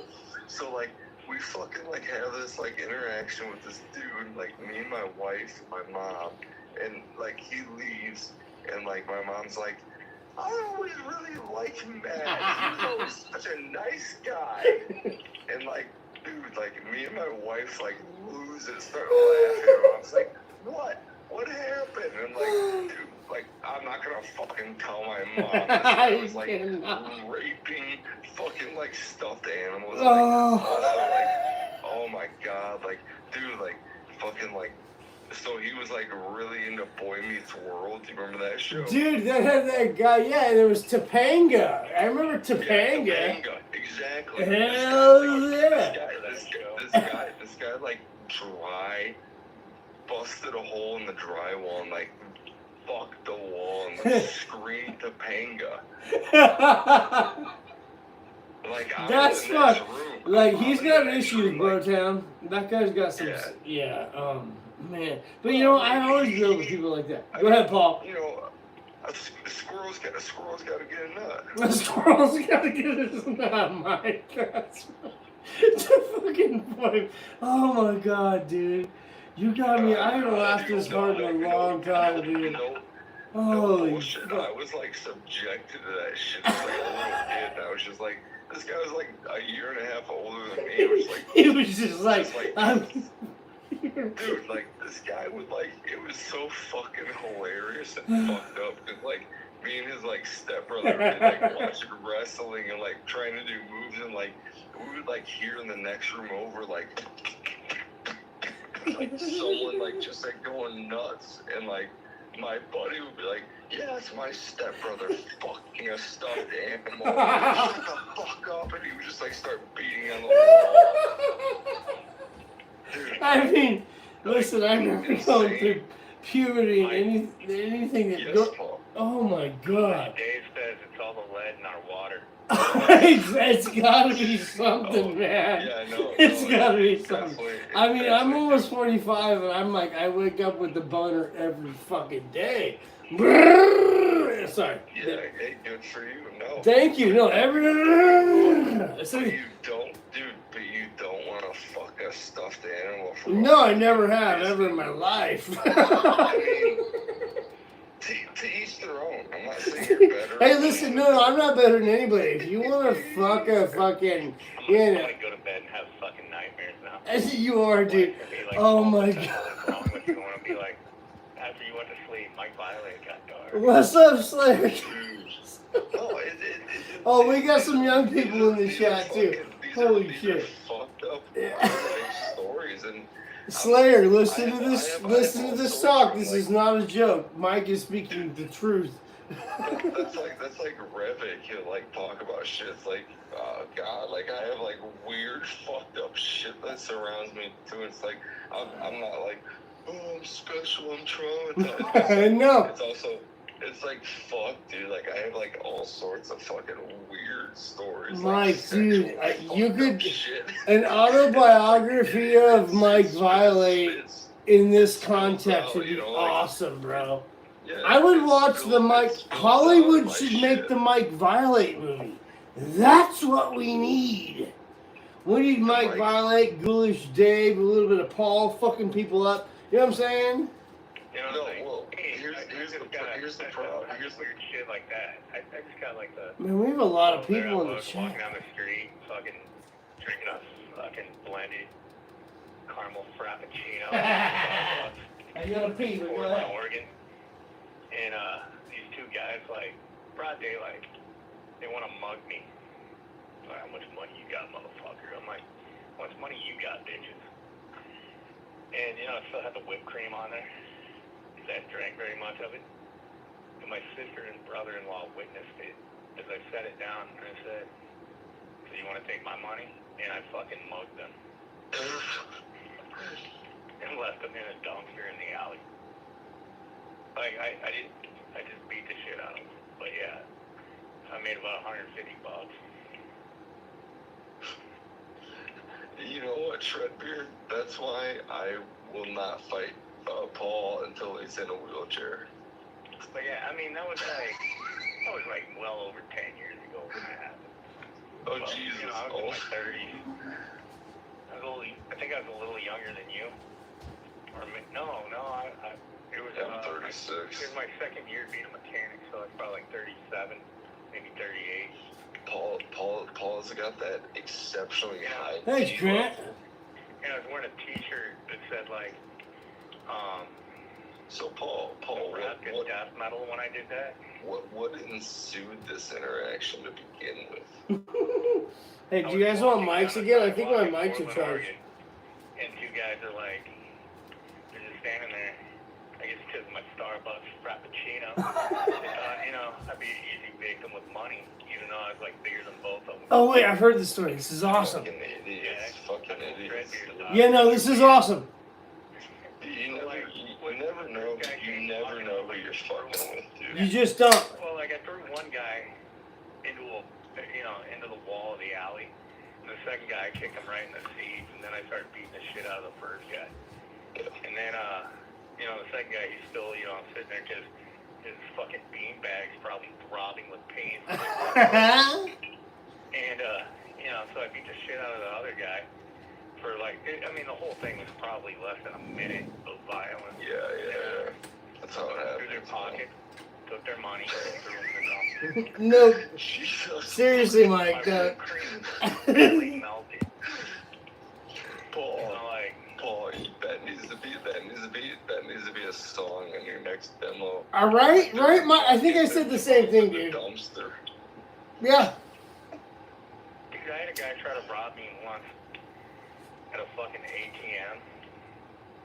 Me too. I was like, do you have a gun or a knife? And he's like, no. I went, wrong day, bitch. I used to work at a gas station when I first got out of the Army. I worked at Paul. a day. Paul was beyond Army. Paul's an Army Ranger, by the way. Yeah. And a guy How close was he to you when you literally asked him that question while he was trying to rob you? When he asked Too close. me to give me my money from the fucking ATM, Yeah. probably a good foot. Too behind close. me. And I'm like, and I said, you got a knife or a gun? He said, no. So I reached back, I started the lawnmower. It's called grab, twist, and pull. And I started just pounding him right in the side of the fucking head. Yeah. What do you mean grab, twist, and pull? Where'd you grab him? In his throat. Genitals. What's that? The genitals. Oh. Oh, fuck yeah, dude. Yeah, Technically, yeah, that's yeah. still his throat. It's very, very violent. It's Yeah, dude. all fucking brutal shit. Like, Yeah. No, fuck Like, yeah, up to the especially in eye, that kind of stuff. God damn, yeah. yeah, but fucking, yeah, so for some reason, there was a few moments in my life where some guy thought I was the guy to rob. And it's like, Fucking idiot. Right, Mike? some dude. Yeah. Like, dude. Pick some nerd walking out of fucking radio. Yeah, I'm gonna pick this fucking, like, monster-looking dude. 135-pound fucking, sickly-looking fucker. And I'm not even gonna say anything. I'm just gonna fucking roll him. But right. Dude, I'm gonna pick the guy that's like pro wrestler size walking around the street. That's fucking. Dude, it's so fucking weird how like that is hilarious, man. It's so weird how like goddamn, I was like walking through a parking lot like literally like 2 days ago, and like it was like dark, sketchy. There was like kind of like a sketchy scene looking out, and like I like. Sounds about right for you, Mike. Just kidding. Yeah. It wasn't that greasy. I was literally at a fucking full retail grocery store, and like I like seen like kind of like a potentially in my mind sketchy situation. Like I have like a knife on my keychain. I pull my knife out, and I'm just like walking, like assessing the situation, looking around constantly. I'm thinking like, I don't know, like Paul's bigger than me by quite a bit, and I'm just like thinking like, usually people don't fuck with me, Mike, you don't look like the kind of guy that I would choose to fuck with. yeah, but like I put out like I also like out in public and certain, I can be like a really nice dude, like for sure. Hey, like I me too, homeboy. I can also put on that like I'm going to fucking murder your whole family mentality too. Yeah. Like I can do that. Like, but it's like try to be the nice guy that people look at. I think I'm gonna fucking like. But I think there's a weird. Me and Paul have talked about that before. I think there's like a weird like me and Paul have talked about that before. Like I'm not like exceptionally big like Paul is. Like I don't get like fucked with at bars and out in public, but like Paul does because people want to test their fucking macho masculinity because like this guy's huge. I don't know. It's a weird. No, you're not. It's not that you're exactly right. That's just a pissing contest. Bullshit. Yeah, it's fucking stupid shit. And you never know who you're fucking with. Like Paul could get fucking rocked by a fucking 5'5", fucking 150-pound fucking guy who's a professional fighter who trains all the time. You know what I mean? Like, true story. That could happen. There's I don't think it would. Different situation. Well, right. There's all sorts of different situations. It's like it's crazy. Like people would come up to me in bars when I used to hang out there quite frequently and just be like, "Motherfucker, I'm gonna fuck you up." I'm like, "No, you're not. You're just trying to look cool in front of your fucking friends." By the way, if you decide to, go ahead and swing when my back is turned, because that's right. The chance in hell you got. Have a nice night, bitch. And then most of the time they wouldn't even try after that, or they'd stand there like, "I'm gonna fuck you up," and then they'd repeat it like 500 fucking times, telling me how they're gonna beat me up, and it was like on remix. Thank you, Stephanie. I'm gonna fuck you up. I'm gonna fuck you, but it's like, really? Whatever. If you were really going to... Most people that say that are cock... Yeah. It's like, if you haven't got started by now, go fuck yourself. If to me, in any fight I've ever been in, if you've said more than one word and I haven't already stopped your mouth from talking, then... Exactly. It's so absurd. Like, there's certain people just like... Dude, like, certain people just have that, like... drawn to him. Paul seems I'm like with you, Ghoulish Dave. Like, I'm 5'8". Like, I'll have your back, homie. Sorry. But like most of the time, like when I was a bouncer, I got some great stories about how I physically dominated motherfuckers. I've heard many, yes. 95% of the time, maybe even 98. Like 2% of them are really violent. Like 98% are mostly when I walk up. Most of the time, all the fight would leave them. But I'd walk up and I'd talk like I'm talking right now. Yeah. I'm not being threatening. The calm guy is the scary guy if you're smart. Yeah, but I mean, I'd just be like, "Hey, dude, what's up, man? Have a good night, huh?" Shit like that.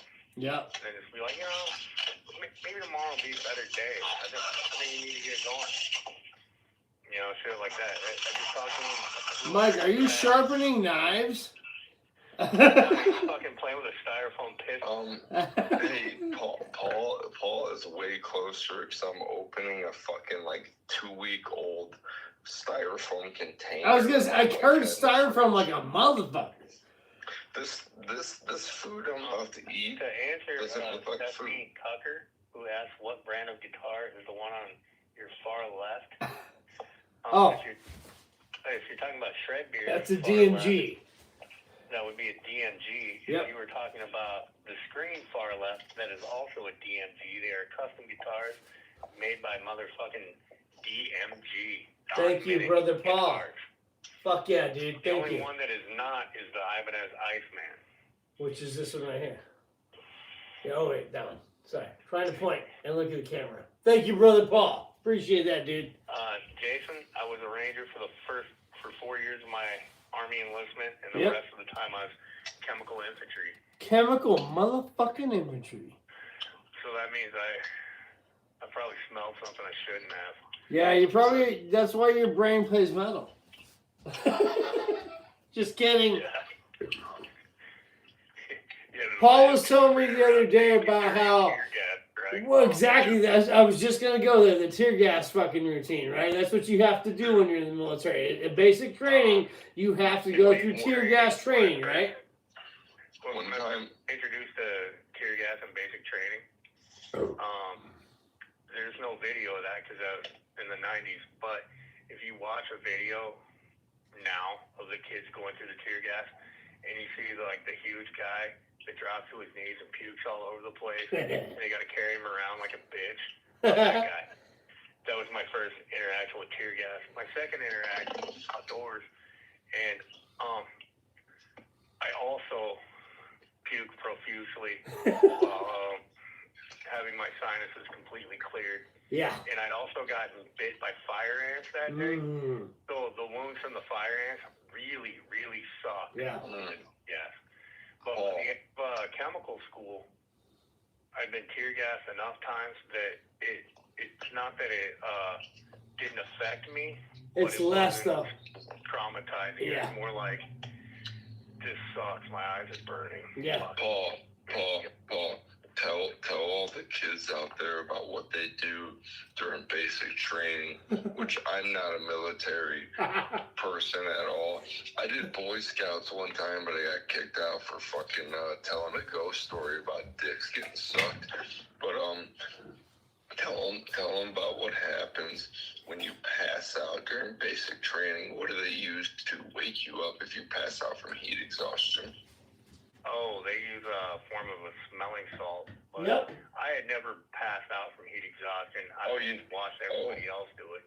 Oh, I heard about an ice cylinder device, or an ice cylinder. But it would make them smell some shit to wake up, and I was never a victim. Oh, okay. Because I was properly hydrated. Nice. I did basic It's a training 120. in Alabama because I was with chemical. No, I had heard about a fucking an ice lightsaber they shoved up your ass. No. No, I actually heard that.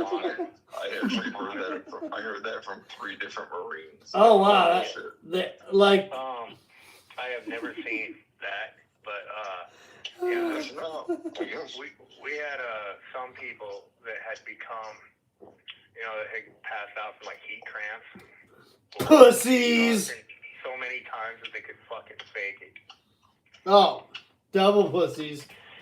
Yeah, but I mean, no. Well, the whole thing. Maybe that's why they introduced the ice cube so they wouldn't fake it. Yeah, probably. But I mean, the whole thing. Some people probably fake it more because the one thing about that Jason says heat cramps and heat stroke. Relaxing Jackson. I mean, they're horrible. Nah, You're baby. fucking smart and you stay hydrated. Stay hydrated, folks. Yep. Stay hydrated. Like on those hot days in Alabama. In the Bamski. June and July. Shout out fucking Skya. Go ahead. I would drink on average about 4 canteens of water an hour.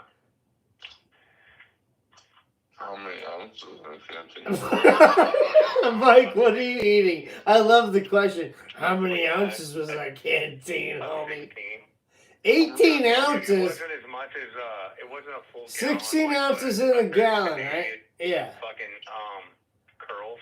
Beer So hydration. it was less than a gallon. It was like a quarter gallon, but Did you? yeah, I mean, fucking, Never mind. I was gonna be dick, but go ahead. yeah. I'm eating rectally suppositoried marine ice cubes. Oh, God, I was gonna say, are you It's so eating dry. MREs, dude? It sounded like you were eating an MRE, dude.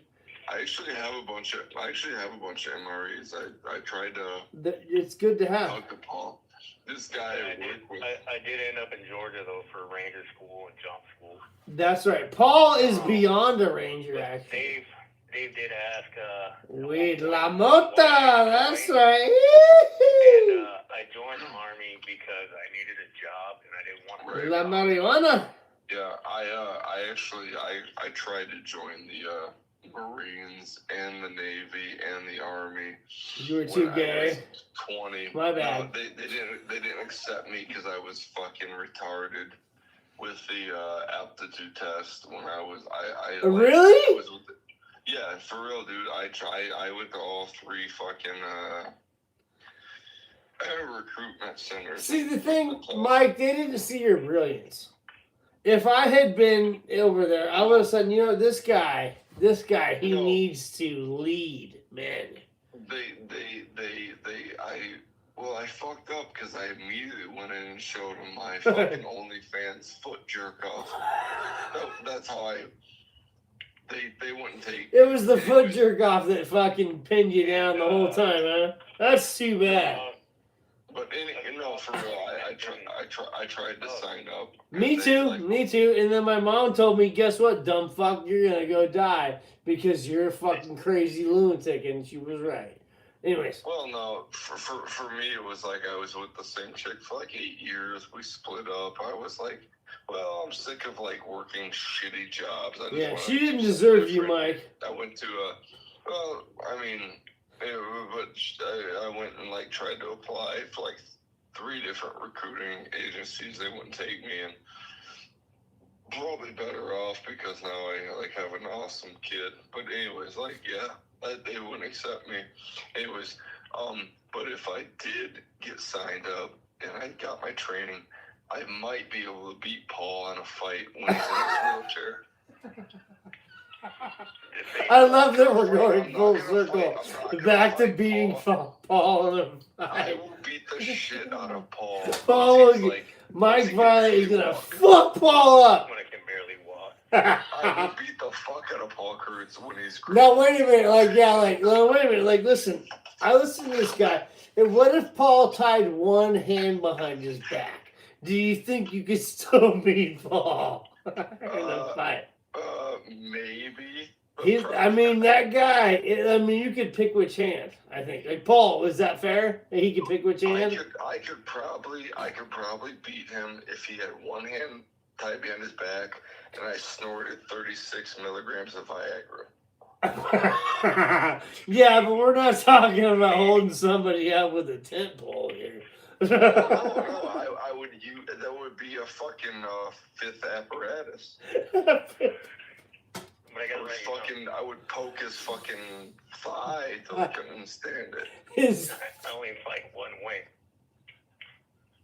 This is the craziest live stream ever. Anyways, yes, let's continue. Hi from Ireland, Jason. Hi from Ireland. We have some brothers on here from Ireland, guys. I got ancestors from Ireland. I do too. All my ancestors from fucking Ireland. What the fucking look at this shit. Of course they are. Yeah, every single one of them, brothers and sisters alike. I actually even made it to Hawaii and met some brown women. Zach Sabbath. Hi from Ireland, Jason Walsh. Fuck yeah, bro town. Let's go, laddie. Let's go, me lad. Sorry. I have family in Ireland. Me too, homeboy, and Scotland. I'm Irish, German, faggot, and We already know about the one. Just said that I would basically murder Mike Violate in a fight. Yeah, I mean, listen, did I want to really say it out loud? No, but Mike wouldn't go down without a swing. I kind of feel like it would be that way. And Mike, I like you a lot, but I know Paul. No. my fight strat. Let me walk you through my fight strategy. Yeah, let's do a Mike Violate walkthrough. Let's go for it. I would be like, hey, dude, oh, I'll buy you a beer, and you'd be like, oh, cool. I'd be like, oh, you want a Kanoa beer? You'd be like, well, that's offensive. I'd be like, oh, whatever you want, dude. I don't mean to offend. What do you want to drink? He'd be like, oh, what well, whatever. And I'd be like, hey, man, I'll suck your dick real quick. And he'd be like, what? And oh, Pookie and shit. I would try to real quick pull a knife, and Paul would just be like, what the fuck is this fucking a no-ho faggot doing? And just like disarm me. I would run away. No. And then like hide in the parking. I would hide in the parking lot, wait for him, and then like when he would come out, I would like try to bludgeon him with a fucking tire iron in the back of the fucking giant coconut Hawaiian head. And then like as he would like immediately use his fucking Spidey Hawaiian sixth sense, he would like Spidey outfit. I would like run away again, and he would just chase me down and beat me to death. I don't know. It sounded like you were winning it for a while, and then you just gave up. What the fuck, Mike? Come on, man. Don't end the story on losing. You fucked Paul up, bro. I felt like you were victorious until the end. Well, here's the real deal. I'm not doing it. You should do it, Paul. Well, here's the real deal. If me winning would be the real end of how the white people actually beat the Hawaiian people, I'd just pull a gun. I mean, that would be accurate to Hollywood, or to the real history. You know what I mean? Yeah. Just be like, I got a hand cannon, motherfucker. I mean, you know. That's how I would defeat Ka'aya. He'd be like, God damn it. I would just run away a white hero. Who's the fucking what's his name in the chat who wants me to do that? Rodney. Yeah, Rodney. Rodney, I don't think is here anymore. We got Ghoulish Dave. We got Jason Walsh, and Jason Walsh. I don't know who Jason Walsh is. Anyways, yeah. We're just telling stories, people, by the way. This is not real shit. We're just having fun, fucking around. It's all fibs. But it's fucking if you can't live in this reality with us, then fuck off. You know what I'm saying? Like, this is fun. Right. You know, like, I fully enjoy living in this. Dude, yeah, I gotta get downstairs. Hey, are you guys still on for a little while? Paul, I know it's getting late for you, homeboy. I can't pronounce I can pronounce the first Irish name that they mentioned, that Shaban, but which one? Fuck no. Which one? He wants to know if we can pronounce Irish names. I can pronounce some Celtic names. What the fuck? Yeah, apparently my last name was originally O'Shaw. O'Shaw. No, seriously. Oh, okay. Let's see what mine was Minute. Thanks to this, I'm adding this to fucking chat here. Yeah, add something. Can you say that name? Kuamali. Oh, Clancy. Clancy? Did you say Clancy? How about this one? Wait. Ooh. Aya. Aya?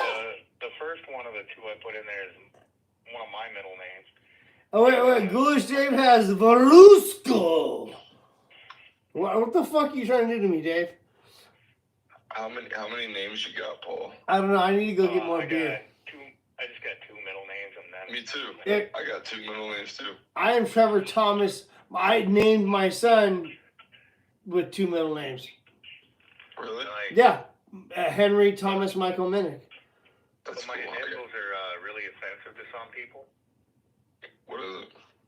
My initials are PKK. Oh yeah, he's Mr. fucking white robe. I don't think my parents when I was born in the jungle rainforest of mountains. Thought I was going to be living in the center of the fucking country. My poor daughter's initials are BMM. Yeah. Yeah, I got two middle names too. It's fucking hilarious. It's like I go to like do like fucking official documents. Like, well, we don't have like the room to do that. It's like, well, I guess His middle name is Rockman.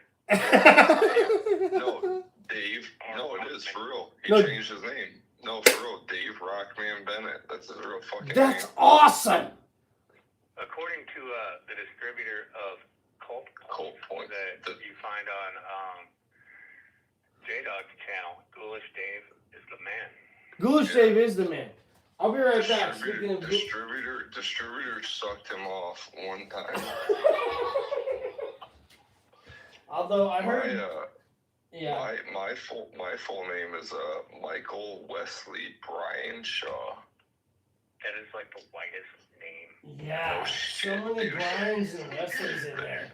That's like my daughter. My daughter is Euphemia Mariposa Shaw. The whitest fucking last name ever. And my whole name's Paul Kamali Kai Cruz. The most fucked up name ever. Like I got Hawaiian cousins. I got white first names, white middle names, white last name. And they're like walking around. They're like fucking the most Hawaiian looking dude you ever met. Then I got a cousin named Chemo that's like the whitest looking dude you ever met. Yeah, that's funny. Yeah. And, you know, it is pretty funny. All sorts of different folks. Verduzco. Wait. What's his last name? Ghoulish Dave. Yeah, Vincent Verduzco. That's Dave's original. Dave's a fucking he's a fucking Twinkie, dude. He's fucking brown on the outside, white on the inside. Fucking Italian. That's awesome because No, he's Mexican. Dave's a Mexmo. Dave's a Mexmo. What the fuck are you guys talking about, dude? Ghoulish Dave, man. Ghoulish Dave rules. Ghoulish Dave does fucking rule. Straight out of Sicily. Straight out of Sicily. Really? Yeah, Vito. Paul, Yeah, dude, you have a Grandpa Vito, dude. Hey man, we're all fucking real Americans. Yeah, you know, we're fucking mutts. Yeah, you know, like, Yeah, I am definitely. I got most of the European map in my ancestry, and then Hawaiian. Yeah. So I mean, you know, it's like find me a Hawaiian guy right now that isn't like part something European and Hawaiian, and I'll be like, oh, is he from Niihau? It's because your chicks are hot, bro. Otherwise, it's like, dude, you're not 100% Hawaiian if you were born in the 70s. I'm willing to DNA test them all using my asshole as a fucking applicator. I just now tried to tell my wife this is the greatest live stream ever, and now just because of that, I believe we've accomplished it. Oh no, she's downstairs. No, do you want to say sorry? She's not in this room. Okay. Ghoulish Dave says he's Spanish, Scottish, and English, and even has Egyptian. He's a fucking Mexican. He's a fucking white asshole who has done all sorts of. He has the coolest hat ever. I love Ghoulish Dave. Ghoulish Dave got you into metal. Dave fucking changed my life, dude. For Yeah, real. Like, he got you on the straight and narrow. Yeah, that motherfucker, man. He when Dave moved, like that motherfucker, like 7th grade, like that guy like came to our school. I was a fucking faggot asshole. No, dude, I was like an avid. No, you rule, Ghoulish Dave. Go ahead. Fucking rules, man. I was like an avid guitar player. I Hell yeah. all the time, and like but I was like into punk rock. Like I was into like the Misfits, the Dead Kennedys, like just like a punk rock kid. Like that's all I was into. And this fucking dude shows up at our school, and he's like, wearing fucking leather boots, fucking like 8th grade, like leather boots, leather Yes! vest, upside down cross, wearing a fucking deicide shirt. And that dude fucking like changed. He like did a big influence on our scene for the metal.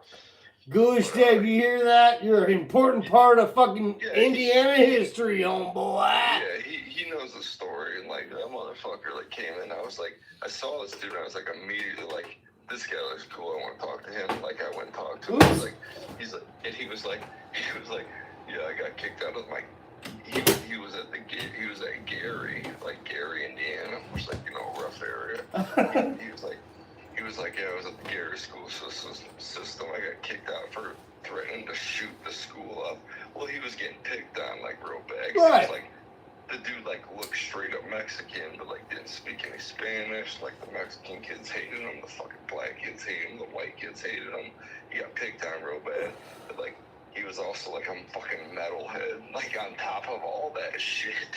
And he stayed true to it, bro. You know? Oh, yeah. So he comes to our school, and I was like immediately, I was like his first friend. I was like, I was like a freak too. And I was like, oh, this guy looks cool.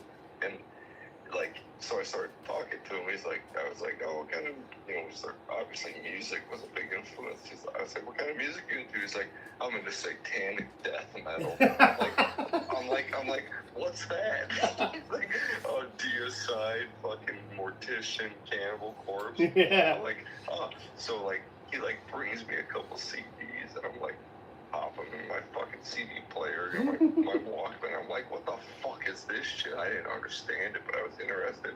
And I go over to the motherfucker's house. And we're fucking like 7th grade, and I see this dude playing like fucking like Morbid Angel riffs. Morbid Angel.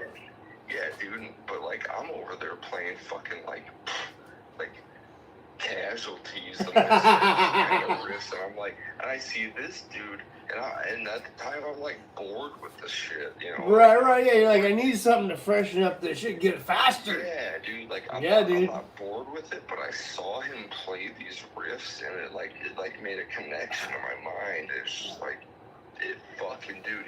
He flipped me, man. It was like a fucking flip. It was like, for me, it was like, that's the next step. That is what I want to do. And it was like, for me, it was like no turning back. Like, I still love punk rock, and like that's what I grew up too. on. But like for me, it was like seeing him play that shit was like, dude, Dave, I fucking love that guy. He's one of my best friends, and that dude fucking like changed my fucking life. Like, Mike, I can fully see why you enjoy that guy. His delivery, like Paul, like you, is someone who I was like, hey, I want to go see what that person's up to. You know what I'm saying? Like a guy like Dave, a guy like Paul was a guy like I looked up to in school. You know what I mean? Like, and fucking Dave turned me on to fucking JoJo Gunn, dude. Like, that's old school 70s shit. He's like, my parents played that shit, And I went to the record store locally lately and said, hey, you got any JoJo Gunn fucking albums? And they're like, no, how do you know about it? And I'm like, this fucking guy, Ghoulish Dave, who, Paul, you still there, homie? Yeah, for a little bit longer. I'm sorry. Oh, we got some cop action outside. Go ahead, boys. My neighbors are probably pissed because I'm sitting outside in my fucking bag. Dude, are you on the Sesame Street porch right now? I know, dude. It's gotta be late. It's fucking pineapple to death. I might try and put you guys back on the mic because they've been charging. Guys, Sorry, Paul. No, go ahead, Paul. Yeah, I'm just saying I'm probably only be on a couple more minutes because fucking it's weird for me to be up fucking. I know, bro town. Goddamn boring. Wait, so it's what 1:30 at your house, huh? Yeah, it's probably like 2:30 for Mike and Dave. No, it's 1:30 here, Paul. I think we're on the same. Yeah, I think you guys are on the same. We're on the same corn time zone. Man, I appreciate both of you guys staying on for this long time. floored that we've been on the song. It's just you guys are fucking interesting motherfuckers, dude. It's hard to Yeah, get. it was a good chat, man. You guys fucking rule, man. I appreciate you having me on Shred Beard. And, Mike, anytime. Paul, anytime.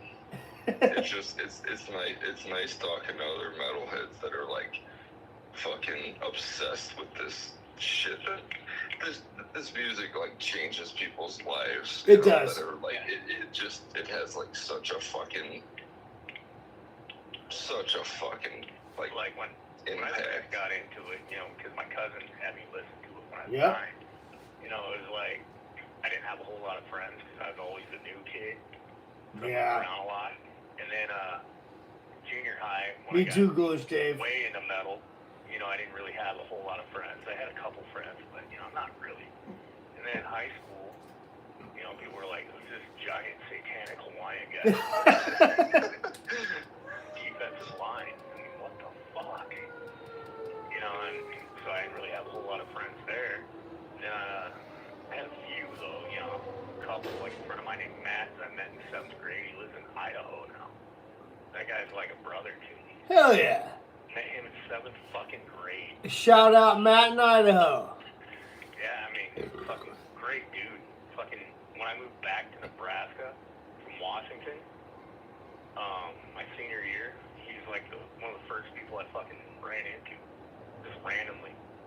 Fucking awesome. And, yeah, fucking, we've been friends since 1988. I was 8 years old then. The only friend I've had. The year I was born.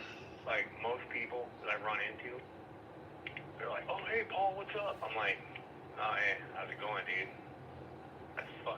In my brain, I'm like, I vaguely remember you from 1993. I fucking hate you. I'm gonna shoot you with a fucking bazooka. With the left-handed bazooka. No, if I was a right-handed asshole. Oh, that's right. My bad. Yeah, fuck off, Paul. I run into a couple people once in a while that I did go to high school with. There's 3 guys that work at 3 places that the company I work at deals with. Like, they're our vendors. And they're cool dudes. They're like 3 guys. I remember, not even metal guys, but you know, there's 3 cool guys from school. Cool. But most of the people I run into from that high school, I'm like, get fucked. Right. Yeah, dude. Oh, how come you don't go to any class reunions? I was there a year and I fucking hate them. I've never even heard of a class reunion from my class. And most of those dudes that like I ran into my senior year were guys from 7th and 8th grade that I didn't like to begin with, because they're just like, oh, fucking satanic Hawaiian kid. You know, they made fun of me for being Hawaiian all the time. Fuck and, off, those fuckers. Paul, like, wait, like we do? You know the story about how Glenn Benton got signed? Yeah, he walked in and said, "Sign me, you motherfucker." Exactly. You should go to your next class reunion with whatever the newest Kai recording is. Throw it down at every single person you see and say, "Sign me, you motherfucker." And also say, "Suck it." Maybe no, sign me, and they would just be like super confused. Is that Paul? What the fuck are you talking about? Who has CDs anymore? Maybe I should go to the land. The land? Headbangers and go, "Sign me, you asshole." Sign me, J-Dog.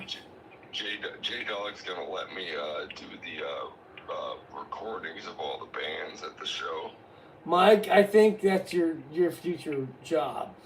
Well, no, for real. No, I understand for real. Like, dude, man, Mike, you ought to start considering, you know, doing what you're doing for hilarity right now. I think you have a fucking. I'm gonna record the bands, but then I'm gonna like frantically run to the bathrooms and bring my whole saw and like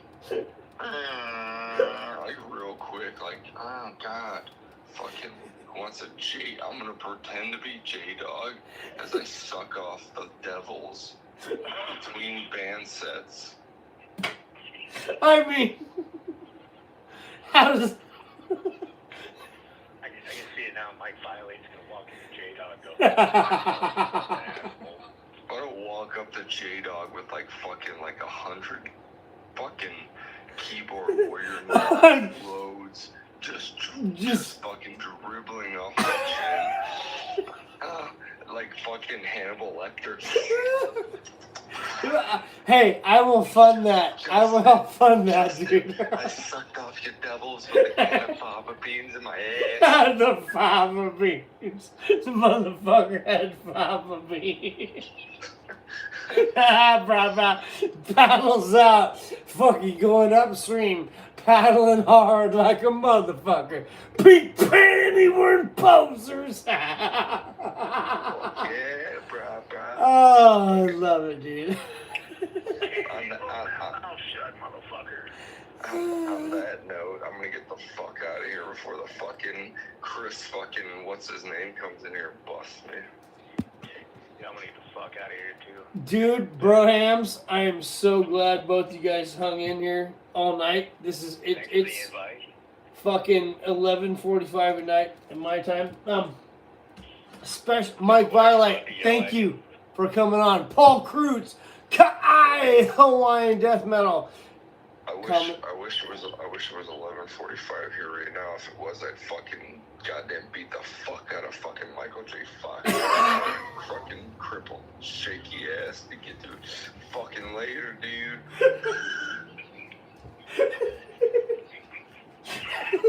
I can hear you, Paul. I can hear you laughing. I can't even follow that shit up. I mean, I hope the audio works because goddamn, that was some funny ass shit, bro. Fucking the Conqueror King. The Conqueror King, Tales That is from... what Dave approved.